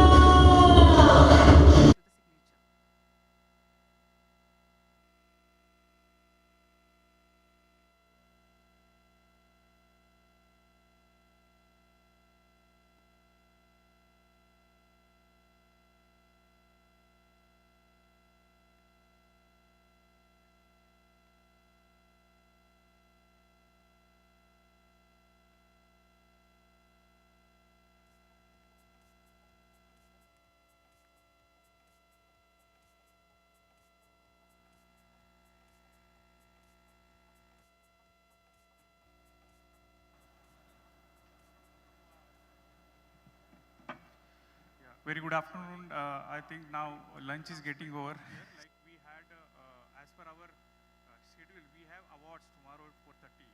So one of the award where, as our jury, we have identified top 24 innovators who have supported India in the ecosystems. Like there are a lot of innovators out here.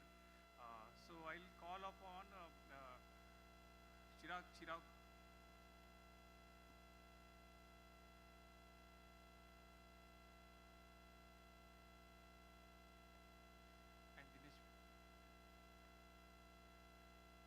Please come on to the stage.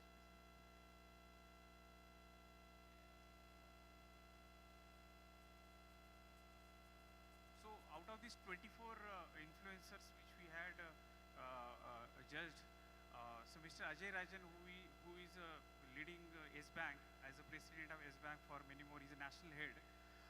There are other 23 we'll announce tomorrow, but Ajay sir was not here while his team is around here, Mr. Amit and Mr. Sanil out here. So I'll request Amit and Sanil on behalf of Ajay sir, please honor this award.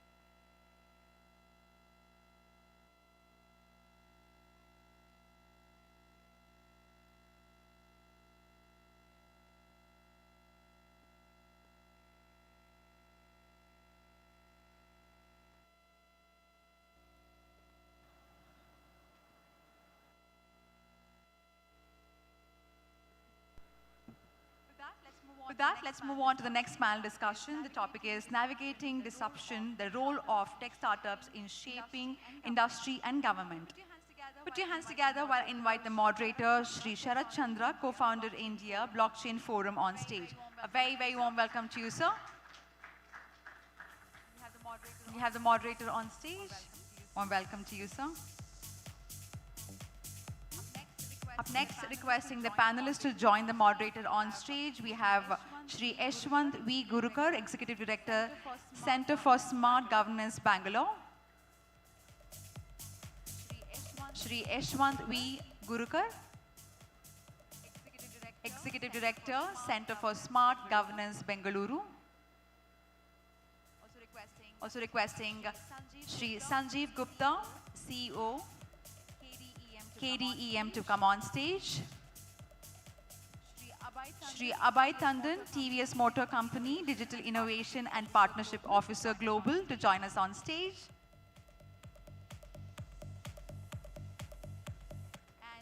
And Shri Ullas Kamath, President FICCI Karnataka to join us on stage.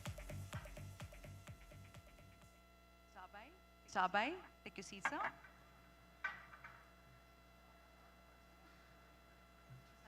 Shri Sanjeev Gupta, please take your seat, sir.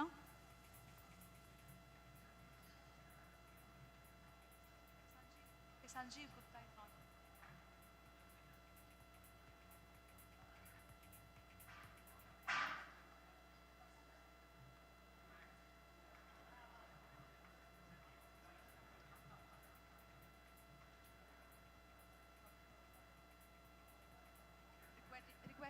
Requesting Shri Pankaj Sivan to join us on stage as a panelist.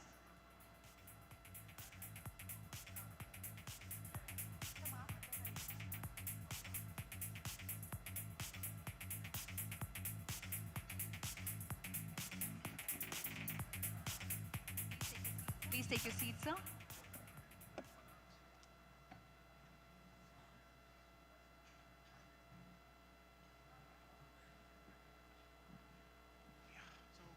So good evening, everyone.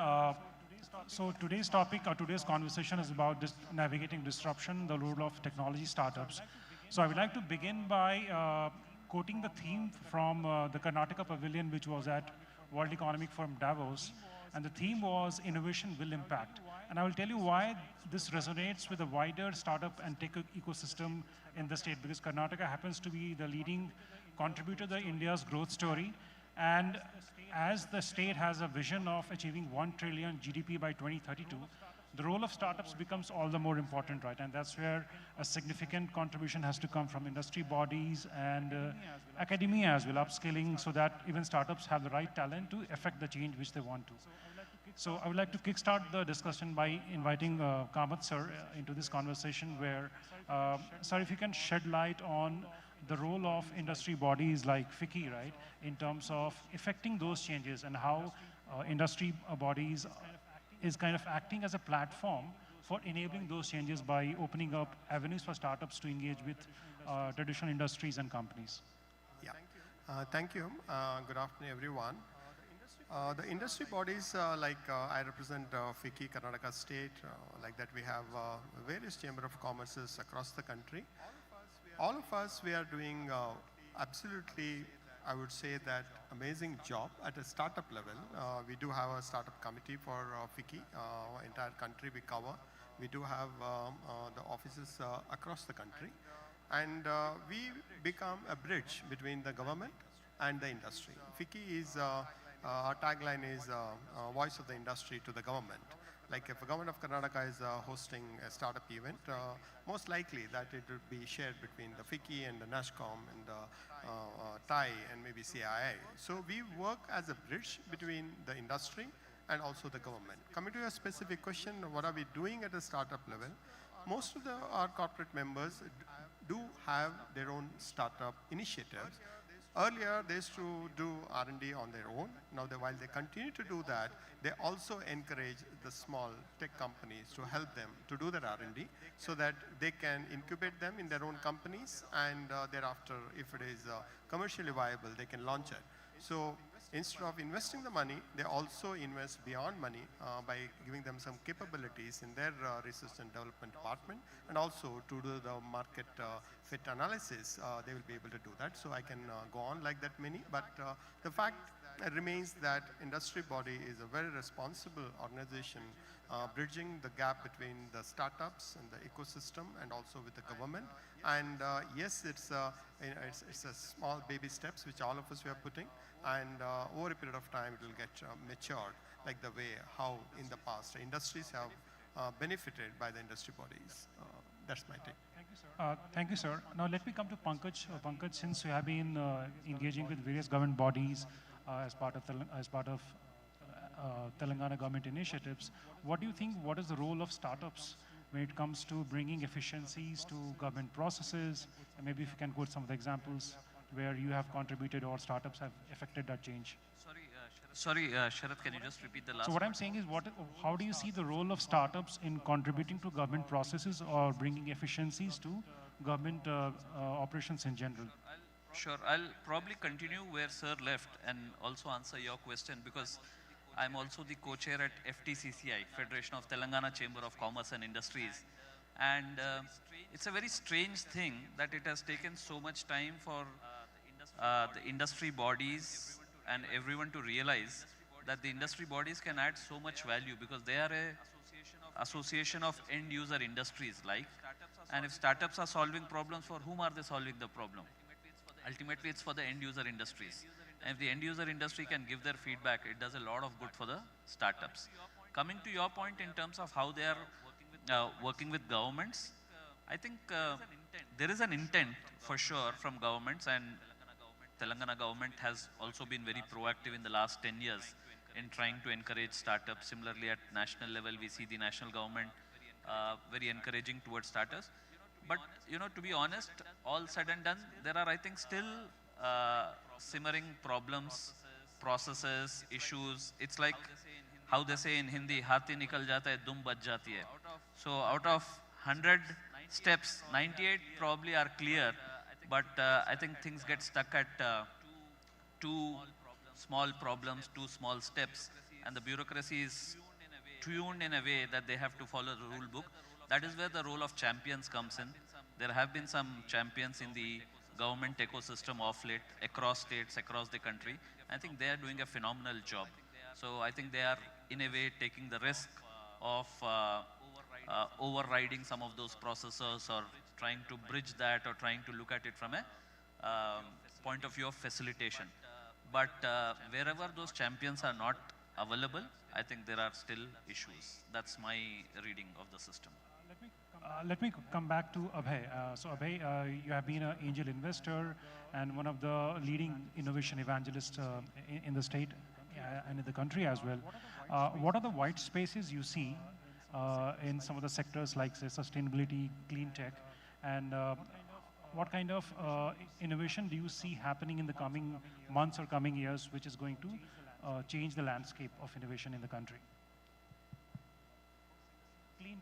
Clean tech or sustainability, right? I mean, what are the white spaces you see over there, and what is the opportunity for startups to affect some of the groundbreaking, disruptive ideas over there? Sure. So, a lot of work happening in various industries, right, when it comes to innovation. A lot of that is faff, and I'll be very candid. All of us like the PR stories coming out. So there are a lot of those stories, which is PR stories on the cover pages, and nothing goes beyond that, right?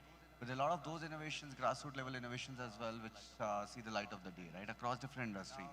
Now, as an investor, I can talk about one particular startup called Boston QSI, which is a quantum computing simulation engineering startup, right? So they started in a small town called Bhilai in India. Of course, now they have scaled up pretty well. They are recently raising around a $20 million valuation, which is not bad for a quantum computing startup in a span of 2 years, right?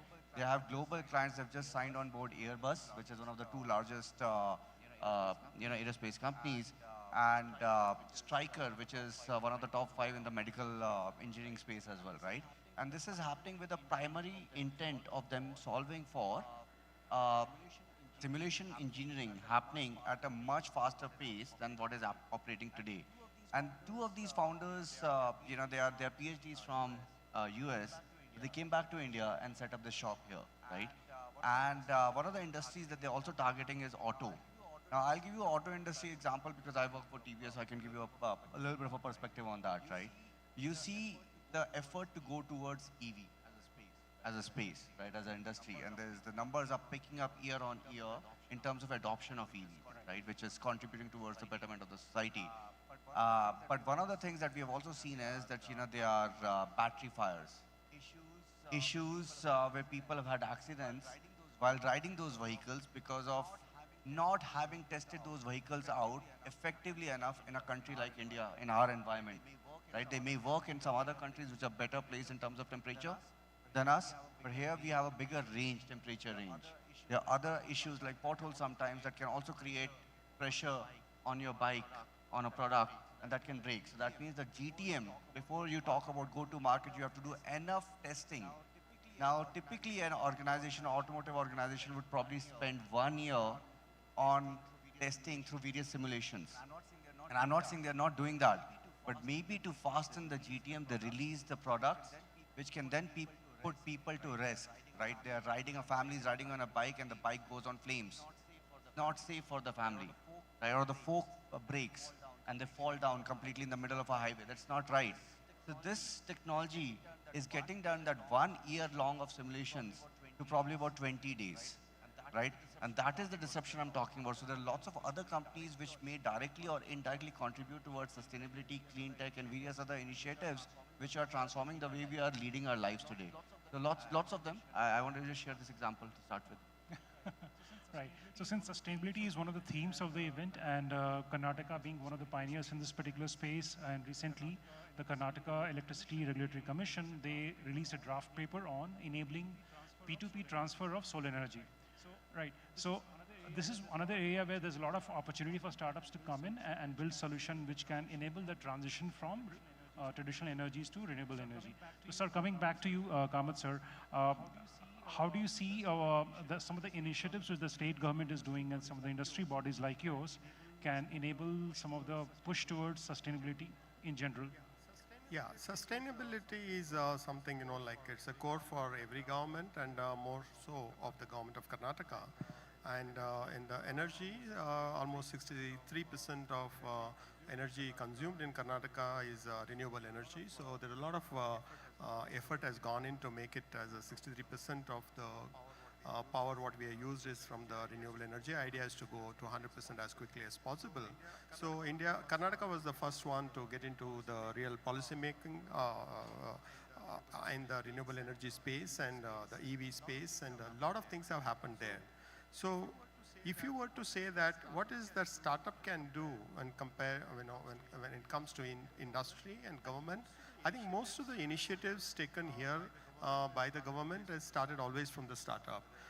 Whether you talk about the Infosys of the world or you talk about the Wipros of the world, and those days also, even though they were not titled as a startup or a Biocons of the world, everything has started and the policy came later. Generally, the practice comes first, and the government get into the job of making the policy to make everyone, it's a level playing field. So in that context, if you see the way how government of Karnataka, which is now aiming to become 1 trillion economy by 2032, and the government of India wants to become 10 trillion economy by 2032, and we are on the right path of that. And Karnataka contributes about 8.7% of the national GDP, even though our population is about 4.3. The startup industry and government has to be on the straight line. And this is the first time I'm seeing, being in the business for the last 35 years, this is the first time all the three of us, we are talking on the same language. If you say startup, it is there at the highest level in the country. If you say at the state level, there is a ministry behind that. There's a ministry in the central level.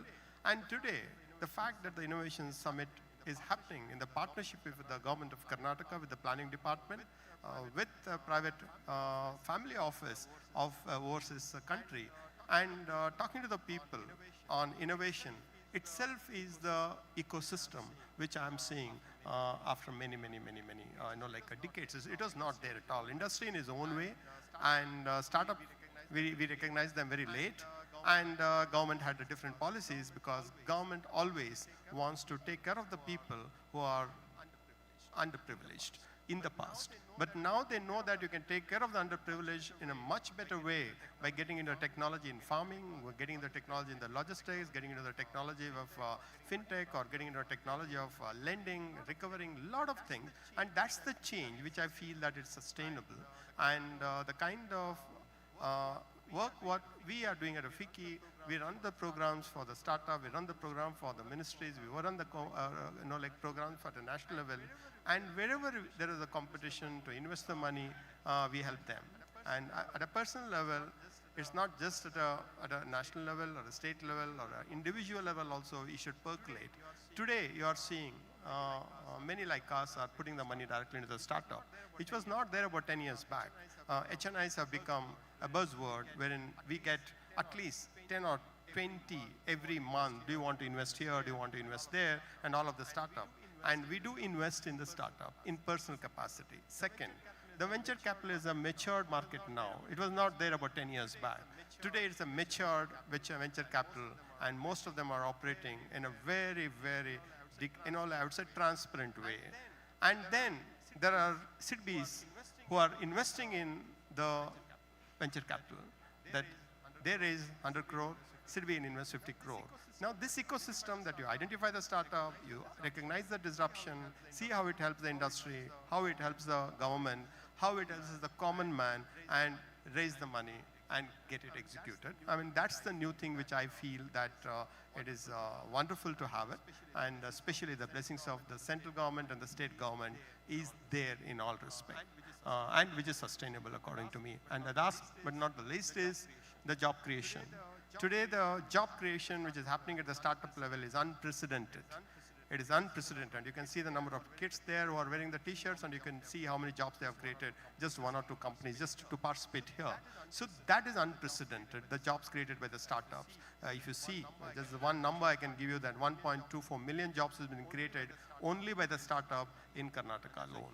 And that's a huge number created by the startups in the state of Karnataka. And that is the way how we can lift the people, who are unable to get a job elsewhere. The startups are able to manage them, and blue-collar jobs, which is now the theme for most of the startups, now create a job for them. Government is also subsidizing them. So I think it is sustainable, and it's good for the state and the country.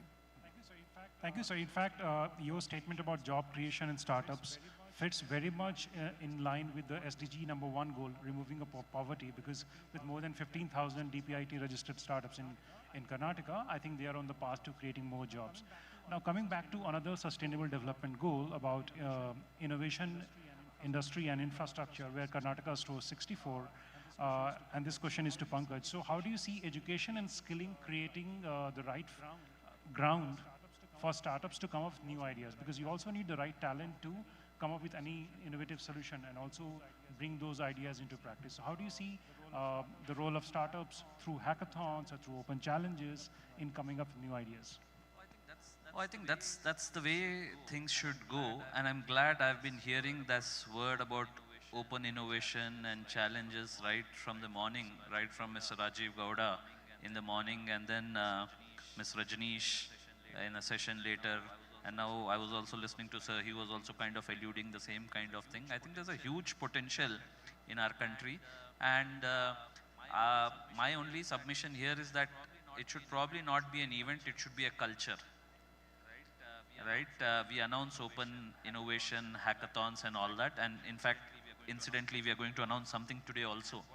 And what I have been advocating for the last few years now is that academia, industry, government should do it as a ongoing thing. It's not a starting point and ending point, but it should just be a checkpoint every quarter to see where we have, what have we done, what can we learn from our experience and take it forward. Because Sharath, we all know, and we work very closely with a lot of startups. We know there's so much potential, and the ones who are successful doesn't mean that the others are not good. It just means that others haven't got enough opportunity to present their case. So I think the more such culture grows, and if it can grow right from a younger age, the irony is somehow our learning system, education system is such that we kind of box people for 16 years and then tell them to think out of the box, right? That has to change. And things are good at school level. When a kid is born, the kid is generally intuitive, inquisitive and all that. I think somewhere in our education system, we are blunting the students, and the more we bring these concepts at school level, these are the people who are going to either create their own startups or become a great workforce in those startups. So in that sense, it's very important to let these things percolate down. Thanks, Pankaj. Now, coming back to Abhay again, so again, I would request to put on your investor hat and tell us, how do you evaluate tech startups, and what is the role you see in terms of collaborating with industry players without losing the competitive edge? Thanks so much, sir. So just before I move on to that, I just wanted to build on top of what Pankaj said, right? I have a 3-year-old, right? And one of my observations is that, in the last 3 months, I've had to go to a lot of schools. At this stage, when he is not even 3, he's actually quarter to 3. So I'm talking about from the last 6 months, which means he was 2 years, 3 months old. I had to fill out long forms so that he can be chosen into a school. And one school, which is a very prominent name in Bangalore, tells me this, that, hey, listen, our alumni go to Stanford and Harvard and this and that. And like, how do you create that kind of ideology that you're talking about, a linkage between a kid passing out, alumni passing out from that school goes to Stanford? That hypothesis for me is very flawed, to be honest. But they insisted on the fact that this school is focused on academic excellence, which is why I decided, even though he got an admit there, I did not put him in there. Right? The thought process is changing, and that is what one of the things that's changing is because of the startup ecosystem around us, where we're seeing that the skills to survive are not academic excellence. It's actually the experience that your exposure that you're driving, with which you're changing the way you're looking at the world, with which you are problem solving, and with which you are creating value, right? And I'm not sure if academic excellence is the only way to go about it. I just wanted to add to Pankaj's point, because that is a very important UN SDG that I also try to support in my personal time. Now, from an investor lens, your question was, what are my evaluation techniques, right? So typically, I invest in startups at a fairly early stage, which means that I invest in them from pre-seed to Series A, right? And at this point of time, I go by the thought process of first principles and second order thinking, which means that, everything, there's standard set of questions that, you can Google out as well, which most VCs would ask you. But for example, if you're talking about a team, which in my opinion at an early stage is the most critical, right? Because they are the people who are trying to talk to you. The founders are telling you why this problem is big, what is the vision to solve for that, and how will they be able to execute that, right? So I'm not just interested as a first principle thinking that, what is the founder's background? Are they actually good enough to execute this or not? I also want to understand, is their vision strong enough that they can hire the second level of people in their team who will be as passionate as they are and still drive that vision forward, right? Similarly, when you talk about market potential, today the concept of market potential is not just a question of whether this market could be a potential $10 billion market, right, in terms of a solution that you're applying. It is also a second order thinking that comes into my mind is the solution, the technology solution that you're trying to bring in, is it strong enough to create a moat in that or other emerging markets, which can potentially be a long form contract between them in terms of value creation, with be it enterprise or customers. So these are questions that you ask typically. So for me, as I said, it's the founding team and the team after that. It's the market potential, and it's the IP or the moat that they're trying to build. Is it really big enough? Now, Pankaj, to your point, a lot of people talk about that, the exposure that you're talking about, right? Every time I've been to an IIT Guwahati, right, or other places which are slightly more neglected, I'm sorry to use these words, but what I've noticed in these environments is that in Bangalore, you throw jargons from a technology, from the startup ecosystem standpoint, from an entrepreneurship ecosystem standpoint. In IIT Guwahati, the students did not even know the basics of entrepreneurship, and they were pitching something, right? So that means they're already at a loss when they're trying to, be laddered against other fellow entrepreneurs who are trying to do the same thing. And that is where I think exposure is super critical while you're looking at whether this startup has an understanding about really solving for what they really want to solve for, right? Because half the times, the problems are self-created or diagnosed in the wrong way, right? So they think that this is a big problem, and I say this at a lot of places, right? I've had people, who would consider Facebook as a competitor. I mean, Meta now, or a Google now. And I'm like, what part of Google or Meta are you considering as a competitor? You can't be considering the whole of Google as a competitor, right? So that is the lack of information awareness that they have. Second thing is, it's a very funny joke, I mean, at least in my head. You're walking across the street, you come across a stone, you stumble upon that, and you're like, this is the problem. My startup deals with picking up stones in every society, on every road, and that I think is a very big problem to solve for. No, of course it's not, right? So, I mean, things like that. So there are a lot of these kind of evaluatory, which is not quantified, attributes to evaluate startups at an early stage. It's more qualitative in nature to understand what they're solving for. Does that really make sense? And do they have the capability to really scale that up? That's a very valid point, Abhay. Now, it's also important to foster a culture of entrepreneurship, right? So coming back to you, Kamath, sir, so FICCI has a startup committee. So how do you see how industry bodies and governments and other entities can foster a culture of entrepreneurship and also handhold some of these budding entrepreneurs? Some of them can be from schools, from colleges, and have the right set of culture so that they do not aim for ideas which do not see fruition in the days to come, right? The change is happening. It's slowly, but it is happening.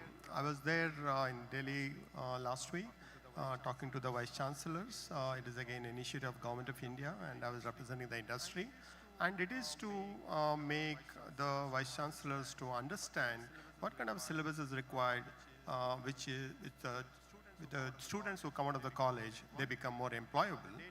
The data was not that good. The data is, as of now, 65% of the commerce graduates are unemployable. I mean, it's not that they're unemployed, but the education what they get in is unemployable, and numbers are very, very, like scary.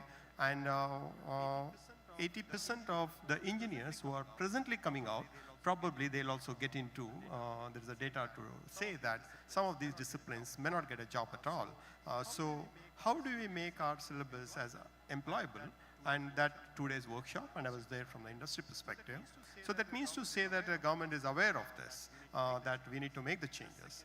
The second one, I'm a part of, it's called Campus Fund, run by Richa, a wonderful lady, and she started this campus fund, and all of us, we pushed her that you need to do this, because it is very, very good. It's happening very well in the US, it's very well recognized in Europe, but in India, we thought that we need to do that. Now I'll give you the data. Every year, she visits directly or through her employees, 185 colleges, and they have registered with her. And the students who are all in the first year, second year, third year degree, whichever the discipline is, they can pitch their business plan to the representative in the college. She don't have to come to her. And the college representative is a part of the campus fund. They are entitled for some expense reimbursement, and also they have some kind of a carry there. But now these 185 colleges together, they participate in competition at a college level, at a state level, and finally 980 people were shortlisted.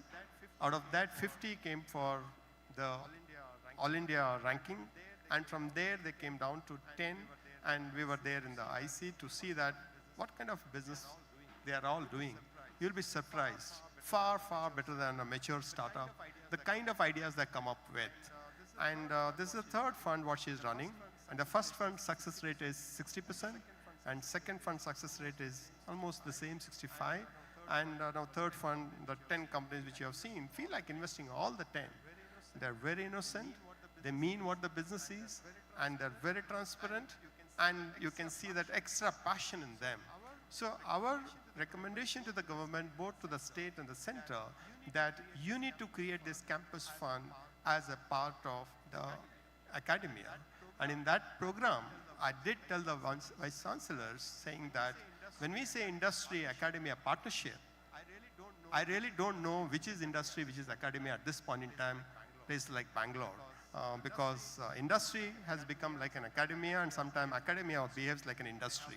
And they have better ROC than the best of the best companies. So somewhere we need to work in a way which that it is a must to have these kind of funds in every college.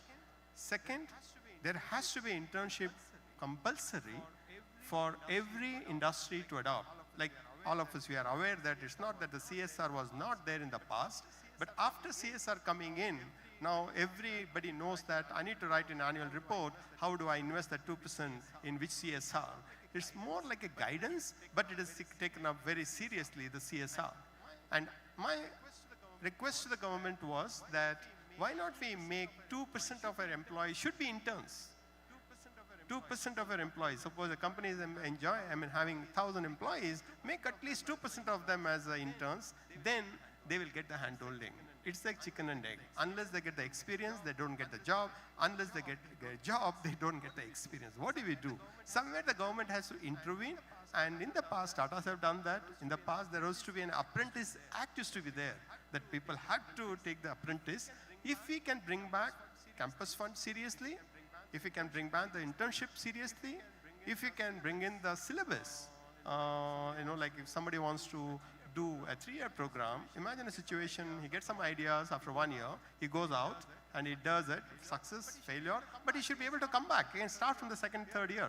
Here it is very, very difficult. If you drop out once, it's very, very difficult to come back.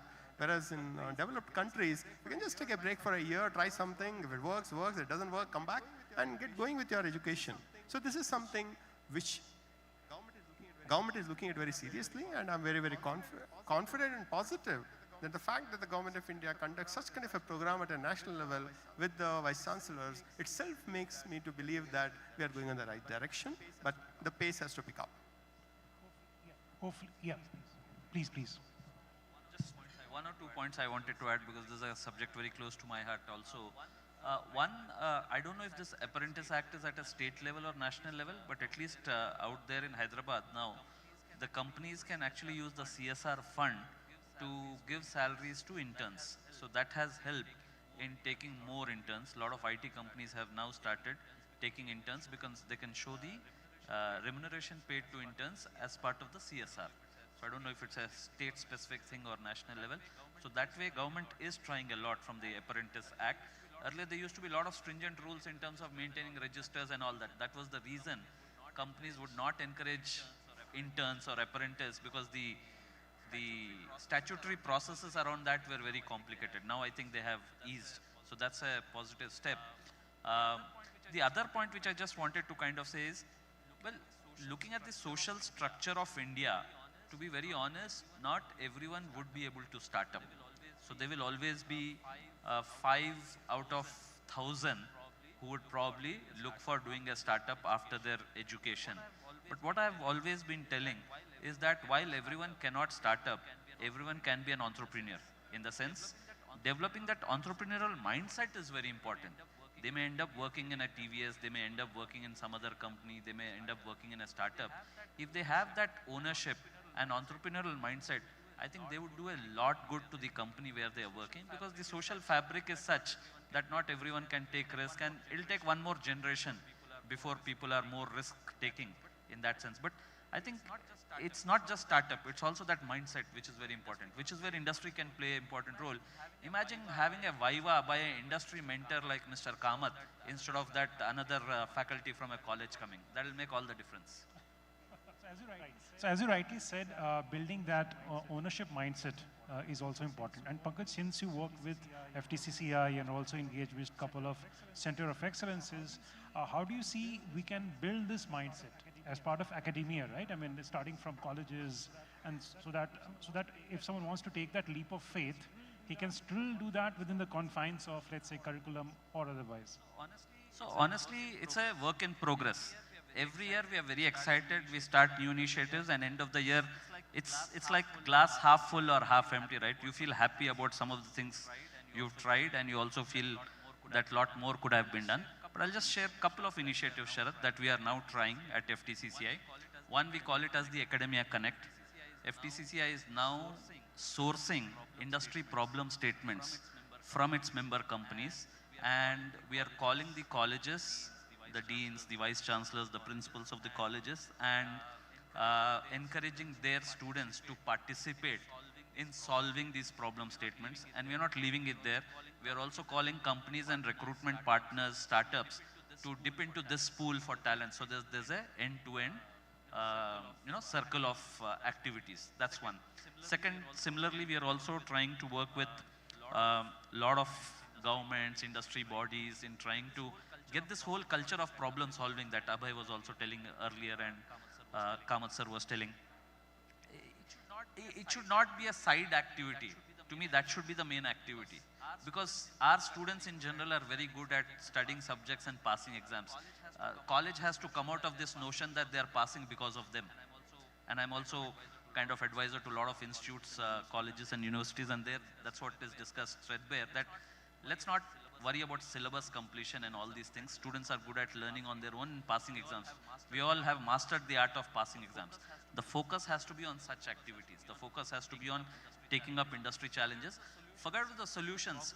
The problem with our students is they don't know the problems. They are all sitting in college labs and imagining how to solve a problem in a manufacturing company or a farm or somewhere which they have never visited in their life.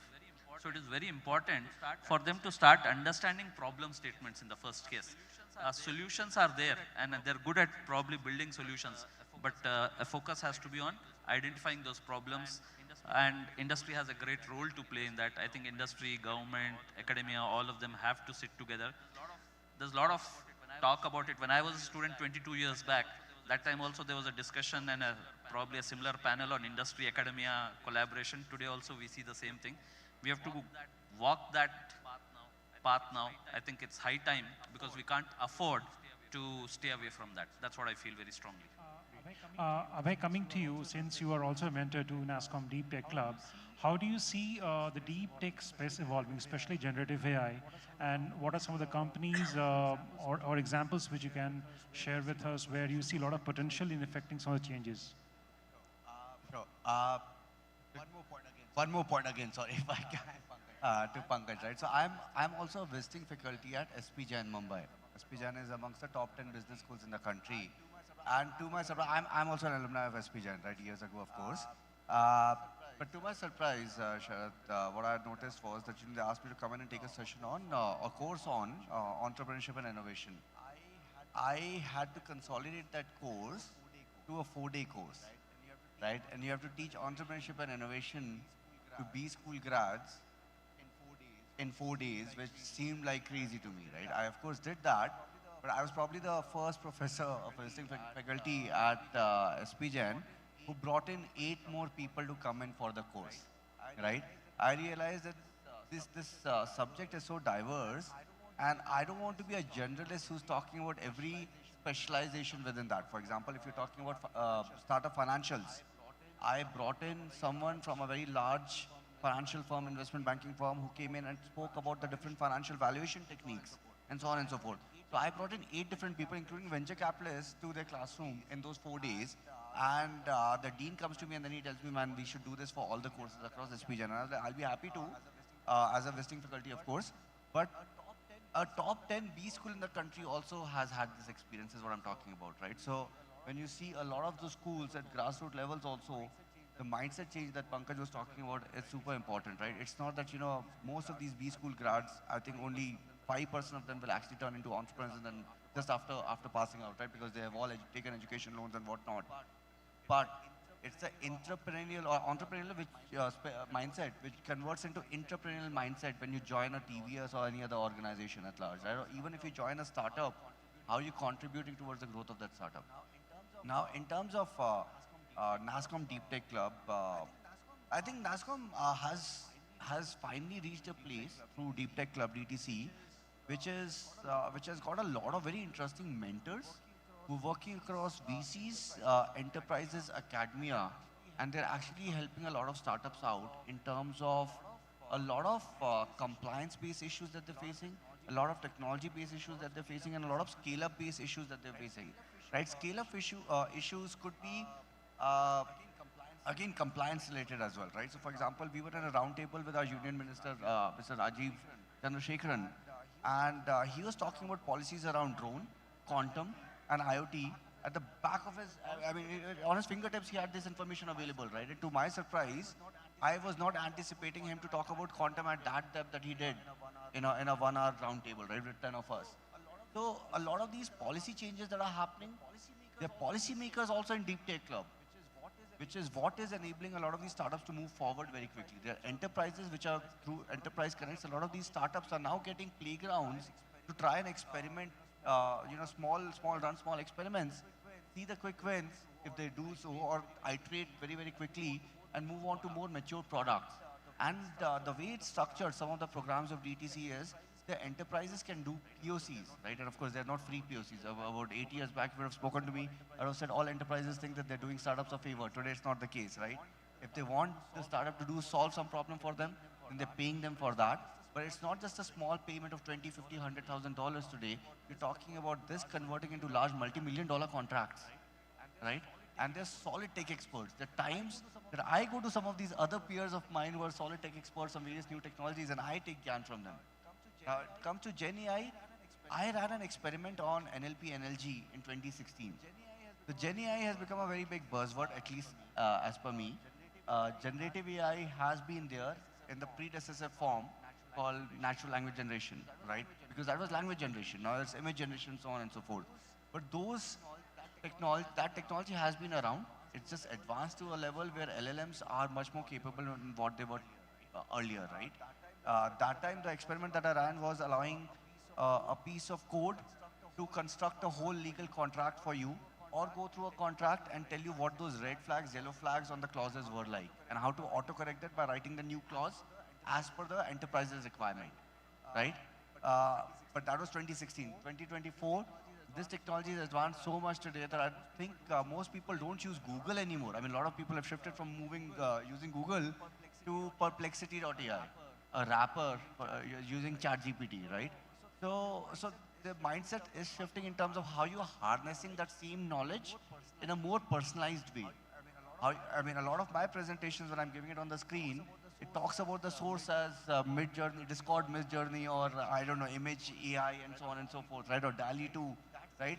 That's the change that I'm seeing in corporate environments as well, where people would have been thinking about it about a year ago as well, that this guy's not doing his own work, he's getting ChatGPT to do his work.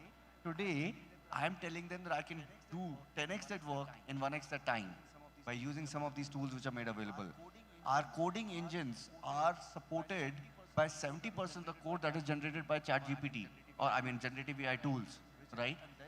And then we work on top of that to make sure that, that 30% work takes us only 30% of the time, and 70% of the time gets utilized towards ensuring that we make those products even more meaningful for consumers. So I just wanted to share that. In fact, you rightly pointed about the code generation part, right? Because now with the advent of Duet AI or even Amazon's Code Whisperer, I mean, the coding as a skill itself is getting automated, and that itself will unlock a lot of productivity for developers in general. So since we have close to 5 minutes, so as a closing remark, what would be your message to startup founders and entrepreneurs? My words of advice to all the startups or the entrepreneurs is that keep doing the hard work, what you're doing, and it's a matter of time. Everybody will see the success. Don't give up on entrepreneurship. And government, industry, academia, and also the alumni. In India, alumni are not doing enough when they're successful to the colleges where they come from. And if the colleges and the universities have to do well, more than expecting from the government, the alumni who have been benefited from those colleges, they should go back and they should see what is required, which is relevant for the present date. And if you see any developed countries, it is the alumni who adopts the colleges and they put in their money because they feel that I owe to my college. And that has to come back in a very serious way. It is not that just to have a Facebook group and have a meeting with your family and have some dinner and sometimes, like honor the mathematics, English, and teachers. It's not enough. What they need to do is a certain portion of the money, when they are successful, they need to dedicate to build their colleges back so that people like you will come out of that college and they also become successful, which you have seen. Many of the entrepreneurs from Bangalore, you have seen how they have put in their hard-earned money into their colleges. And so it's industry, it is the government, it's academia, and it is the alumni. Together, we can make the difference to the country, and we can make this 10 trillion for the country happen quickly if we work together. Thank you, sir, for your insights. Pankaj, any closing comments from your side? I was just thinking when sir was telling, and just in a lighter vein, maybe the students coming out of our colleges don't feel the same respect for the colleges. They haven't got a good deal there, so they don't contribute back. But things have to change, and things are changing. There are definitely a lot of initiatives which are going on. It's just that the problem is so huge, and it's so heterogeneous. One size doesn't fit all, because in bits and pieces, some of the examples sir gave, some of the examples Abhay gave, and I have myself been participating in this for some time now.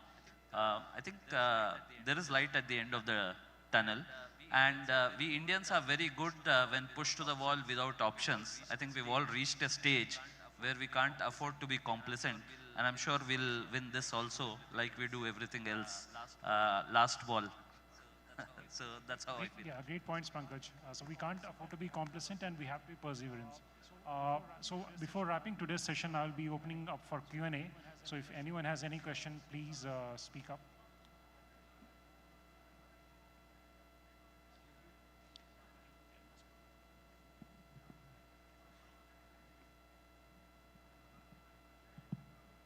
Hello. Yeah, so thanks what you have said. Let me put my perspective here. When tech, many times we relate it with the IT, and I'm saying technology is like many other things, and IT especially has like done, which I put in my definition, that what has remained same, only they have changed the how different. So, and now coming to the innovation part, so if we leave out, let's say India stack, which you feel something has been done, and other than that, not much on the innovation we find in India. I can be wrong and happy to take that. And as I said, IT is doing many things, but it can only change the how part. You know, you do bank transfer, you do for 5 rupees within real time. But overall technology, if you realize, at my understanding, not much has happened, or somewhere in the manufacturing it is happening, but then we are the low-cost assembly, not the high cost.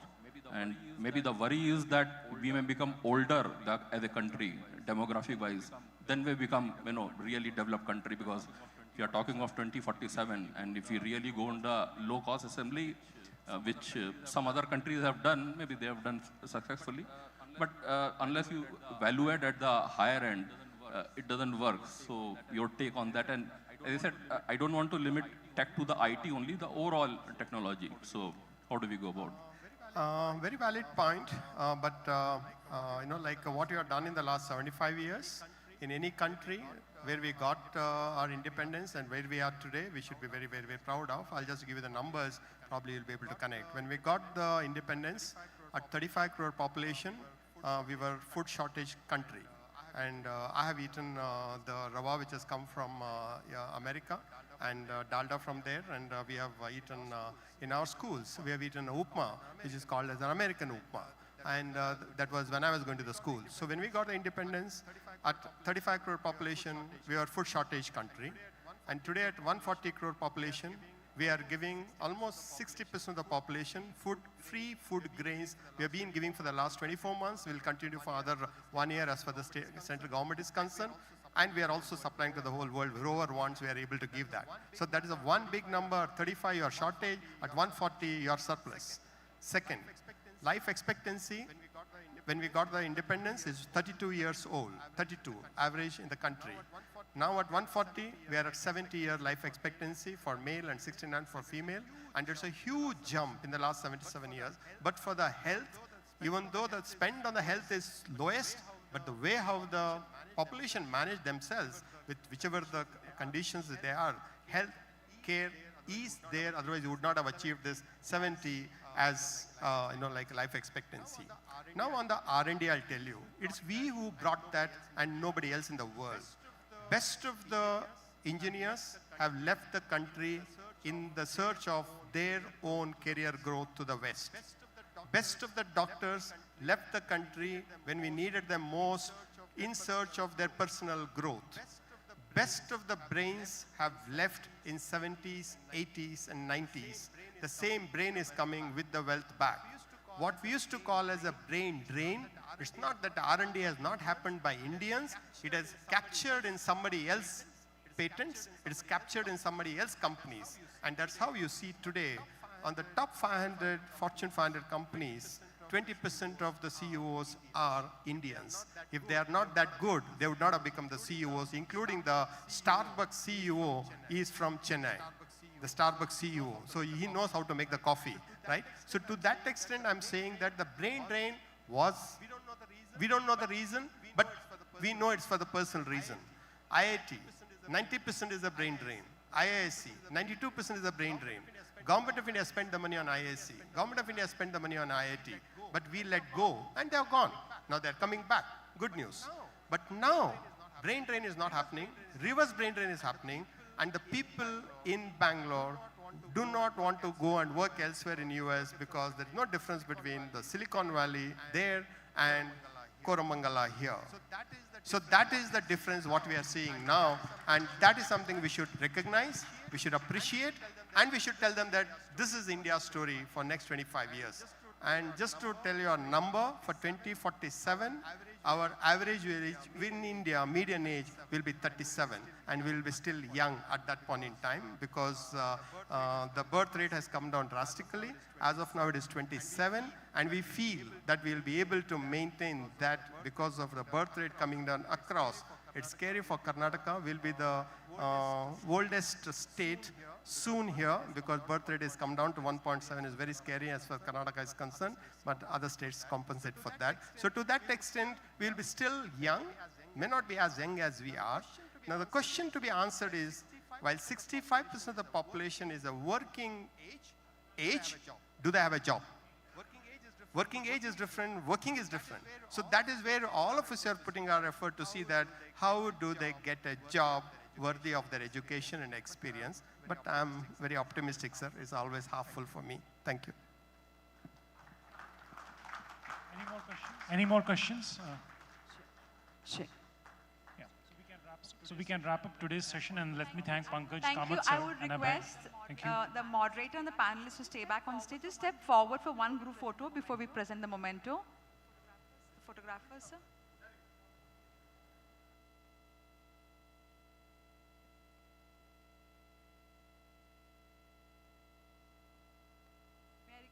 May I request Mr. Prasanna Lohar to come on stage to present the memento to the moderator and the panelists and thank them. Let's thank Shri Sharat Chandra. Thank you, sir, for moderating the session.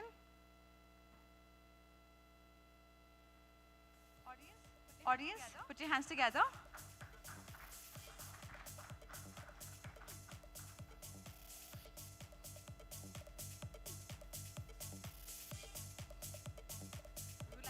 We would like to say thank you to Mr. Pankaj Diwan.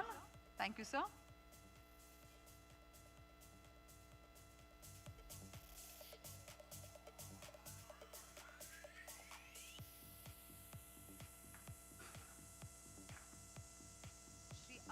Shri Abhay Tandon. Thank you so much. Abhay. Shri Abhay Tandon. Thank you, sir. Also, ladies and gentlemen, let's say thank you to Shri Ullas Kamath, President, FICCI Karnataka.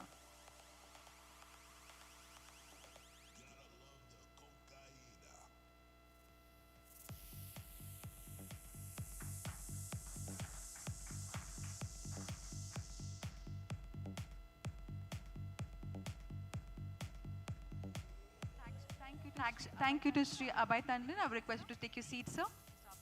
Mr. Abhay, take your seat, sir. Requesting Shri Sharat Chandra to stay back on stage, Shri Pankaj Diwan to stay back on stage, Shri Ullas Kamath, sir, stay back on stage. For the next session, I'll hand over the mic to Mr. Prasanna Lohar.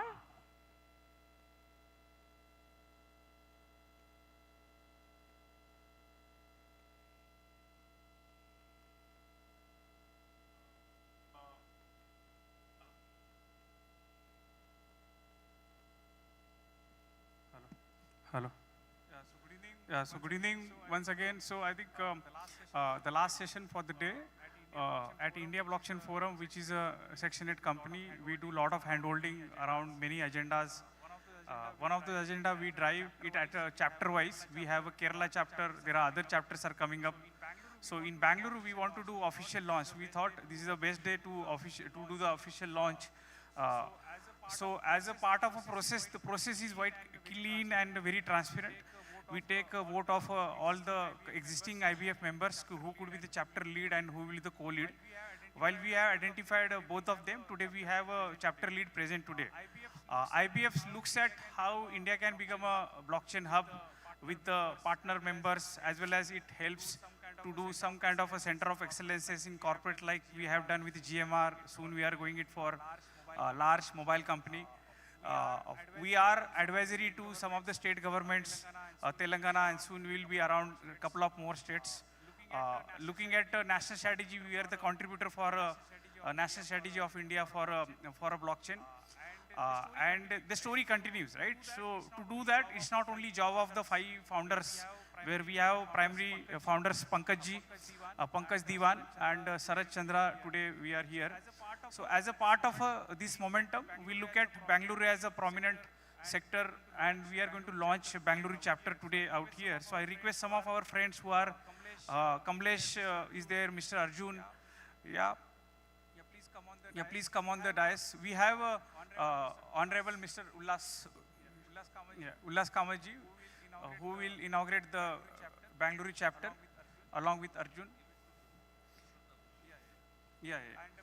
And Mr. Mukund, project lead at UNDP India. So we are announcing here our project lead, our Bengaluru chapter lead, Mr. Purushottam Anand. Please come and do the honor. Yeah. Murthy, yeah.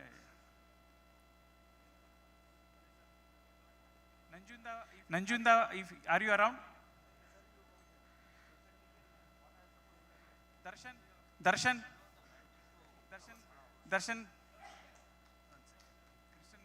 Mr. Nanjunda.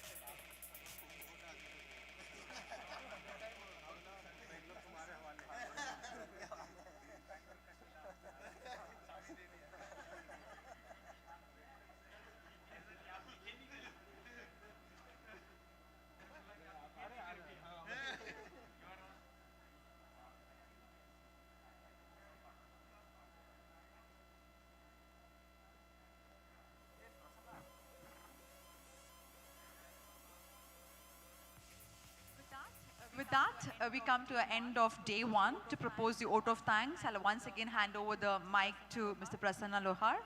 So over to you, sir.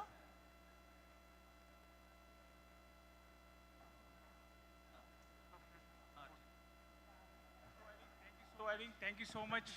Thank you so much, audiences. We had a wonderful inaugural session with Rajiv Gowda ji, and we had a couple of more sessions with Shalini Rajnish ma'am, followed by Public Digital Infrastructure panel. Tomorrow also we'll look forward for a couple of those sessions, VC sessions, investor panels. I think thank you so much for all of you all to attend the first day of the Innovation Summit. This will be followed by 6 o'clock. We are having a CEO roundtable around the 17 sustainable goals in Plumera Hall.